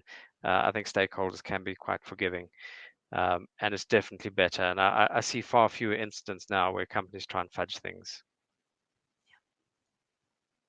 So I think we just have a few minutes left. Yep. If there are any other questions from the audience, please feel free to send them in. Otherwise, I guess we can wrap up. I know that the closing remarks with Hugh Jones and Julia King are about to start. So please feel free to tune in for that if you can. And also just a quick flag that we're doing a bit more of a deep dive into this topic with someone from CMA as a guest on the 23rd of February. So please check our website if you're interested in hearing more. I think we have a couple more questions there. We do. So do you have any advice for communicating what can be complex and quite technical projects that give improvements? Yeah, I mean, I think that is, well, I mean, that kind of sums up the sustainability challenge. These are complex matters. These are, I mean, if you went to somebody and tried to explain, we've looked at the cradle to grave footprint of a product. We've looked at, how the farm equipment was used, and all of the sort of initiatives that the farmer used to reduce the emissions of fertilizers. And then you look at the distribution, how they've used the most efficient trucks, and you tell that whole lengthy story, people will glaze over. And I think that's really why we have this the product label at the Carbon Trust, which kind of is the shortcut for it. It kind of says this product's been certified, and we know that it's reducing its impact year on year. It takes all of that complexity and puts into quite a simple message. But if a consumer wants to know more about it, they can actually click through and find out what that label actually stands for. And there's layers and layers of detail that you can share. And we generally find that you get a whole range of people that engage at different levels. Some people want to just have the high level thing. I just want a badge. Okay, I know it's good. I'm going to buy it. Or I want to know more behind that. And then you get the super geeks who really want to know absolutely everything about it. So in general, I would say there should be 3 layers of information. The sort of highest level, like a stamp or logo, whatever. Then a broad description at the next level of what that actually means.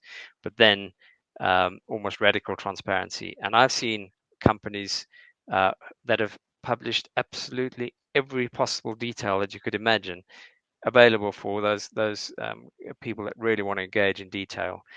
And but yet it is not overwhelming, because if they don't want to go into that level of detail, they can see something at a really high level. So I'd say it's really about putting into 3 different layers of technical detail.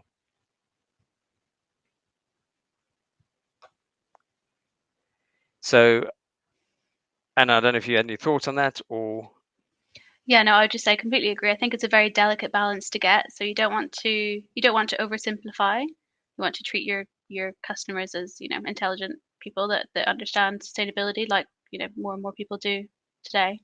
But I think things like having glossaries that explain complex terms are really helpful. But yeah, I think oversimplifying is the wrong route to go down. But yeah, completely agree with you on the label benefits. Great. Well, I think we're about at wrap-up time. So first is just to say thank you to all the participants and for the questions that have come in. I hope the session was useful. There is the wrap-up session after this, so you'll have a way to navigate to the closing session. But yeah, a big thank you from us for listening in. Thank you.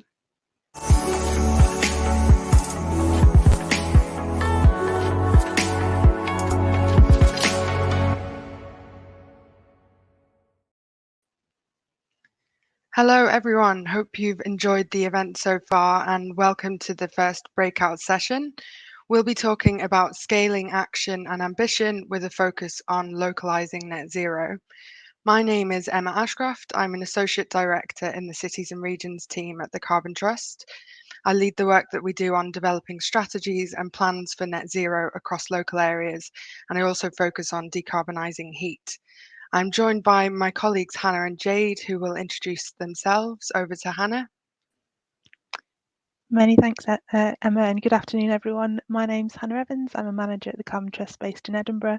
I've worked across our energy transition, cities and regions and offshore wind teams, and have largely been focusing on renewables integration and the role of flexibility in particular in the net zero transition. I'll now hand over to Jade. Hi, everyone. I'm Jade. I'm a manager here at the Carbon Trust, and I have 5 years experience supporting public organisations and local authorities to develop action plans and strategies aligned to net zero. This also involves creating opportunities for stakeholder engagement and collaboration and establishing effective governance arrangements and monitoring frameworks to track progress. Thank you very much. So in this session, we'll explore how we can accelerate to net zero in cities and regions across the UK, drawing insights from examples of best practice. And just checking that the slides are there as well. Oh, here we go. Thank you.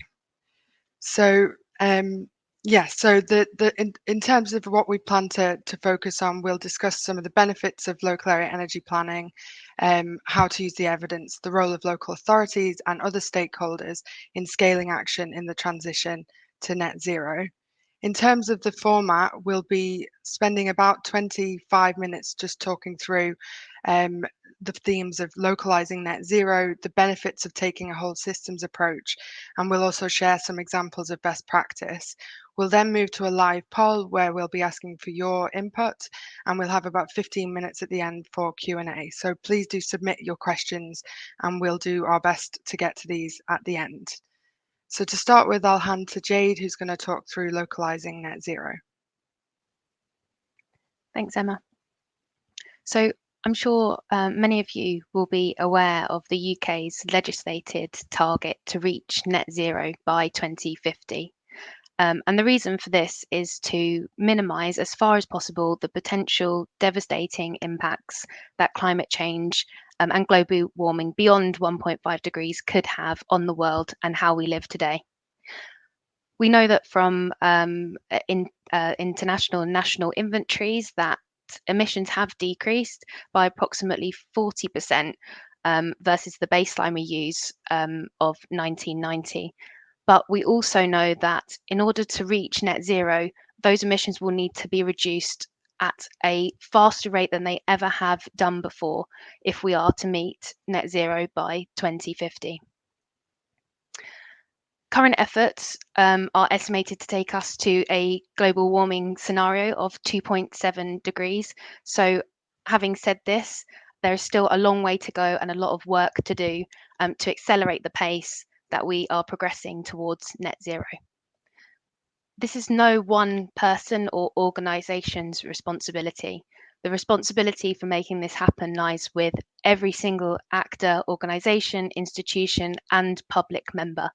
And we all need to work together to reach that goal. We can see today that across the system, companies, local authorities and actors have committed to support the UK in achieving this goal. We have seen more than 2,000 companies commit to setting a science-based target with complementary plans to achieving that target. And 300 or more than 300 out of the 330 plus local authorities, so a significant proportion, declaring a climate emergency, with a third of those having plans in place to address it. So there's evident support for reaching this target, but how can we accelerate towards this target at the pace required? How can we strengthen collaborative working across companies, businesses and the public sector and maximise the opportunity that this brings? Next slide, please. So what we can think of is 3 different groups of actors coming together to deliver net zero, this being the role of policy in delivering net zero, the role of businesses and the role of financial institutions. It's very easy to think of these actors and groups of actors working in parallel, but really what we need to start doing is thinking about how they can collaborate across boundaries and traditional working lines to accelerate this change. So for policymakers such as central government and devolved administrations, local authorities, we see they have very little direct control of emissions produced in their areas, but a very vast sphere of influence, equating to approximately a third of the emissions associated with the areas that they have responsibilities over. And this is through statutory powers, assets, their access to funding and their significant local knowledge and relationships with key stakeholders. But the key and important point to make here is that they are reliant on feedback from experts and organisations operating within those areas to make sure that the policy resolves barriers instead of putting up more to decarbonisation. On the business side, we understand that businesses are at the heart of the markets. They're at the heart of all the goods and services that we know and grow to love. But and are also the pioneers really behind the goods and services we need to reach net zero. But just like the policymakers, businesses will rely on a supportive policy environment to achieve the scope and scale of action required in the coming decades. And finally, finance. Coordinated financial investment is what is needed to transition to net zero, and we understand that there is a significant amount of unlocked potential across financial markets that will be needed to be released and channeled into the transition if we are to be successful. But again, this relies on both policymakers and businesses to create the demand and the need for this. Next slide, please, Emma. So what are the influencing powers of local authorities? It's easy to oversimplify the types of ways that local authorities can have a positive influence in reducing emissions across their area. But really, there's a very varying degree of ways that actors can partner and collaborate with their local authorities to reduce emissions. And the diagram on the slide here shows some of those ways that can happen. So I've already said that local authorities have a very small amount of direct control over emissions, but a very large sphere of influence across the places over which they have responsibility.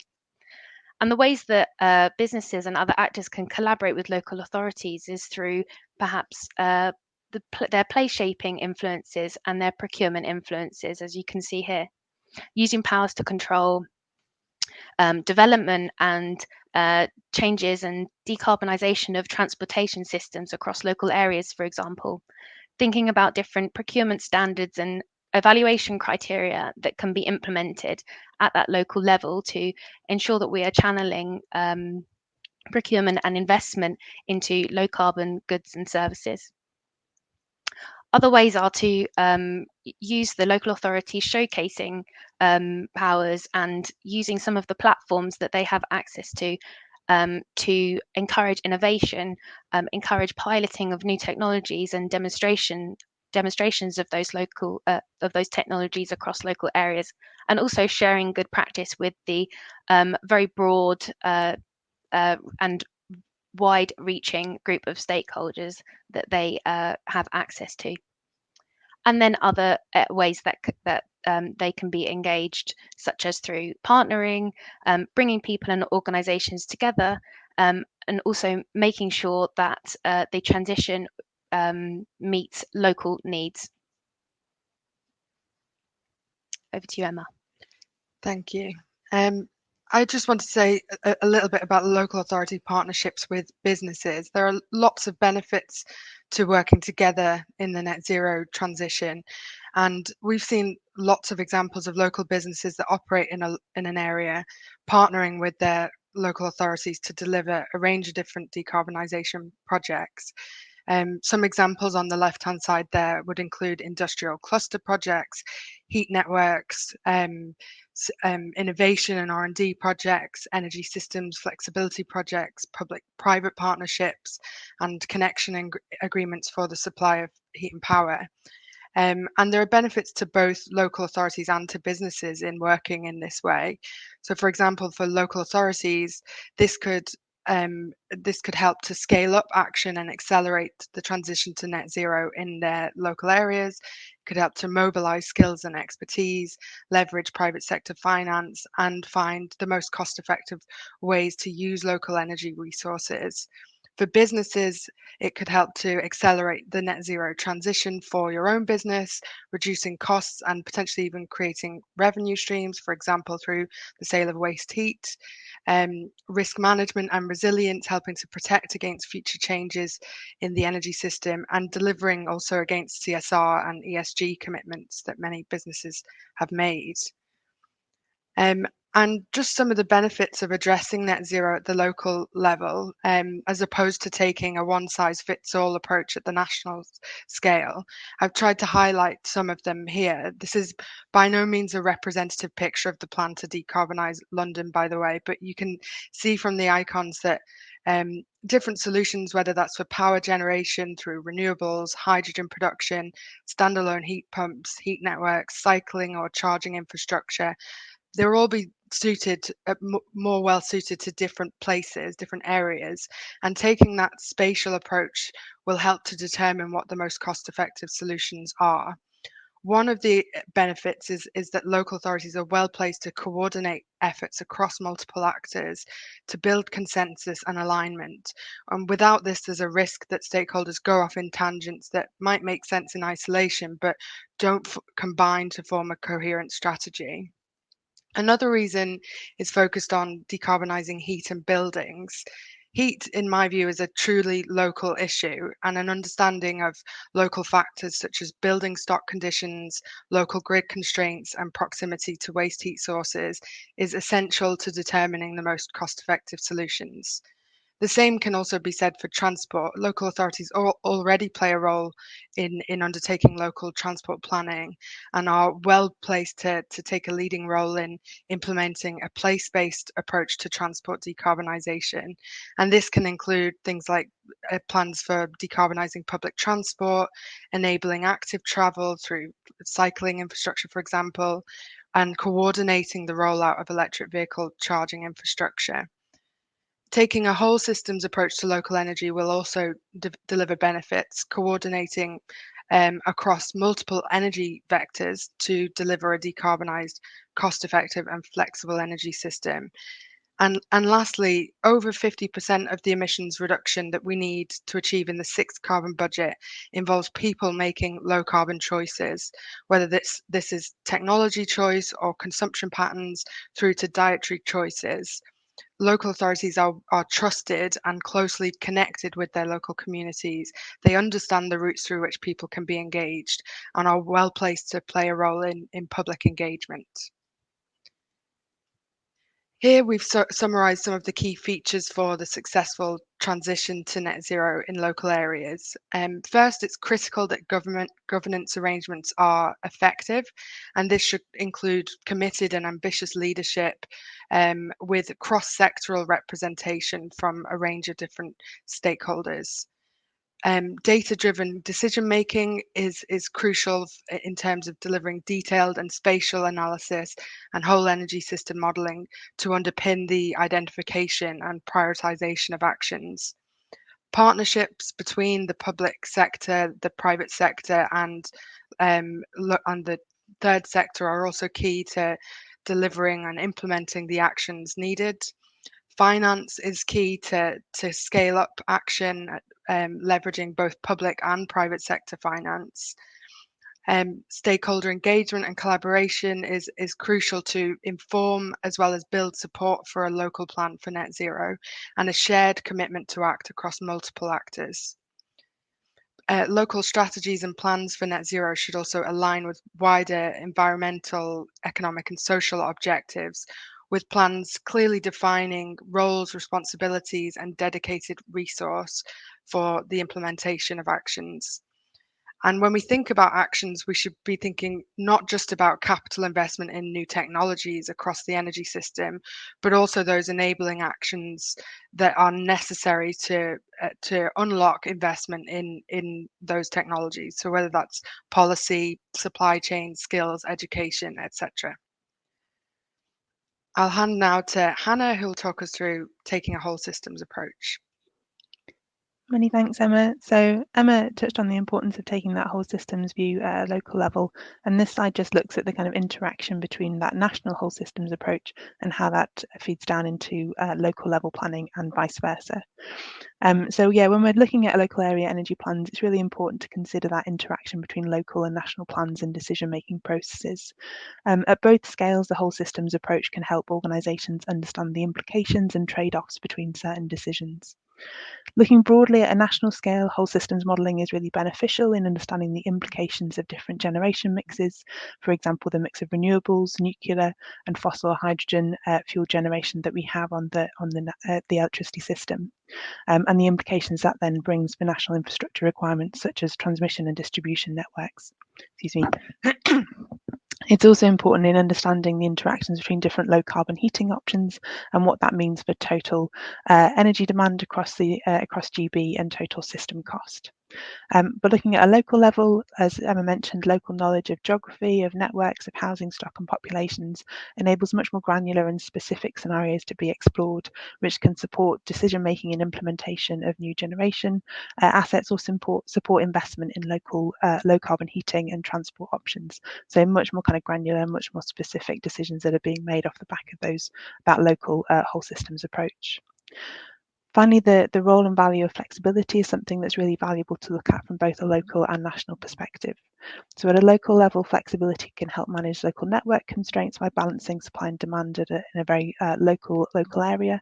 It can help with system stability issues and reduce the need for network reinforcement, which can be a big cost, particularly for a new generation looking to connect. This is also true at a national level, where flexibility is also used for overall balancing of supply and demand and maintaining system operability. And the link between the two is really interesting. So local flexibility can support national operations and vice versa, but only where the incentives for providing flexibility at both the national and local level are aligned, and operational procedures for flexibility assets are clearly defined. So I think this is one area where it's really key to look at that those options from both a local and national perspective. Overall, local whole systems modelling should be taking into account national whole system scenarios and vice versa. So national modelling should be incorporating outputs from local systems analysis. I'll now hand back to Emma to talk through the local area planning process. Thank you, Hannah. So local area energy planning is a data-driven whole energy systems approach to determining the preferred route to net zero within a local area. And the diagram there just shows the key stages typically involved in a project like this. It's something that's been developed in recent years. A number of local authorities have already developed these plans, but we expect to see a huge number undertaking these in the next year or so. Previously, a lot of the kind of strategies and plans that local authorities have published on net zero have been more strategic, higher level. The difference now is that we're getting to a stage where the analysis is incredibly granular, even going down to building level or street level with the analysis to look at what the optimum solutions are. And the benefits of doing that is that you can get a much more detailed understanding around what the actions need to look like, and that can help to develop more detailed plans and actions for implementation. So you're getting closer to kind of being able to specify exactly what the action looks like and where it will be deployed. So the key stages are first starting with preparation, defining what your geographic boundary is, which scope of emissions you're including, etc., which stakeholders will be involved.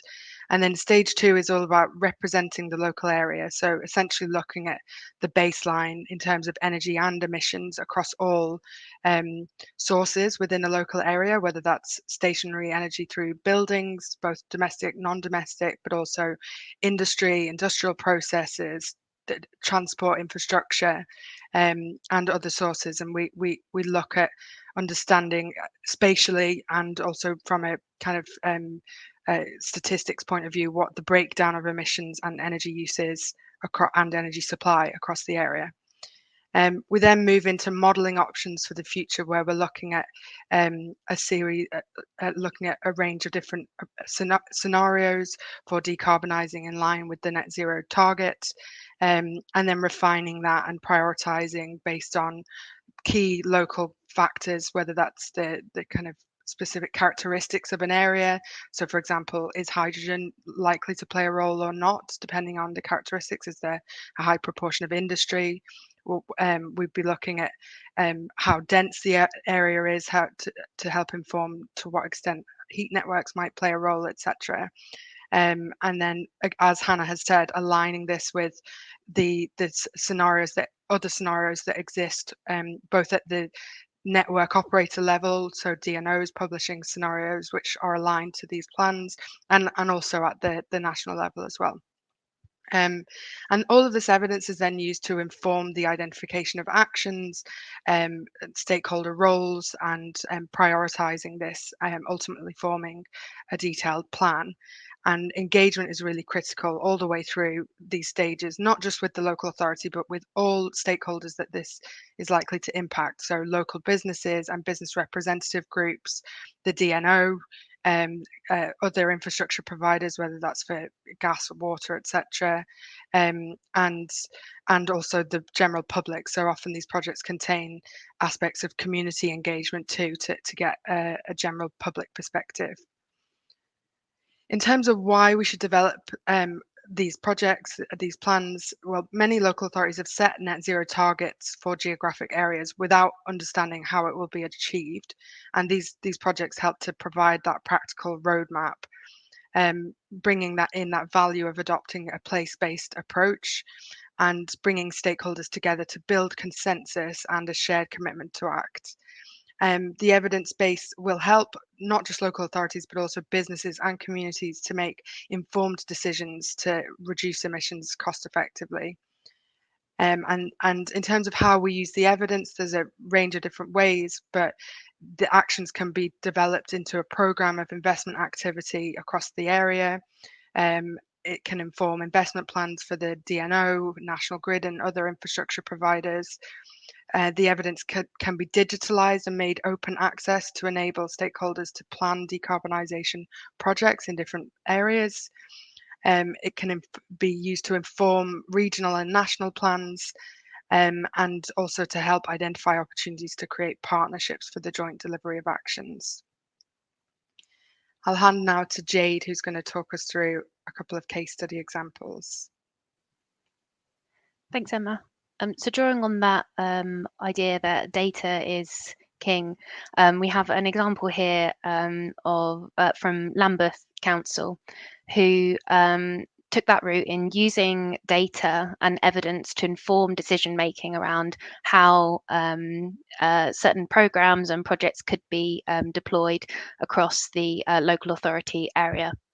And the way that this was done was through collaboration of varying different stakeholders and data holders across the region and also more broadly. What happened was the council developed a baseline model to better understand the existing energy demand, and what the most powerful thing was is that they did this on the building level, so we're able to get building level resolution within the model that allowed them to then start seeing energy trends and trends within building characteristics. So then when thinking about different decarbonisation scenarios and the types of programs that could be deployed across the area, they could then start to think about that on a spatial level and consider, for example, where larger scale, more coordinated deployment of heat pumps, for example, could be deployed across the area. What was really interesting about this project too was that it highlighted where there were low carbon energy sources that were also available within the local authority area, and therefore allowed the council to identify opportunities for potential low carbon heat networks or distributed energy solutions. The model allowed for optimization across emissions, but also cost as well, which meant that the output was a cost and emissions optimized energy scenario that the council could then use to support business cases going forwards for low carbon projects and programs. Next slide, please, Emma. And then another case study from me, focusing on the importance of strategic alignment and collaboration. And this one comes from Wales, where there's a programme around regional energy planning, which is helping to provide a very clear strategic direction to decarbonise the energy system in collaboration with a very broad range of stakeholders. What this case study highlights is how a concerted effort across regions can help, again, to capitalise on opportunities to decarbonise. These strategies across the 4 economic regions in Wales have been developed from the bottom up in collaboration with a large group of stakeholders and outline respective priorities for each region to decarbonise energy systems in a way that meets the regional needs, but also meets national net zero targets. The strategies not only have been endorsed on the democratic and political level, but what has happened here is that we've seen a strengthening of the a regional approach to net zero, and again takes us back to that point around capitalising on opportunities to work together and collaborate to accelerate the transition to net zero. Through the work, we've also seen a closer collaboration between the public and private sector, and also just introducing an element of certainty around the where the regions are headed through the as the energy system transitions. Over to you, Hannah. Thanks, Jade. So this case study describes one way in which corporates and public bodies can support the development of new renewable generation through virtual or corporate power purchase agreements, or PPAs. So this slide just sets out what a virtual PPA is. So there's no physical electricity exchange between the generator and corporate or public body. Instead, as shown on this diagram, the generator on the left sells their energy to a licensed supplier, and the consumer buys their energy from either the same or a different supplier. These are completely unrelated contracts, but it's important that the generator and the consumer contracts both track the wholesale market price in the same way. And the reason for this is that you then have a virtual PPA agreed between the generator and corporate consumer, and within that virtual PPA you agree a strike price for the electricity generated. When the wholesale market price is higher than the strike price, the generator pays the consumer the difference, and when the wholesale price is lower than the strike price, the consumer pays the generator the difference.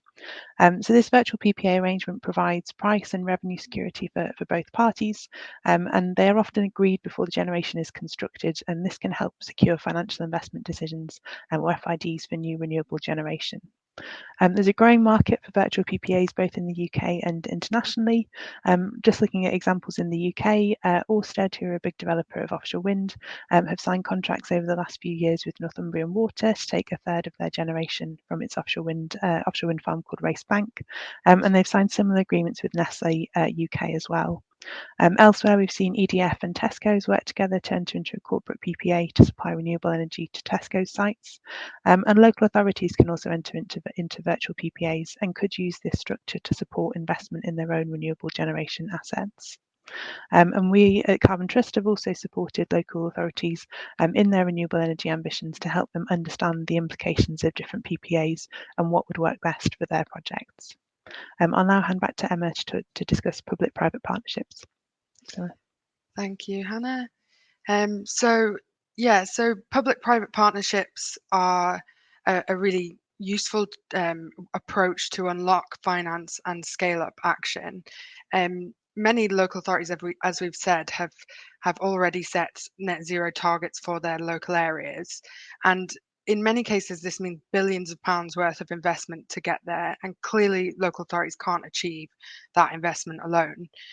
So joint ventures between the public and private sector can help to unlock significant investment into the net zero transition, with investment in infrastructure such as heat networks, renewable energy projects, building retrofit and electric vehicle charging. Partnerships can be developed with social value principles embedded into delivery, such as job creation, supply chain benefits, skills, etc., and aligned with strategic objectives beyond decarbonisation to meet the wider objectives within a local area.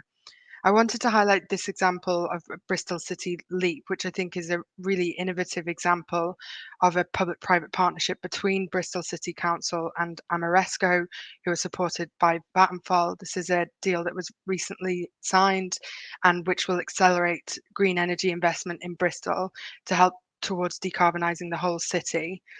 Some of the key stats that they've shared is the plan to invest nearly 500 million in the next 5 years, create over 1,000 jobs, and deliver 2.8 million to support community projects. It's a world first partnership to tackle decarbonisation at the city scale, and we really hope it proves to be a model that can be replicated to scale up the transition to net zero across cities and regions across the UK and internationally. And just lastly, we mentioned earlier the importance of good governance, and there are some key factors to this. So cross-sector representation is really important. So integrating the arrangements through to cabinet level within the local authority, but also with cross-sector representation. So for example, setting up project boards, steering committees, where there's representation from wider public sector bodies, the DNO, local businesses, and community representatives. It's also really important to be transparent and accountable, senior representation with leaders held accountable. Decision making is transparent and a focus on building consensus. then thinking about integration of structures right from the bottom through to the top, from kind of local project delivery structures through to scrutiny and oversight at the local and then regional and then national levels of government. And then a last point would be around the importance of monitoring and evaluation and having procedures and KPIs in place to assess progress against targets and objectives and to adapt the plan in response to what is a rapidly evolving context. And a case study I wanted to highlight here is from Oxford. So Zero Carbon Oxford is the goal for Oxford to achieve zero carbon emissions across the city as a whole by 2040. The Zero Carbon Oxford Partnership was set up to with comprising of a group of leaders from Oxford's main institutions and employers, the local authority, universities, hospitals, businesses, etc. And it's a group of, I think, about 50 different stakeholders that came together and jointly committed to this net zero carbon by 2040 target. The Carbon Trust supported the partnership to develop and publish a Zero Carbon Oxford roadmap and action plan in 2021. And we were really impressed with how well organised and how effective their governance arrangements were. So the steering group that exists, it's the governing body of the partnership, and subordinate sprint groups are set up to deliver specific defined carbon emissions reduction projects that have been identified within the plan. And they're already making huge progress on implementing a range of different types of projects across the city in partnership with different actors. So there's a good example of effective governance working well as we speak. So I think we'll leave it there for the presentation, and we're going to move now just maybe quickly to share the results of the poll before going into question and answer. Jade, I'm not sure if you want to talk through the polls first before we move to Q&A. Yeah, sure. So we ask you as an audience, what decarbonisation projects do you consider suitable or most suitable for partnership between public sector and businesses when it comes to local level deployment? And I can still see the word cloud developing, but most importantly, I guess larger words mean more frequent answers, and we can see heat as a very important, significant project type coming through here, alongside energy, general energy projects, and solar coming through. And I think this perhaps reflects our understanding of major emission sources nationally and at the local level, and heat really is one of those areas, and potentially one of the blind spots where we perhaps see activity not moving at as fast a rate as it could be. So it's nice to see that audiences have that, attendees have that on their radar here as one of the potential areas for partnership. And I don't know whether we want to also share the results of the second poll question that we posed to the audience, which was to also just reflect on what kinds of challenges the audience sees there being between when achieving net zero at the local level. And I believe that I need to give you some time to think about this one, but please share how you see, from your perspective, what those challenges might be as it stands today. And finance immediately comes up there, very very important one, and probably at the centre of the challenges when it comes to local level decarbonisation. We're running a bit short on time, which is why I'm stumbling a little bit over my words here, but I want to give some time for us to address some of the questions that you've been raising throughout the session. And we can come back to the poll and share the results at a later time, so you can see those. So just having a look at the questions that we're seeing, a lot of the questions focusing in around case studies and examples that I guess we as the Carbon Trust can provide and share with you today.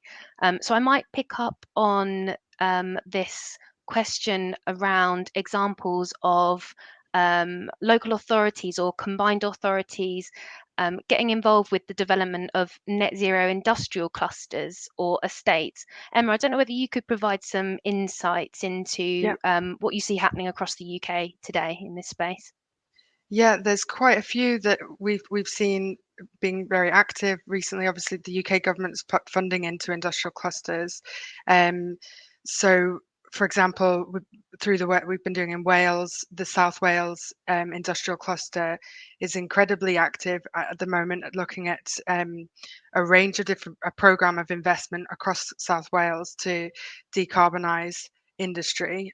So there's a body of people kind of coordinating that activity, working very closely with Welsh Government and with the local authorities in the area, as well as the businesses in the area, to look at the feasibility of a range of different solutions to decarbonise industry, particularly looking at options for hydrogen production and supply, as well as where possible for low or medium temperature applications, electrification, looking at grid constraints and concerns around the cost of upgrade, so also working with the DNO in that area as well as National Grid.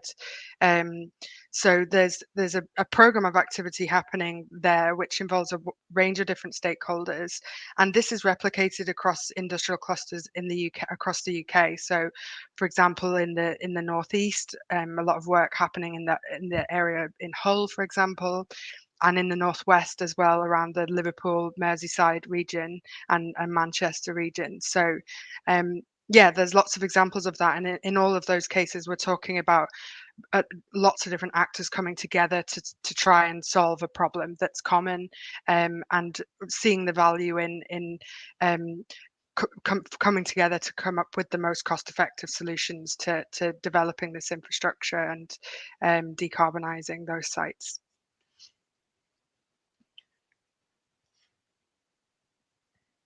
Thanks, Emma. And I guess it's more a comment here around the role of the planning authorities when it comes to the deployment of renewable energy generation within a local area. Audience member has, I guess, questioned what that role could be. And I'm wondering if, Hannah, Emma, we have any examples where we've seen the planning authorities or the planning system being capitalised on to effectively deploy and have renewable projects approved within a local area. Hannah, do you want me to take that one? Do you go first? And yeah, I'm happy to follow up. Sure.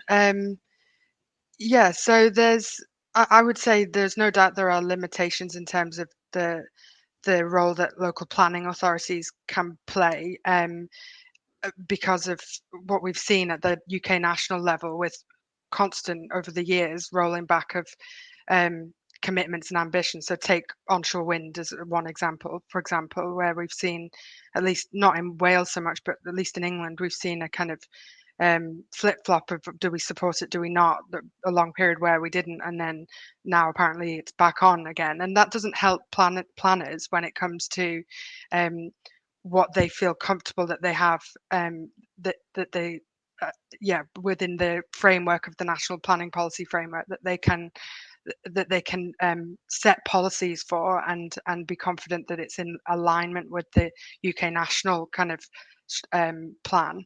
So yeah, I think that even though the powers do exist for planning authorities to mandate renewable energy, even mandate better building performance beyond building regulations, even though those powers exist, there's concern about, pushback and it not being something they can rely on UK government to kind of have legislated for through the planning policy framework. So I think that's something that really needs a lot more improvement to create that planning environment that makes it really clear that renewables are supported and and remove some of those barriers that can be seen.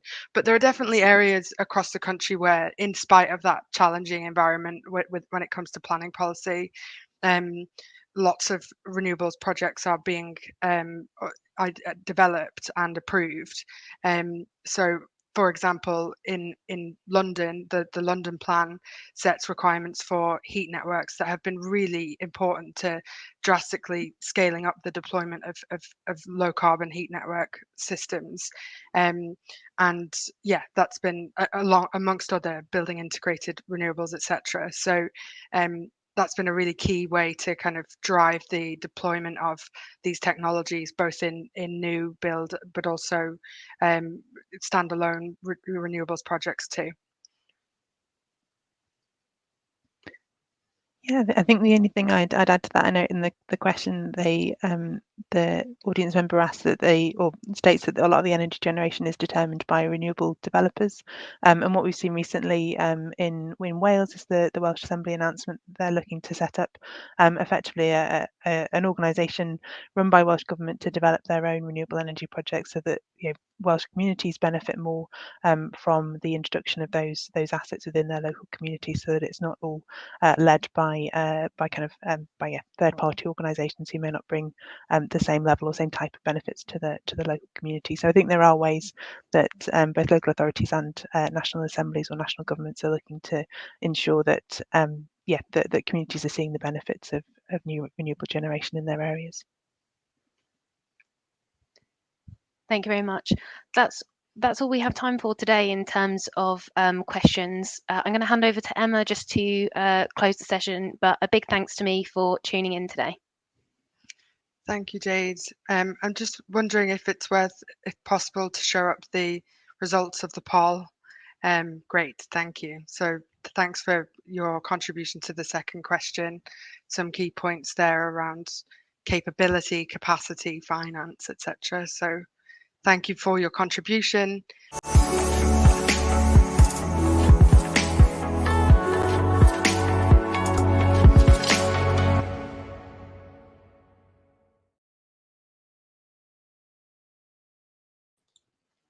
Good afternoon, everyone. Hope you're enjoying the session so far. We'll be talking today about heat decarbonisation, specifically around delivering low carbon heat and the challenges associated with that, and some potential solutions as well. Just a little introduction from us as to who we are. My name is Jess Grant. I'm an energy consultant with the Carbon Trust. I'm a chartered engineer by background, and my main experience has been working within low carbon heat in the cities and regions team. Sam? Yeah, thanks, Jess. And I'm Sam Lloyd. I'm a consultant at the Carbon Trust, and I'm in the business services team. My role is the construction, property and infrastructure sector lead within the team, which essentially sees me helping organisations towards their path to net zero, giving them the information, the data they need to make strategic decisions. So I think I'm going to kick us off with a kind of a brief intro about heat in the UK, the current landscape as things stand, just to kind of give some context to the conversation today.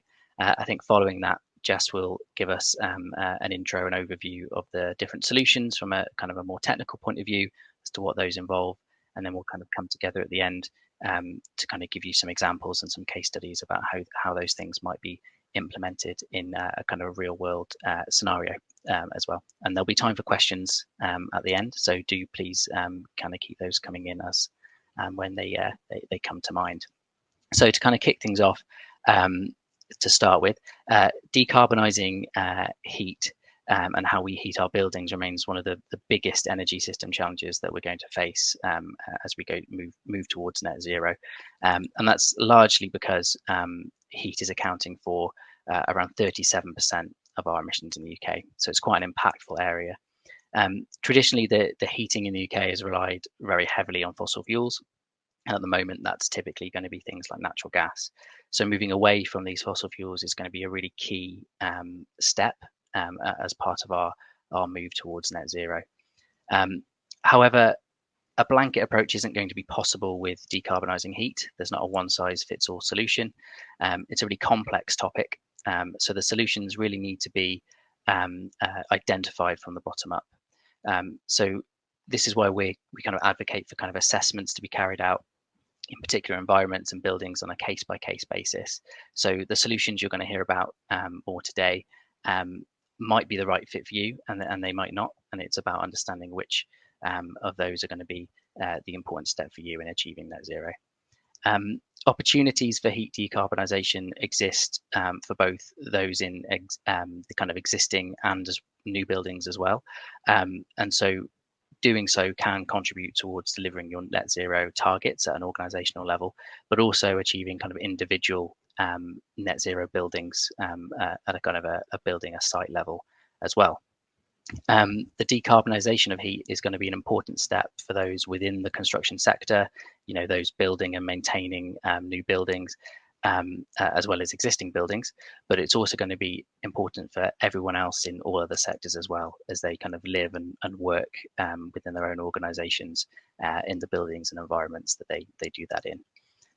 So that's kind of a brief intro. If we go to the next slide. So this is where I'm going to talk a little bit more about some of the drivers and some of the changes in regulation that have influenced decarbonisation of heat in the UK. I'm going to focus in particular on two standards that have come out in recent years, the Future Home Standard and the Future Building Standard, both of which are designed to interact with and update building regulation in the UK. The Future Home Standard in particular is aimed, as the name suggests, at the building of new homes within the UK. And the idea is that by 2025, all new homes will be future-proofed with low carbon heating. So essentially the aim for these homes is to have 75% to 80% fewer CO2 emissions compared to those built under the current regulations. Similarly, the Future Building Standard looks at the new non-domestic buildings and also has a requirement to produce less CO2, in this case 27%. Included within this particular standard, there is a policy on existing non-domestic homes, so as well as those kind of new buildings. So you can see that within the regulation, all manner of buildings and environments are kind of covered, and low carbon heat and decarbonisation of heat is considered across all of those. Both those particular standards are going to be further consulted upon in 2023 and implemented by 2025.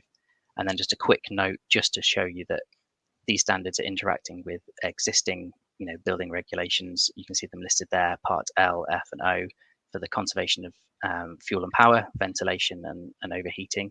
So you can see that this isn't necessarily an entirely fuel switching kind of exercise. There are other elements within the kind of built environment that impact heat and the regulation of heat within our buildings. If we move on to the next slide, so kind of moving on from that, the kind of key message I suppose here is that we're going to be largely in the UK moving away from our existing kind of natural gas led solutions to heating our homes and buildings, and towards systems that are powered by electricity. You can see here on the left a chart showing the decarbonisation of the grid over time and the projected decarbonisation of the national electricity grid over time as well, projected out to 2030. The idea being that by 2030 we should hopefully have a net zero electricity grid. And so in moving towards electrically powered solutions, we can significantly reduce the emissions associated with heating. The chart on the right is showing that moving away from, sticking with gas boilers and oil boilers is going to have no impact on the decarbonisation. You're not going to see any reductions from doing so, but moving towards these other types of solutions, such as heat pumps and biomass boilers, etc., you may well see reductions in moving towards those electricity-based solutions. And on to the next slide. This is just a quick slide just to demonstrate a few of maybe the buzzwords or things you might have seen in kind of articles and the like over recent months and years, all associated with green heat. And hopefully what we'll do through this session, this breakout, is kind of demystify some of the maybe myths or misconceptions or questions that you might have around heat, especially decarbonisation of heat.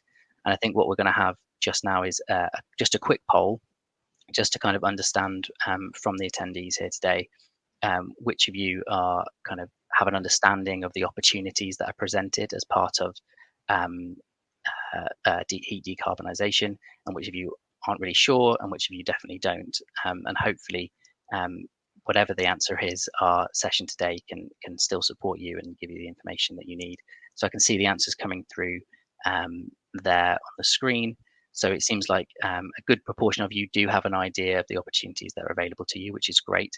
So hopefully some of the session today will help reinforce some of the knowledge that you have and maybe give you additional ideas and opportunities that you might be able to implement. And for those of you who aren't quite sure or don't have any kind of understanding of what opportunities might be available, hopefully this can give you an idea of what those might be. So thanks for the participation now, that's great. So yeah, I think if we move on to the next slide, I think this is where I'll hand over to Jess, and she'll take you through a more detailed overview of what those solutions might be.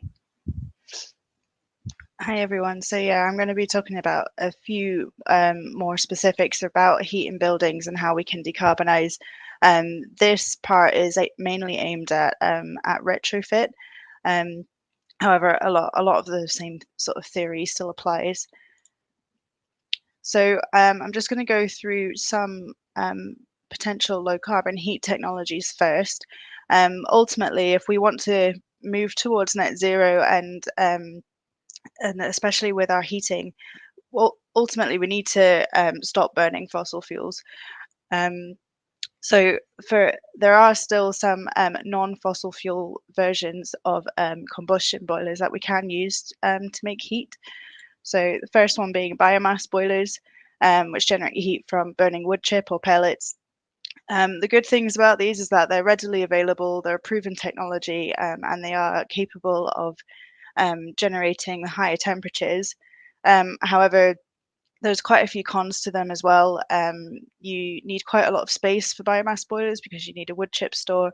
You can get quite high site traffic due to fuel deliveries.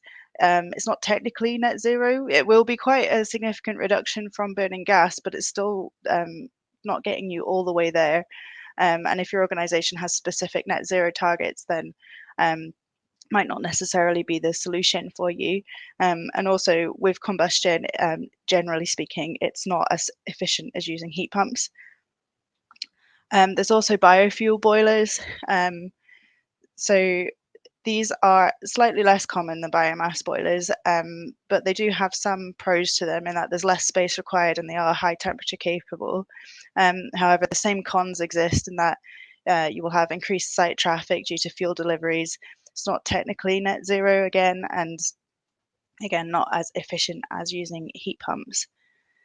And then hydrogen boilers. So the pros to these is that they are, again, high temperature capable, and they do also have the potential to be net zero, but this very much depends on the hydrogen source. However, a big con around these is that hydrogen isn't readily available at the moment, and it's still not as efficient a system as using, say heat pumps. So I've lightly touched on these because I think for the right sites, they may still have a place, but generally speaking, to hit net zero, you really want to be electrifying your heat. So some options with electric heating. Electric boilers, so these generate heat by putting a current through a heating element, which will then heat the water, very similar to your kettle at home. They are readily available, they're a proven technology, they can generate high temperatures. They're also fairly inexpensive as well. However, they can be expensive to run given the higher electricity tariffs compared to gas. And they're also, again, not as efficient as heat pumps. You can also have direct electric heaters. where the main difference is that they don't heat any water. They just have a heating element that warms up with a current going through it, and then the convection is used to heat the room. Again, readily available and expensive, proven technology, but also can be expensive to run. Now, heat pumps, firstly with air source heat pumps, these utilize the energy from the air to generate heat. They are readily available, and again, proven technology. However, a lot of the standard models have temperature limitations, so this can limit how efficient they can be, and it also can limit their application. It is becoming possible now to get higher temperature air source heat pumps because the market is evolving, but typically speaking, for your packaged air source heat pumps, they struggle to generate sort of higher than 60 degrees or so. And then we have water or ground source heat pumps, which utilize energy from water or the ground to generate heat. Again, readily available, proven technology. You can get good coefficient of performance with these heat pumps, and they're also capable of producing higher temperatures. The cons with this, though, is that they can be expensive to install, and you really need to have a suitable heat source nearby for you to be able to make the most of that. So I have a poll question here that I'll just wait to come up on the screen, which is basically what do you think the single biggest challenge with decarbonising heat in a building is?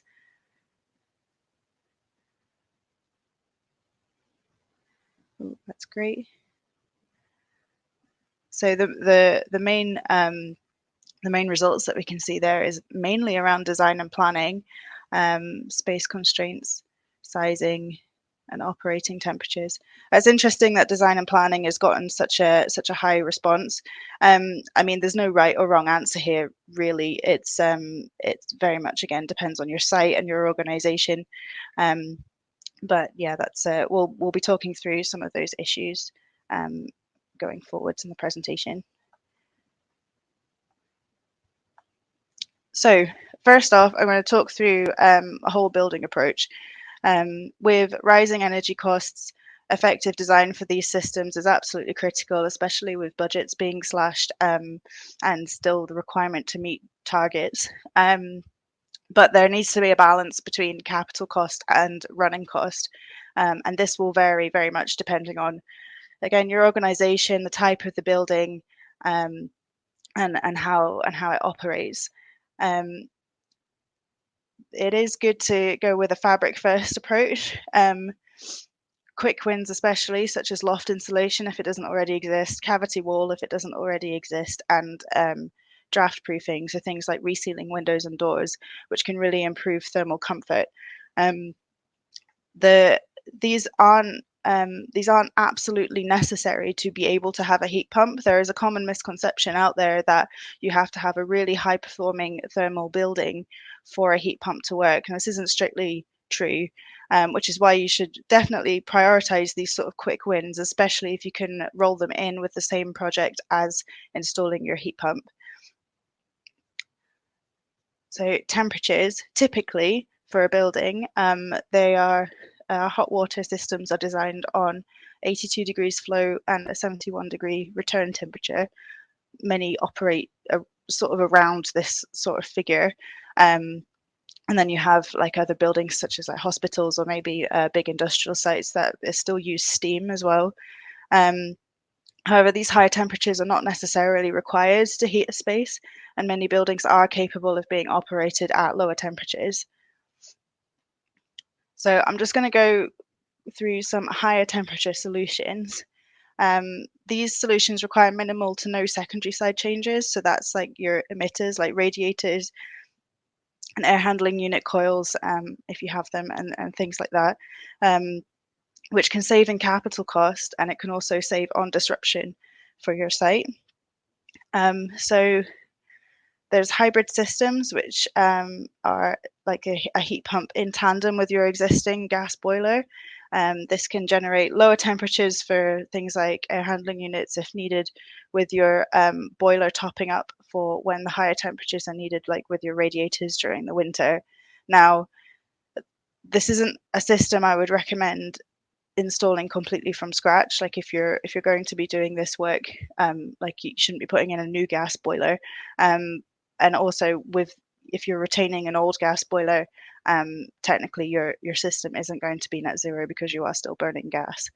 So, but it can be a good interim step if required, depending on funding. So you can also get high temperature heat pumps. As I mentioned previously, these are becoming more readily available with air source, and they are available with ground source and water source as well, which can generate higher temperatures. Or alternatively, you can use staged heat pumps. So one heat pump generating, say, 50 degrees and then it getting boosted before it's circulated around your site.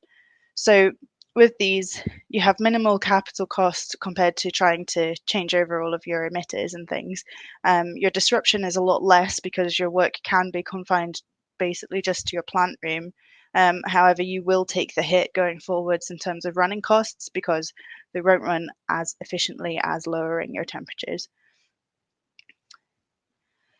So lower temperature solutions, you can use any type of heat pump for low temperature solutions. It allows for better efficiencies, which reduces your running costs. However, it is possible that you will need to change over your radiators, air handling unit coils. A really, really good option is underfloor heating, but obviously that's quite disruptive to a building. So it very much depends on what's right for you and your site. There's quite a few other key considerations to make.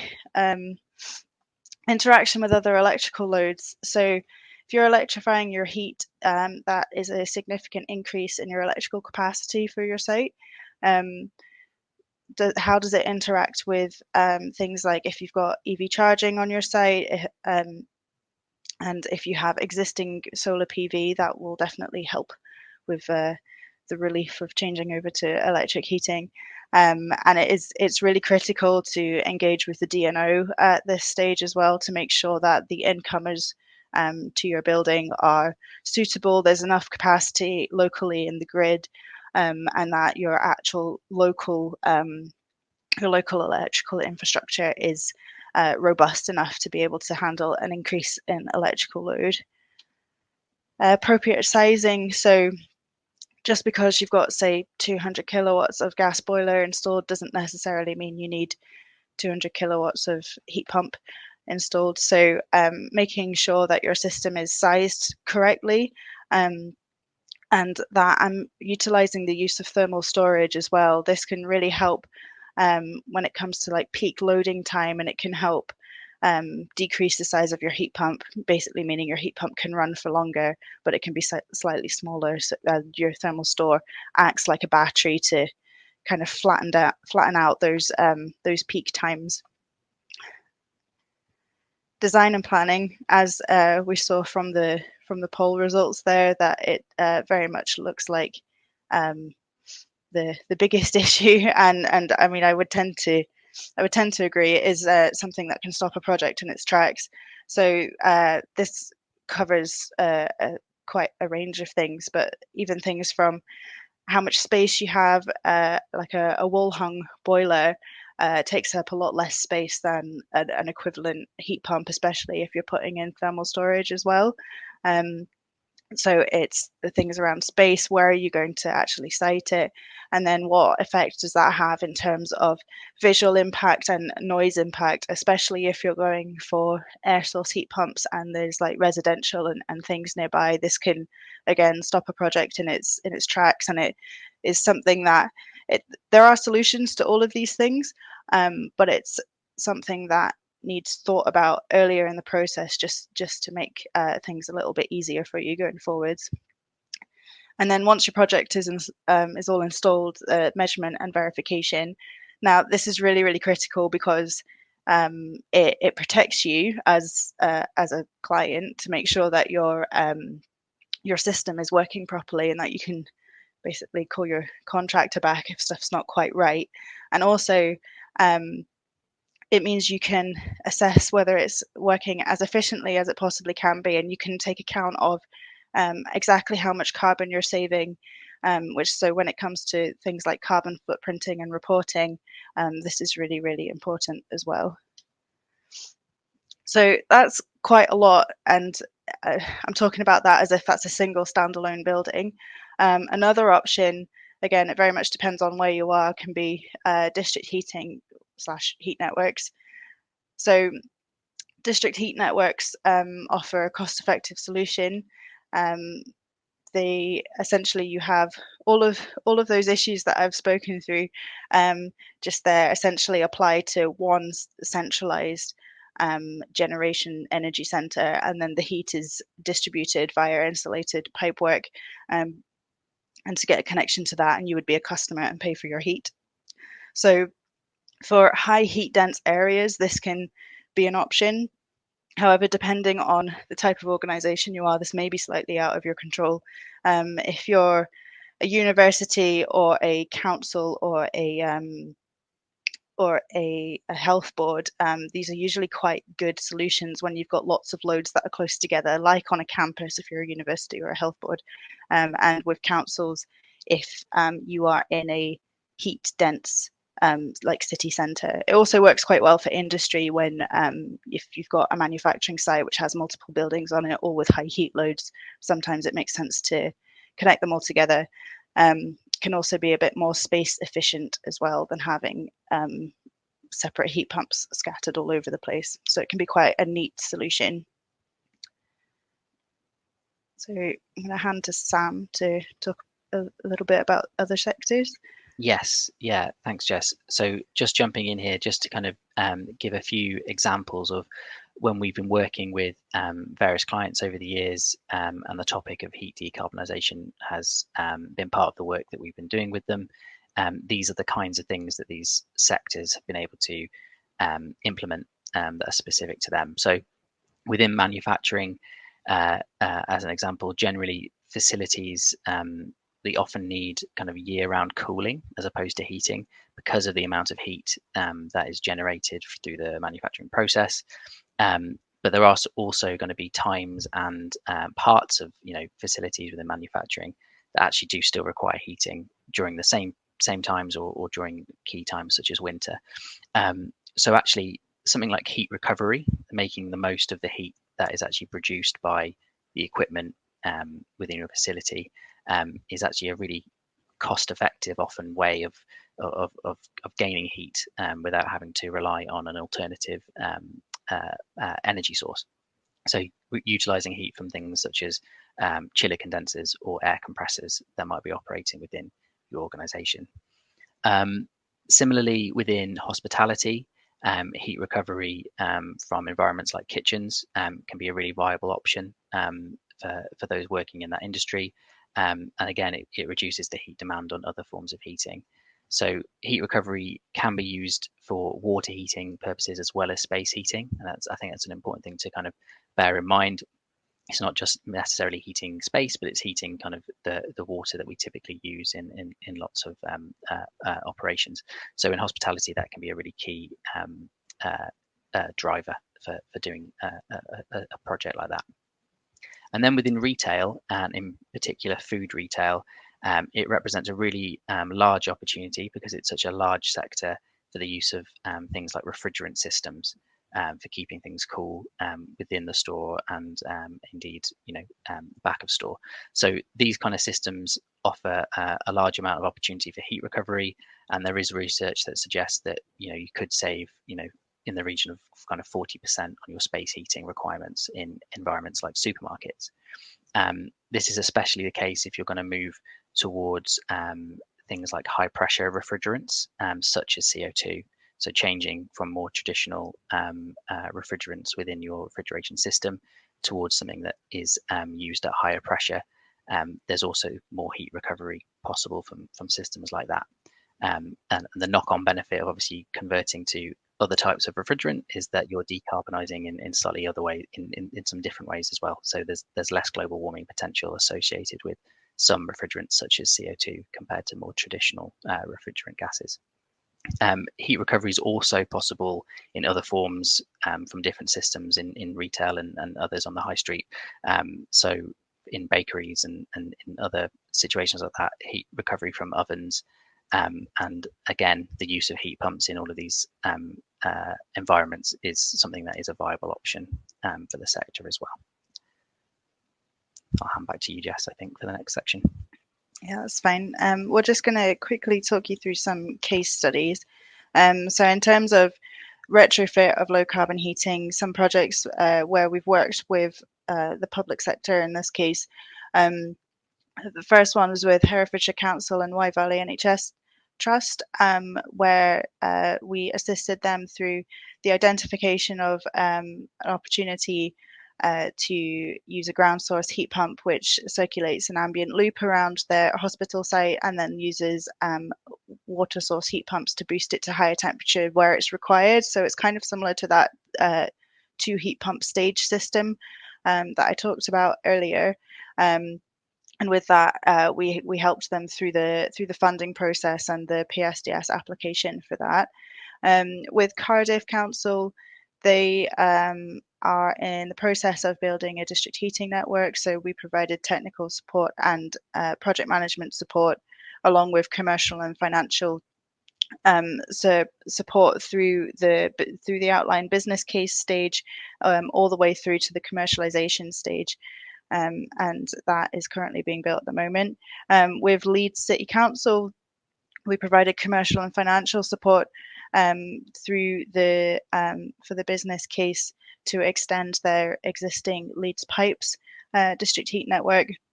And then with the Welsh Government Energy Service, we have supported several public bodies through installing their own heat pumps within standalone buildings such as schools, leisure centres, hospitals, and things like that, and taking them through the whole process from feasibility through to design, and just acting as a technical support and sounding board for them.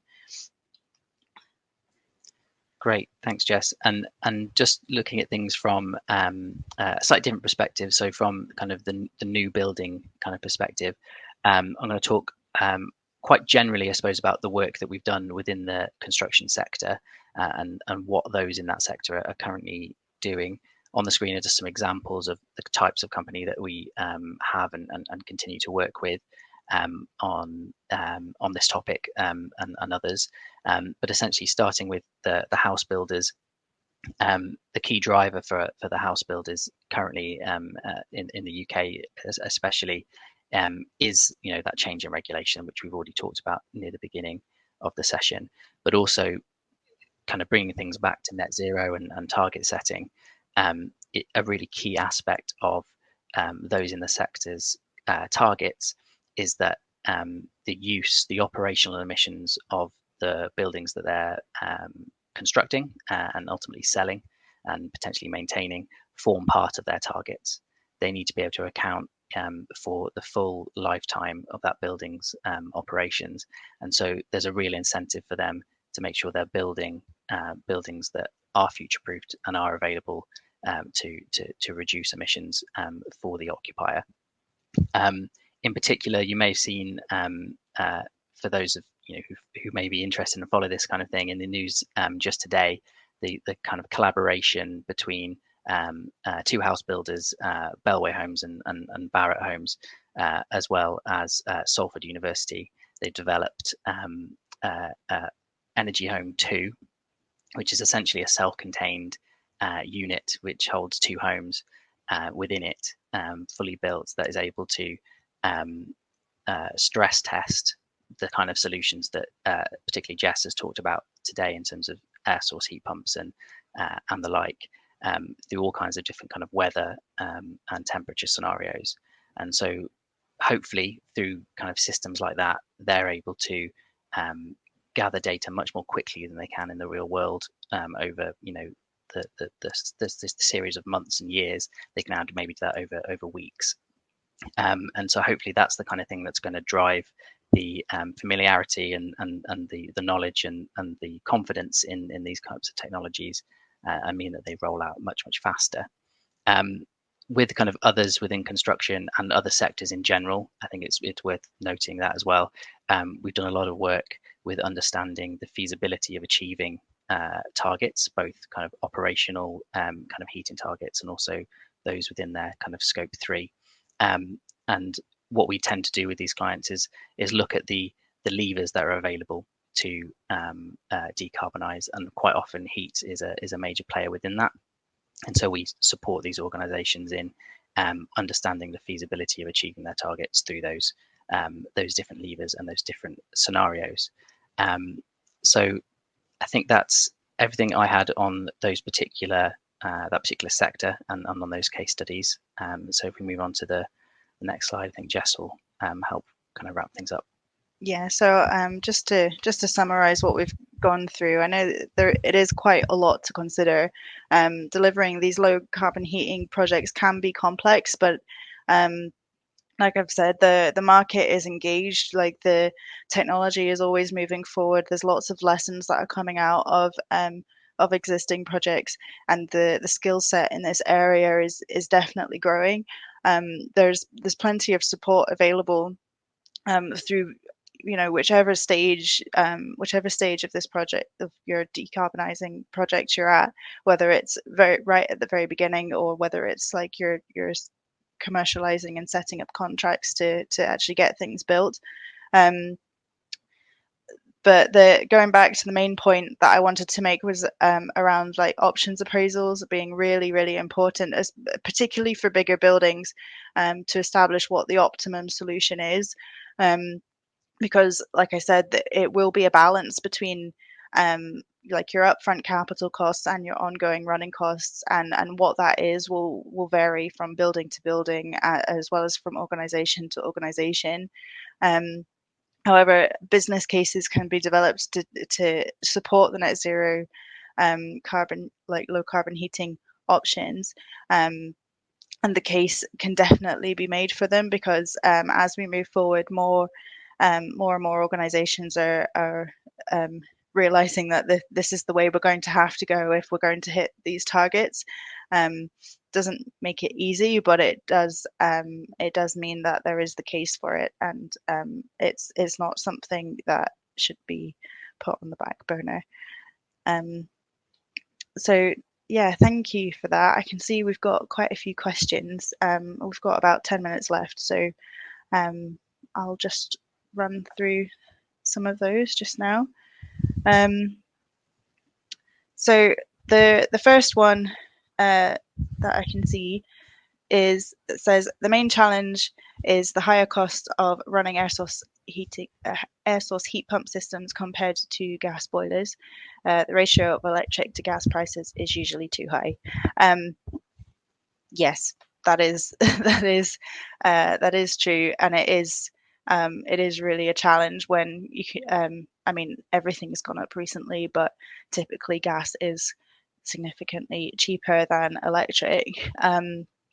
I think this is why it's really critical to make sure our systems are as efficient as they possibly can be. If you're looking at smaller types of buildings, particularly domestic, it is becoming more common that there are slightly cheaper tariffs for heat pumps. Things like Octopus Energy have a heat pump tariff. But yes, ultimately, until something changes central government-wise, which moves some of the levies around that are on electric, which kind of date from when we were burning loads of coal, it is quite tricky to make the business case for air source heat pump versus gas. However, if your organization has a key driver to hit net zero, it's kind of just something that we have to accept, as running costs might increase. So I know that's probably not the answer that everyone wants, but yeah, and until things change, that's the way it is at the moment. Sam, I don't know if you want to take this one about the future buildings ambition and why is it so lower than the future homes? Yeah, no, happy to kind of touch on that. In the short answer is there's not there's not really kind of a reason that's kind of clear. It's just that the future home standard in the building of new homes, I suppose, is much more kind of structured, which I think supports the development of a target that can be rolled out like that in more detail. But other than that, obviously, the regulation is constantly being updated and constantly being consulted on. So that's not to say that any of the existing propositions won't be updated further before the the rollouts of heat pumps, for example, in 2025, and that there's going to be probably more changes beyond that 2025 as well, as we obviously go for the longer term kind of picture as we try and accelerate to net zero. There's going to need to be more than just what's been announced so far. So yeah, I hope that answers the question. And then there was a kind of a similar question on the same topic that I'll try and maybe cover off at the same time, which was just that there was, where is it? Here we go. A question about whether the emissions reductions for the future home standard relate to the operational carbon, and yes, that's correct. So it's the operational emissions for the lifetime of that building, essentially, which is really key to particular house builders as well as other construction companies, those that build and sell and deliver homes and other buildings, because their targets, particularly their Scope 3 net zero targets, should they have them, are going to be quite well tied to how well they perform in making operational carbon much lower in homes and other buildings. A particular category of Scope 3 is category 11, the use of sold products, and that makes up a really large proportion of the construction industry's Scope 3 emissions, should they be building and then selling a particular building. So yeah, it at the moment relates to the operational emissions of carbon. Thanks, Sam. There's another question here about the application of heat batteries, which are a good alternative to domestic hot water. So yeah, with heat batteries, they are a good solution as long as the financial case can be made for them. I mean, essentially, a thermal store is just a heat battery that's charged by your heat pump, but you can get heat batteries which have like phase change technology in them and things like that. So there are definitely still options to be explored. They're just not quite as typical as what we've seen. And yeah, again, like with technologies like that, it does come down to the financial case for them, like the previous question we've had about moving to electric from gas and the increase in running costs that come along with that. So yeah, it's all about that balance. And in terms of domestic hot water, yeah, there's many alternatives to having domestic hot water. I mean, you can have it fed off of your heat pump, but it does need to be at higher temperature for safety reasons if you've got stored water anyway. However, it is possible to have standalone electric generation for hot water, or also to have your heat pump generate a lower temperature and have it be boosted by an immersion heater. So again, there's a few options there, but the ideal is to move away from boilers completely. But it does depend on your site and what ultimately what funding and you can apply to it. And then Sorry, Jess. I was going to say there's a question about that's more of a statement really, saying there's little incentive to improve systems in leased premises where the landlord will not contribute to the cost. So this is challenging, and this is where things like carbon accounting and stuff can become a bit of a grey area. It depends on who your landlord is. Like if it's a private landlord, who owns and operates the building, then I'm not sure there's a lot you can do. But if it's a public sector landlord, for example, then they'll definitely have net zero targets that they need to hit, and that can open up a conversation with them. But again, without knowing the exact condition under that question, that's it can, yeah, like I said, it can be a grey area. I don't know if you've got anything to add to that, Sam. Yeah, I suppose just one thing, which I suppose, talking about it from a private sector point of view, if I suppose any sector really, if that landlord also wants to be achieving their own net zero targets, if they have set their own net zero targets, that needs to include Scope 3, and as part of Scope 3, leased assets are included. So if they want to genuinely tackle their own kind of net zero ambitions pathway, and they're on that pathway, then it is something they would need to kind of consider as they go beyond their own operations, and look towards their own leased assets that are downstream within the value chain.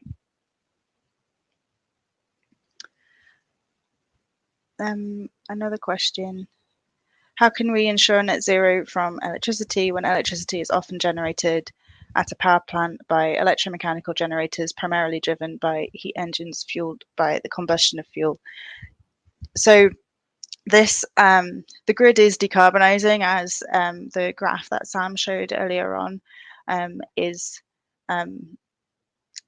proving. There is an element of it being slightly out of our control and like individual organizations' control. However, like we're relying very heavily on UK government and the DNOs working together to be able to do that. But there is a real drive to move away from burning fossil fuels, just like the extensive development that there's been in offshore and onshore wind recently has really helped to reduce emissions on the grid. Another way that that can help, again, it depends on your site and the type of buildings that you have, is if you could look into your own on-site renewable generation, such as solar PV on roof, or even if there's enough land, it's possible to get a solar PV farm. There's been a big one at Swansea Bay Health Board have put in the last year or so, which covers the electricity for the majority of their electricity load, actually. So for your sort of organizational boundary when it comes to net zero carbon, that is an additionality thing that you can do to not guarantee, but help along with the decarbonisation of the grid. I don't know, Sam, if you've got anything to add to that or not. No, I think you've summed it up perfectly. Yeah. Cool.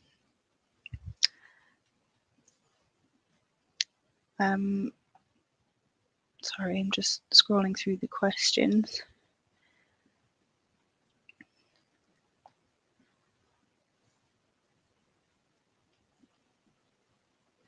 So another one I've got here is about is there a future for hydrogen at all for heat? I think with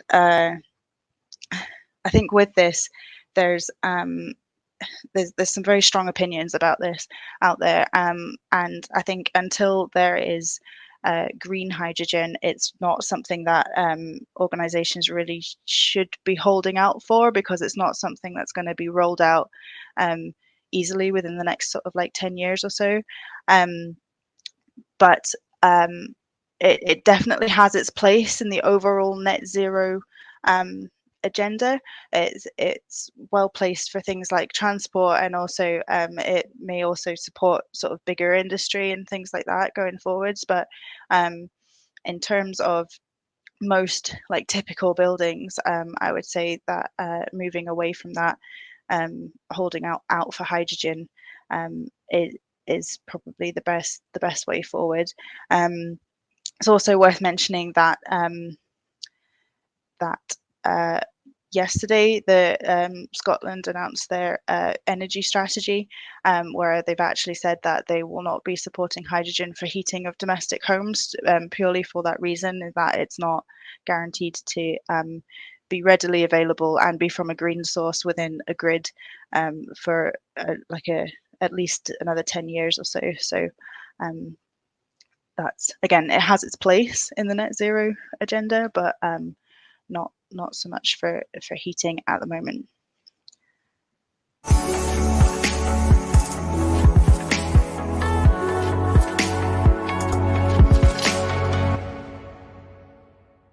Good afternoon, everyone. Hope you've been enjoying the Accelerate to Net Zero event, and welcome to your third breakout session.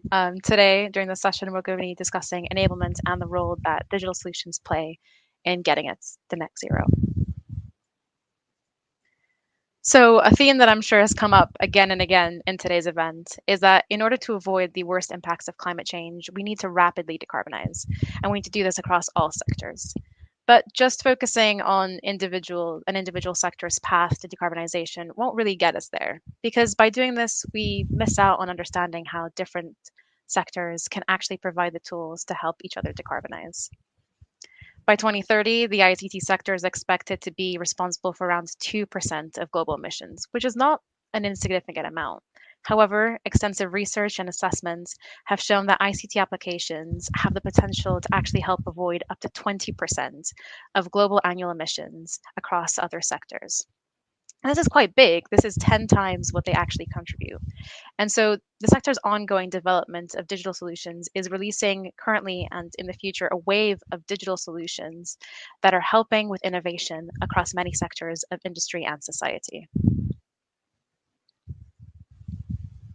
So my name is Beatrice da Silva, and I'm presenting today with my colleague, Felix Bredejon. Felix leads our ICT delivery team, while I lead on our enablement and avoided emissions proposition at Carbon Trust. We're both specialized in the ICT sector and on enablement, and focus a lot of our time at Carbon Trust working with corporate clients to really explore the potential of digital solutions and see how they can combat climate change. So to start us off, let's look at the role of digital solutions. So digital isn't, as I'm sure we all know, some far-off futuristic concept, but it's also not just the transition from, for example, us having this meeting in person to us having now these screens in front of us with cameras, being able to do everything virtual. It's very much something that's prevalent in every aspect of our lives, and it's increasingly ingrained in the way that we do our day-to-day. And the role that digital solutions have to play in our path to decarbonization is something that's becoming increasingly apparent. Digitization of all sectors is already delivering both incremental and disruptive change, and it's something that's aiding the move towards a sustainable decarbonized economy. We have things such as increasing capability and automation, and we're seeing these deliver material, energy, and resource efficiencies across all sectors. For example, here we can see a variety of sectors and some of the key digital solutions that we see in these sectors, and some examples of how they're helping decarbonize. For example, in the energy and power sector, we see digital helping us embed flexibility and develop smart electricity grids, which is something that's really fundamental to enabling the integration of renewables and that managing of energy demand during peak times, which is really something that we need to help us reduce the reliance that we currently have on energy generated by fossil fuels. We also see on the screen here, examples in agriculture, both from the perspective of things like collecting data and analyzing soil conditions to really help us, transition to more sustainable agriculture. And what this helps us in including these technologies is you're able to, have much more targeted water use, lower fertilizer and pesticide use, have higher yields and less crop waste. And on the other side, you have things such as, helping us monitor deforestation and understand better how land is being used, so we can improve this, and have a more positive climate impact. So while there are definitely reservations, and we have to be careful about how we develop and roll out digital and tech, making sure that, for example, we have the right policy and regulation in place to make sure that, we're doing this in a positive way. More and more key reports, such as those published by the IPCC and the IEA, discuss the importance of identifying and using technological solutions to combat climate change and mitigate impact. And well, because decarbonization is not just about reaching net zero by 2050, we really, The goal really is to keep warming to 1.5 as called on by the Paris Agreement. And essentially for this to happen, emissions need to be reduced by almost 50% by 2030. And this, I think, is really where the importance of digital solutions comes in, because the role of digital is to help us rapidly transition and into a decarbonized economy that is much more sustainable in a way that is sustainable and equitable, and also at an affordable cost, which I think is quite a key point. And digital does this because digital requires minimal infrastructure change. So changes can be deployed in a much quicker way that are less resource intensive and create less resource disruptions, and also with lower costs, which ultimately means that they're more accessible to the world's population and can be rolled out more widely in the short time frame that we have, essentially until 2030. Well, the good thing is these digital solutions are already being rolled out and are already playing their role in tackling decarbonization. And if we look at this image here and we pick it apart, the photo of a city, we can see this in action. So on the left-hand side, we have energy. So when you boil it down and you actually look at all the different sectors and where their emissions are coming from, you actually realize that the energy sector and energy is a source of around 3/4 of actually the greenhouse gas emissions that we have today, and also really holds the key to averting the worst effects of climate change.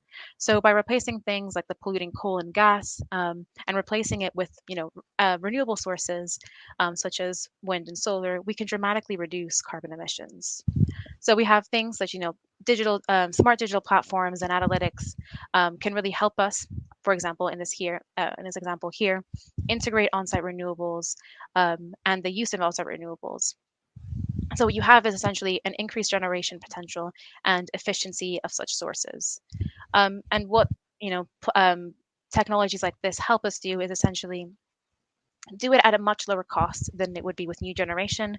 You have lower impact in terms of also resources, and quite a key thing is a positive use of space. So you don't have to use land that you could have been using for agriculture or for forests to put up solar panels. You have, it's a usability of space that is already in cities in where primarily the energy is being used. So you can be using it in your building and then feeding back into the grid any additional generation that you have. Also, in relation to other alternatives, such as nuclear or the use of batteries, these aren't at a sufficient level at this point, and won't be at a sufficient level by 2030 to meet all the energy demands and reductions that we need. So it's quite key to have these additional technologies and helping us implement renewables more into the grid and helping tackle that element of energy. Then on the right-hand side, we have buildings.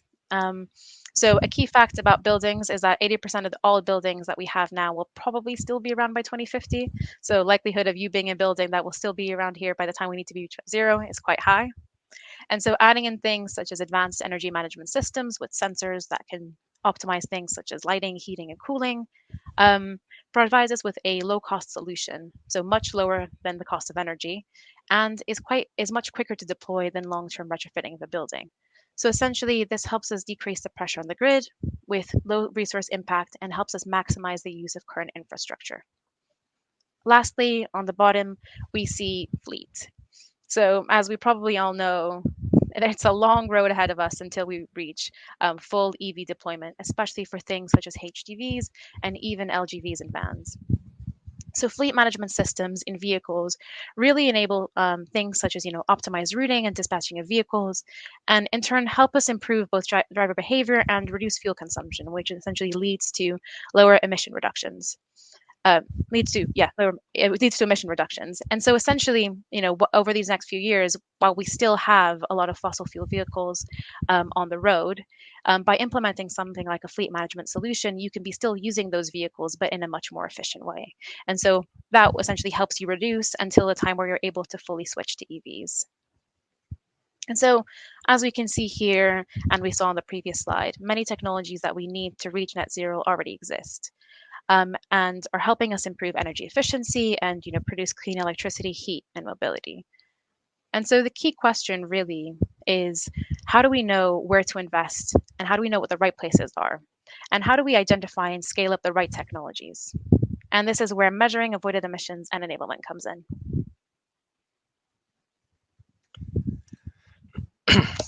So Beatrice has spoken to and highlighted some of the key solutions that we can be using in the transition to net zero.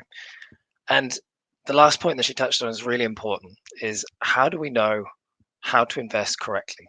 And the tool that we use for this is enablement. And this is a tool that can help uncover the right solutions to implement for the net zero transition.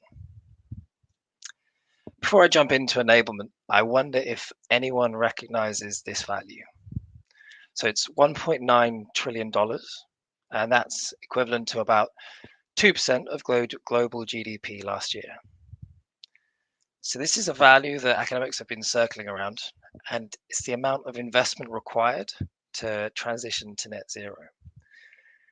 And if you think about it, while $1.9 trillion is a lot of money, a single-digit percentage investment of global GDP is very manageable.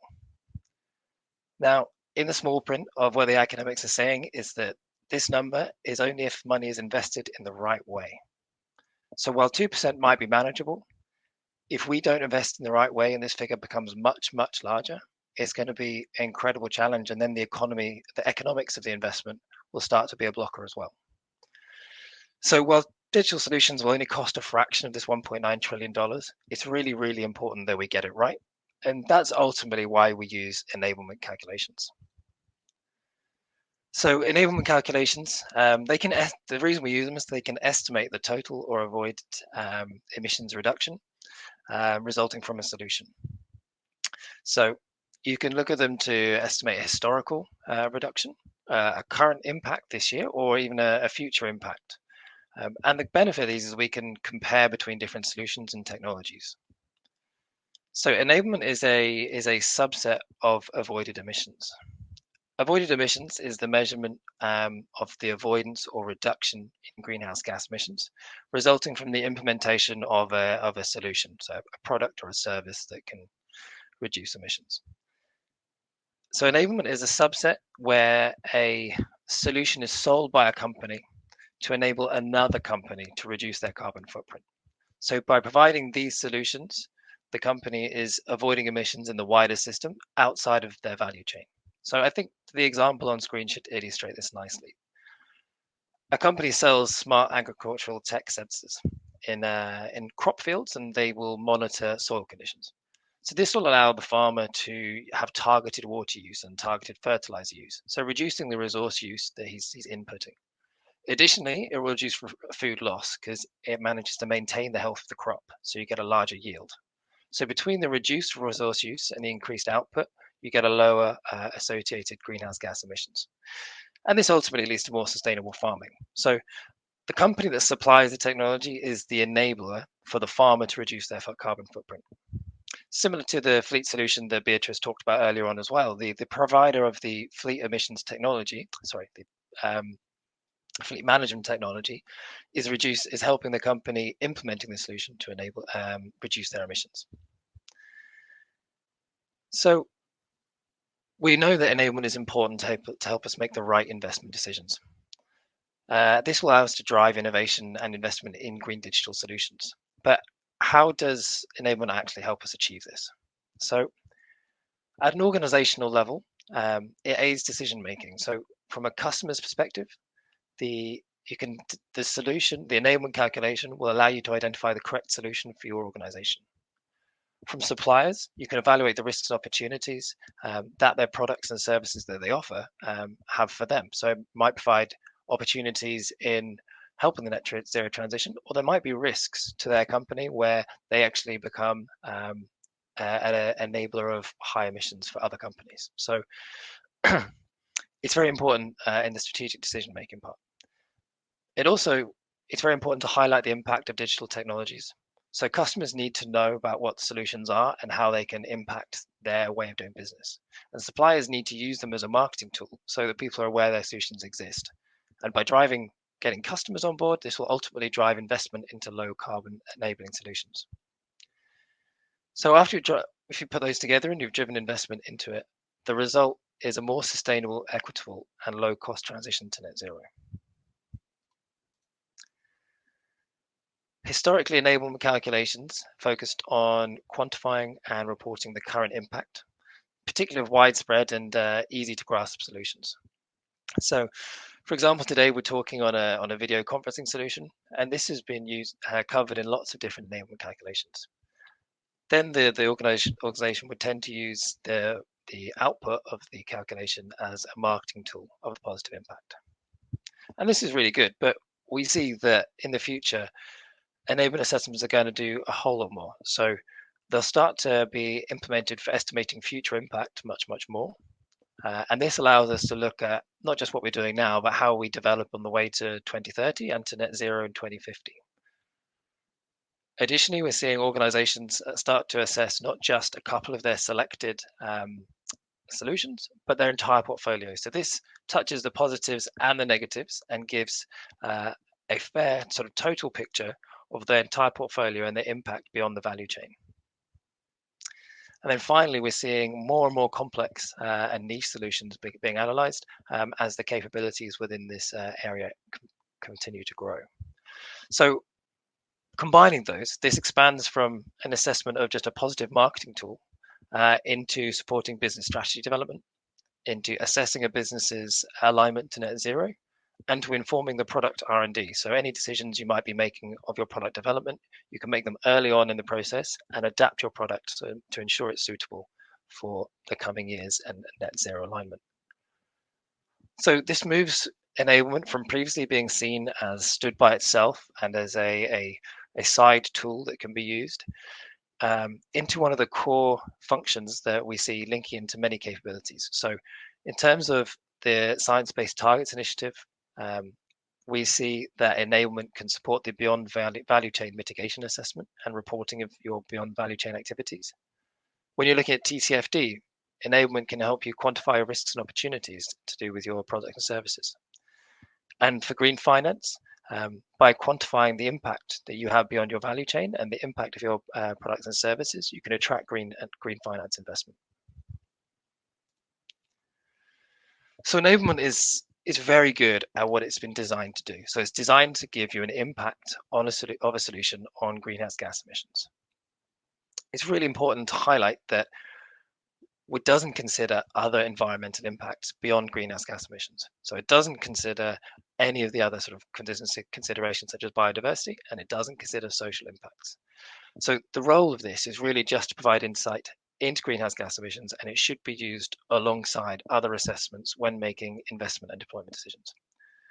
So I think this is important when we look at a report from EDI that was released recently showing a third of people globally support the use of controversial geoengineering technologies as a way of mitigating climate change. Now, I'm not here to say whether that's a good or a bad idea, but an enablement calculation would show just the greenhouse gas emissions potential, and it would be a very significant positive result, most likely. But it would fail to show the potential impact on the ecosystem of, say, spraying chemicals into the atmosphere to reflect UV, or orbiting huge mirrors around the planet, as shown in that diagram there. So it's important to take away that it has its very, very clear strengths, but it can't be used in isolation for decision making alone. So hopefully you've got an understanding of what enablement is and the strengths and the limitations of it. So now I'm just going to look at what's currently being done in this area. So critical for enablement is that we have a method to calculate to do the quantitative assessment on. So Carbon Trust in 2020 co-authored the Avoided Emissions Framework with Mission Innovation. So this is an assessment framework that can be used to identify companies, solutions, and technologies that have a significant potential to reduce greenhouse gas emissions. At the moment, this is the most commonly applied framework for enablement, but there are new ones coming. So the EU wants to drive more green investment, and it sees digital solutions as a fundamental enabler to tackling climate change. So because of this, the EU Parliament formed the European Green Digital Coalition. So this brings together telecommunication and technology companies to work with policymakers and experts, and with the key aim is to drive investment and implementation of digital solutions to combat climate change. So the Carbon Trust are acting as technical experts, and we're working with other sectors such as transport, energy, and agriculture to help create a standard for carbon enablement. So beyond the standard, we're also developing deployment guidelines to help maximize the sustainability benefits of these solutions and get them rolled out and implemented successfully. And we're also developing key performance indicators that can track and monitor the investment and the deployment and the impact of green digital solutions. So when we apply enablement calculations, we can look at sort of a technology-wide approach or a sector-wide approach. So there's started way back in 2014 with GESI, so they're the Global Enabling Sustainability Initiative, and they published the Mobile Carbon Impact Report. So this is a report that looked at 60 product areas in the EU and the US, and it looked at the potential for mobile communications. More recently, GSMA in 2019 released the Enablement Effect. GSMA are a trade body for the mobile communications industry, and they were looking at the global enablement impact of mobile communications across 6 key sectors. So they found that in 2018, they estimated about 2.1 billion tons of carbon dioxide equivalent were avoided due to the use of mobile communication technologies. And to put this in perspective, this is similar to the total greenhouse gas emissions of Russia in 2017. So technologies are really already having an incredible effect on emissions. Importantly, this report also showed that something that Beatrice mentioned earlier in another report, a 10 times greater avoided emissions than the footprint of the technology itself. So the potential here for digital technologies to have that factor of 10 impact is very high. Something we're all very familiar with and probably can all relate to is home working recently. So Vodafone in 2021 produced a report that described the impact of teleworking, both pre, during, and post the pandemic. Post was obviously a projection.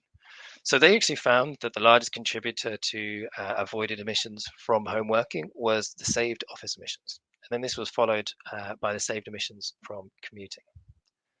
In the same report, looking at Spain specifically, they found that 3.9 megatons of CO2 could be saved with teleworking. And this is equivalent to 28 million flights from London to Berlin. So a huge amount from one particular solution, but deployed widely is having a huge impact.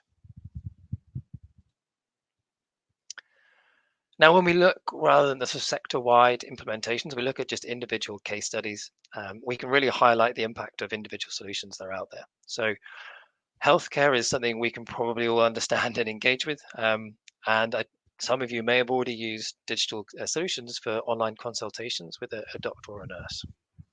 So this case study found that in Spain, patients could save about 3.1 kilograms per consultation. So this might seem small, 3.1 kilograms of carbon dioxide equivalent, but in the UK, on average, or an average person has 25 consultations a year. And so at the population of the UK, that's 1.7 billion consultations. So if we can just get a fraction of those to move over, this can onto online solutions, this can have a really significant impact. Online shopping has obviously increased a lot in the past few years, especially during and stayed high since the pandemic. And an unknown challenge is that the loss and the breaking of wooden pallets. So this creates a huge amount of wooden waste, which is either burned or worse, is thrown onto scrap piles and breaks down, releasing methane emissions. So the alternative to this is use much more durable materials, but these are too expensive to be able to just be transported around the country and lost. So by implementing sensor technology, monitoring the locations of these pallets, they can minimize losses and make it an economically viable solution, and therefore making the shopping more sustainable. And this last one I really like, because drones are one of these technologies that seem to get everywhere and have loads of use cases.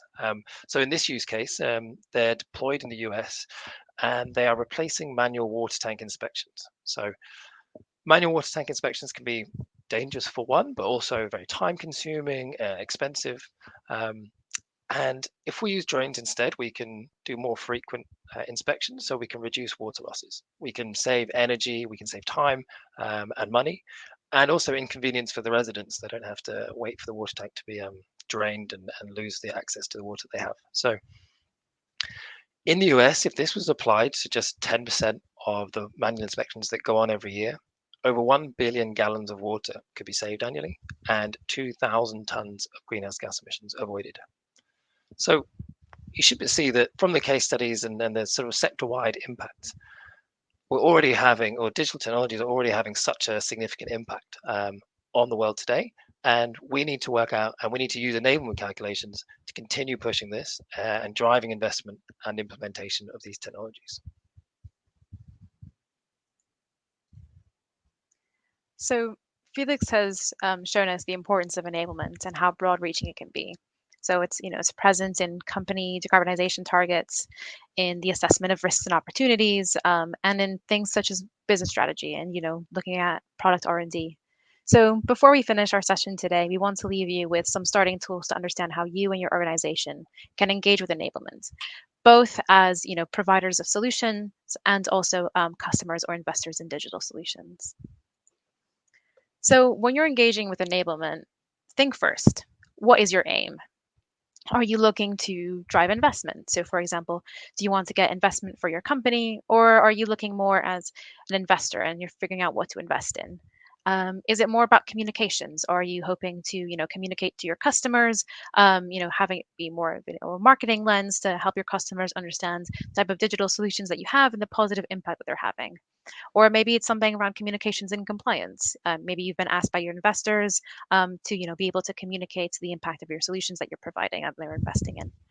Or perhaps maybe it's more internal. Maybe you're looking at business strategy and planning, and you're trying to figure out, the positives and negatives of those solutions in your portfolio. So essentially, what we'd say is use this as a starting point and go from there. Because this figuring out your aim will help you decide what type of project, analysis, or engagement you should be doing. So if we're looking at this as a digital company, you can look at something like portfolio screening. This will help you better understand the impacts of your products and services and understand, okay, which of my products and services have an enabling impact. You can take it a step further and look at portfolio assessments. So essentially quantifying the risks and opportunities from an emissions perspective, not just financial. So by looking at the opportunities, you can understand which of your solutions have a positive impact and will help, different companies decarbonize and reach their footprint targets. And so maybe it's, time to invest in these types of solutions or take these solutions forward.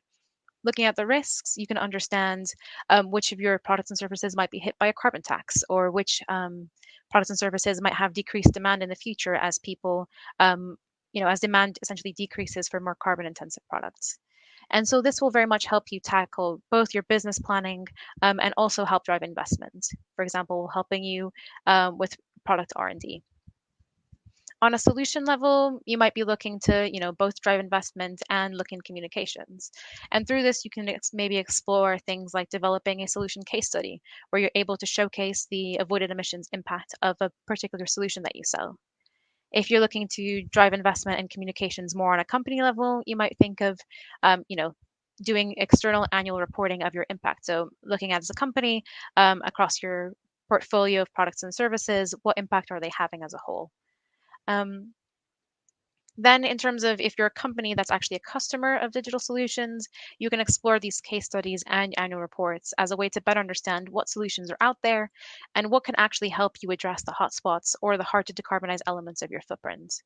If you're an investor, these sources, both the external annual reporting and the case studies, can help you better understand what solutions or what companies you want to invest in, because it showcases, by doing this, companies showcase, that they're thinking about the impact of their products in carbon terms, the impact they're having on climate change, and it's showcasing that they are going to be a resilient company in the future because they're preparing their portfolio for the changes that are coming.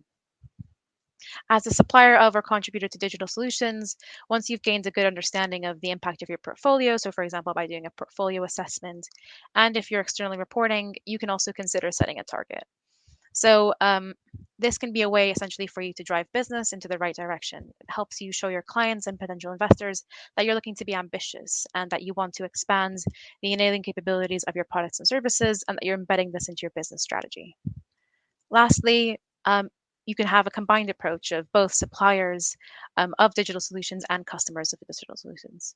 This can come in the form of essentially identifying digital opportunities within business operations.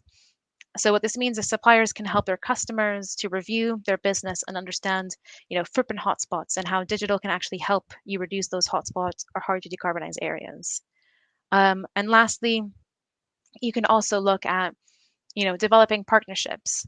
And what this means is, for example, let's say you're a provider of heating pumps or you're a provider of HVAC systems. You can work with a digital partner.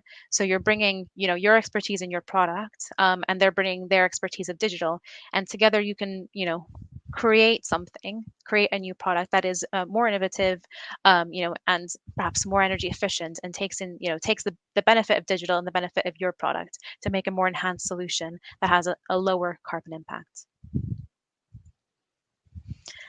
To finish off the session, so looking at current NDCs, by 2030, there's still a 12 gigaton gap to the 1.5 degree pathway.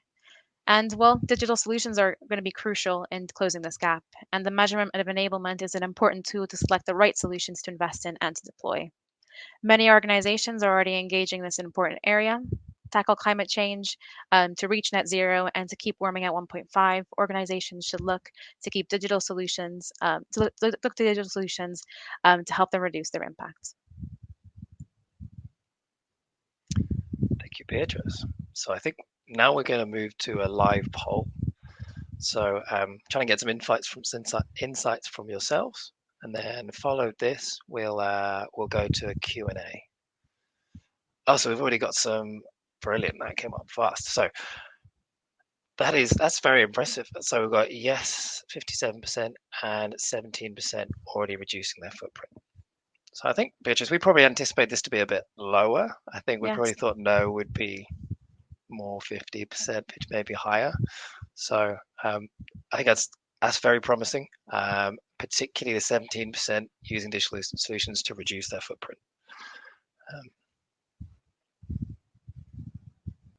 Okay, so we're just going to move on to the Q&A for a short bit.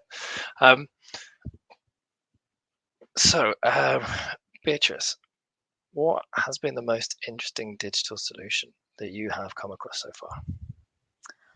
Oh, that's a really good question. I actually heard of one recently that has to do with fleet. So there's a type of fleet analytics platform that essentially, if you're a logistics company that has, a large fleet of LGVs and cars, let's say, for example, by using this platform, you're able to assess each individual vehicle and how, where they drive to usually, what EV charging stations are on the way, how far they can drive on one charge, and then take into consideration things like temperature, so location in which this vehicle is driving and how that affects, energy impact of an EV, also load that's typically in this vehicle. And so taking into basically every element of each individual vehicle within this fleet, this platform is able to analyze which of the vehicles in your fleet you'd be able to switch to EVs. And so you're able to do that seamless transition, being, very assured that these vehicles in this fleet will be able to switch. And then it also gives you tips essentially on those vehicles that are maybe borderline, how to maybe change routing or change, loads, to then be able to switch those remaining vehicles to EVs. So really kind of quite promising in terms of, because there's always this hesitancy in terms of, switching to EVs because you might, make that transition and then understand that, because of how your operations work, that EVs aren't the right fit. So these simple platforms essentially help give you that confidence of which vehicle you can switch, and will hopefully help us on that transition to moving to EVs. And yeah, I think that's. Oh, sorry. No, I was just going to ask you, Felix. So important. Oh, you're going to ask me as well, right? Okay, well, I'll come to mine in a second. But I think that's so important because passenger cars, people have range anxiety just in their own personal cars. And so when it comes to a business, understanding that there are technological solutions that can address that concern, that can highlight the vehicles in your fleet that are ready now to be electrified and rather and have that confidence that there's some brain and somebody working behind it, rather than just sort of a salesman giving you a sales pitch about why you should be buying a new electric van or something, is really important. And I think that's where these technologies really have so much ability to accelerate the transition, which is such an important part of, and we mentioned 2030 quite a lot. We really need to push our ambition to 2030, and that's where these technologies can help us. So that's really good.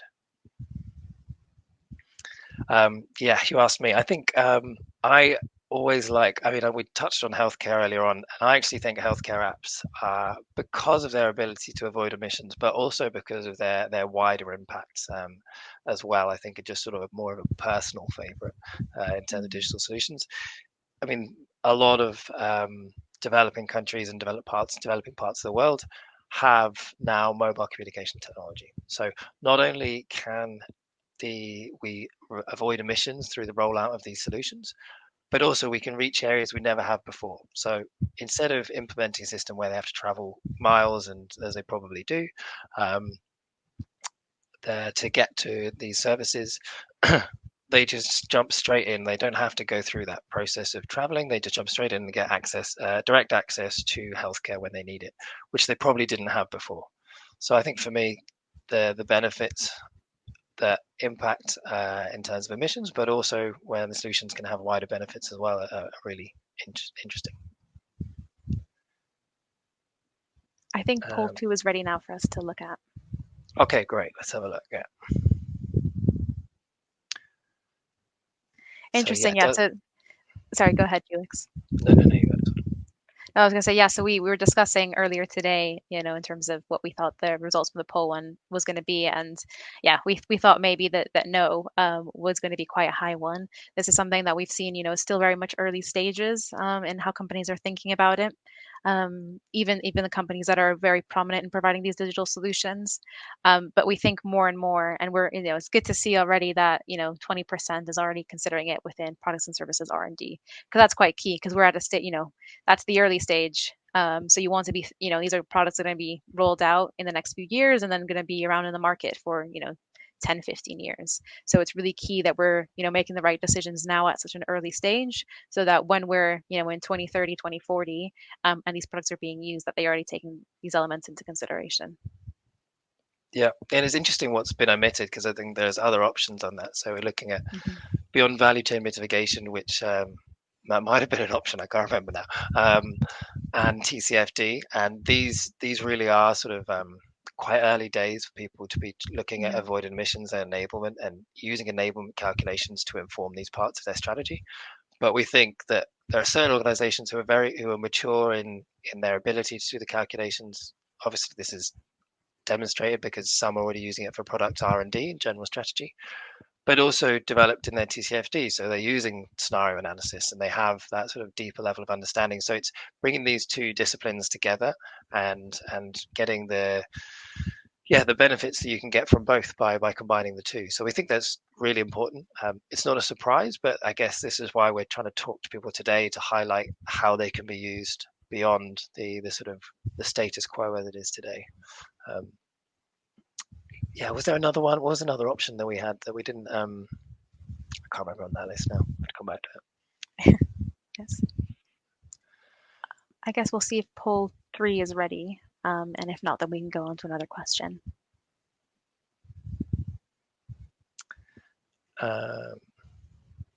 Right. Yeah, we'll keep going with questions for a bit. So, are enablement calculations accurate, and how comparable are they?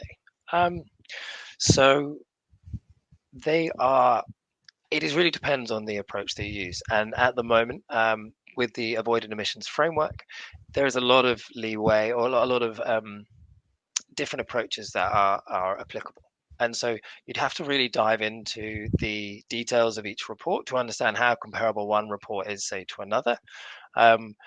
But within organizations, when they're reporting a portfolio, should be using the guidance is to use a standard methodology. So within an organization, they should be very comparable.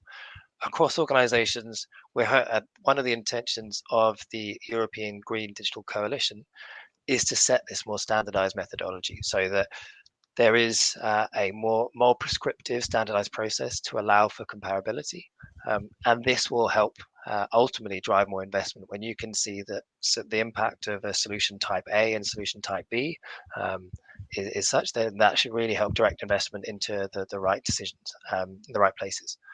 So if they are accurate, comparable is just based on the assumptions and what the basis of the original calculation was. I've got poll 3 now, so let's go to poll 3. That's very interesting, because we again maybe we're pessimistic about this, aren't we, Beatrice? We think communications is really important. It's been a core part of enablement calculations for a long time. It's still getting answers in. That's good. And yes, obviously we think it's a core part, but we never know from the consumer end or how people sort of personally feel about them and how much influence they're having. So I've got to say it's really positive that, and I think anyway that just reinforces the importance for using communications in selling your products, but also driving investment into the right areas. And and I think also benefit for our clients. Obviously, what we're doing is working.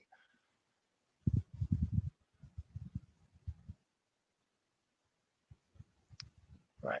Anything to say on that, Beatrice, or carry on to the next question? Yeah, no, I mean, I agree with you. I think it's good to see. It's good to see that. I think interestingly for me, I think it relates to also what we see separately in things like certifications and product packaging and how that's helping inform, consumer decisions of when you go to the supermarket and you're deciding which product to go for and whether that's helping you, in terms of your decisions. I think enablement is something that is at much earlier stage because it's, in a sense, it's there's other reasons for which people will buy certain products or other solutions. But I think, and hopefully more and more, the communication side will help consumers in terms of deciding, which solution to go for. And I think because increasingly we see also a cost impact in relation to climate change. So, for example, with the energy crisis that we're now in, right? If you have something that's you go for more energy efficient lights and a more energy efficient a washing machine or whatever it might be, or solutions that are helping you reduce those costs. And so, as more and more we see, the costs and benefits of also going for something that is greener and has a more positive impact on the planet, I think hopefully we'll see with this communications that helping us make the right decisions.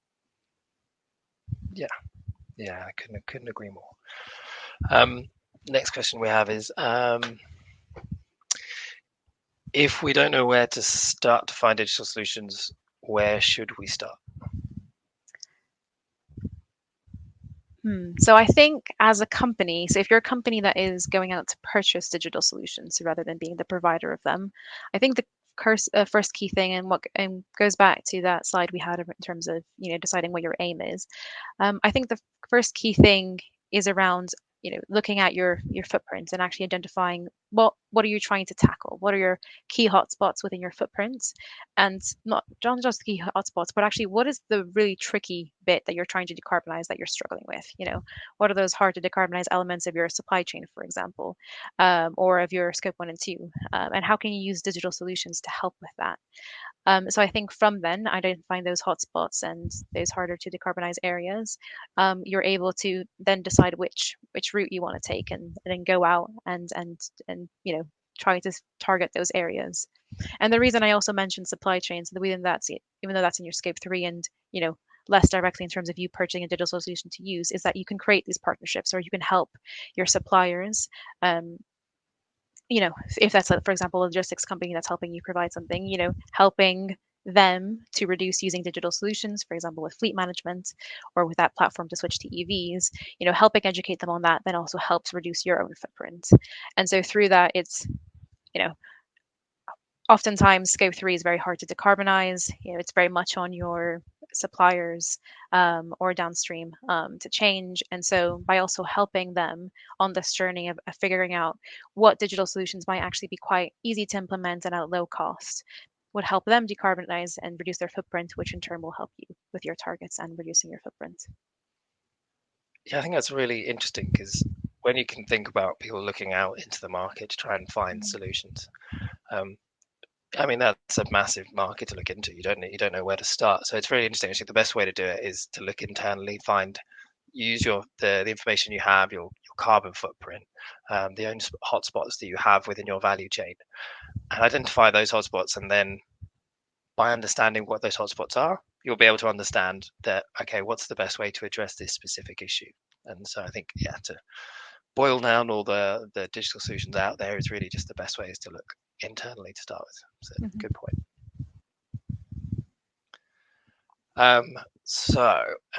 What types of technologies are the most important for the transition to net zero? Do you want to take that one first again, and I'll follow up? Yeah, sure. So I think, I'm going to give a similar answer to my previous one. I think it all comes down to identifying hotspots, right? So in terms of, okay, what are the most important technologies? First, we have to look at what are the biggest problems, right? Which sectors are we struggling to decarbonize the most? And within those sectors, really, what are the trickiest little bits? So for example, maybe in transportation, things like shipping, right? That's something that's quite hard to decarbonize. So is there a digital solution that can help answer that? Or looking at energy, flexibility in the grid, helping manage demand during peak times, helping if we're trying to essentially not use as much fossil fuel, how do we manage this, and how can we use digital solutions to respond to that? So I think, yeah, very much looking at sectors, identifying within those sectors, identifying which sectors have the biggest impact, and within those, which are really the trickiest bits to be decarbonizing at this moment. And also on the other side, looking at what has the, I guess, not just the trickiest to decarbonize, but what by you changing could have the biggest impact, right? So what is something, there might be easier fixes and changes in ways of doing by implementing digital solutions that could actually, because it's something that's a problem globally, by implementing a simple solution, you might be finding a quick fix or an easier fix for a big problem. Yeah. Well, you took all the good ones there, didn't you? All the big hitters, the energy and transport. I think I do think transport is a particularly interesting area. Energy has the benefits of a lot of the technologies are available now, and it's about scaling them. So a lot of the, and that's where grid balancing comes in and grid optimization. Whereas transport really needs help along its transition, because we know that airlines and we know that ferries and we know that large trucking and HGVs are going to be very hard to decarbonize. So this is where I think the solutions that can really impact this, if we can maximize utilization in all of our freight, if we can work out how to optimize the journey distances, if we can work out how to start using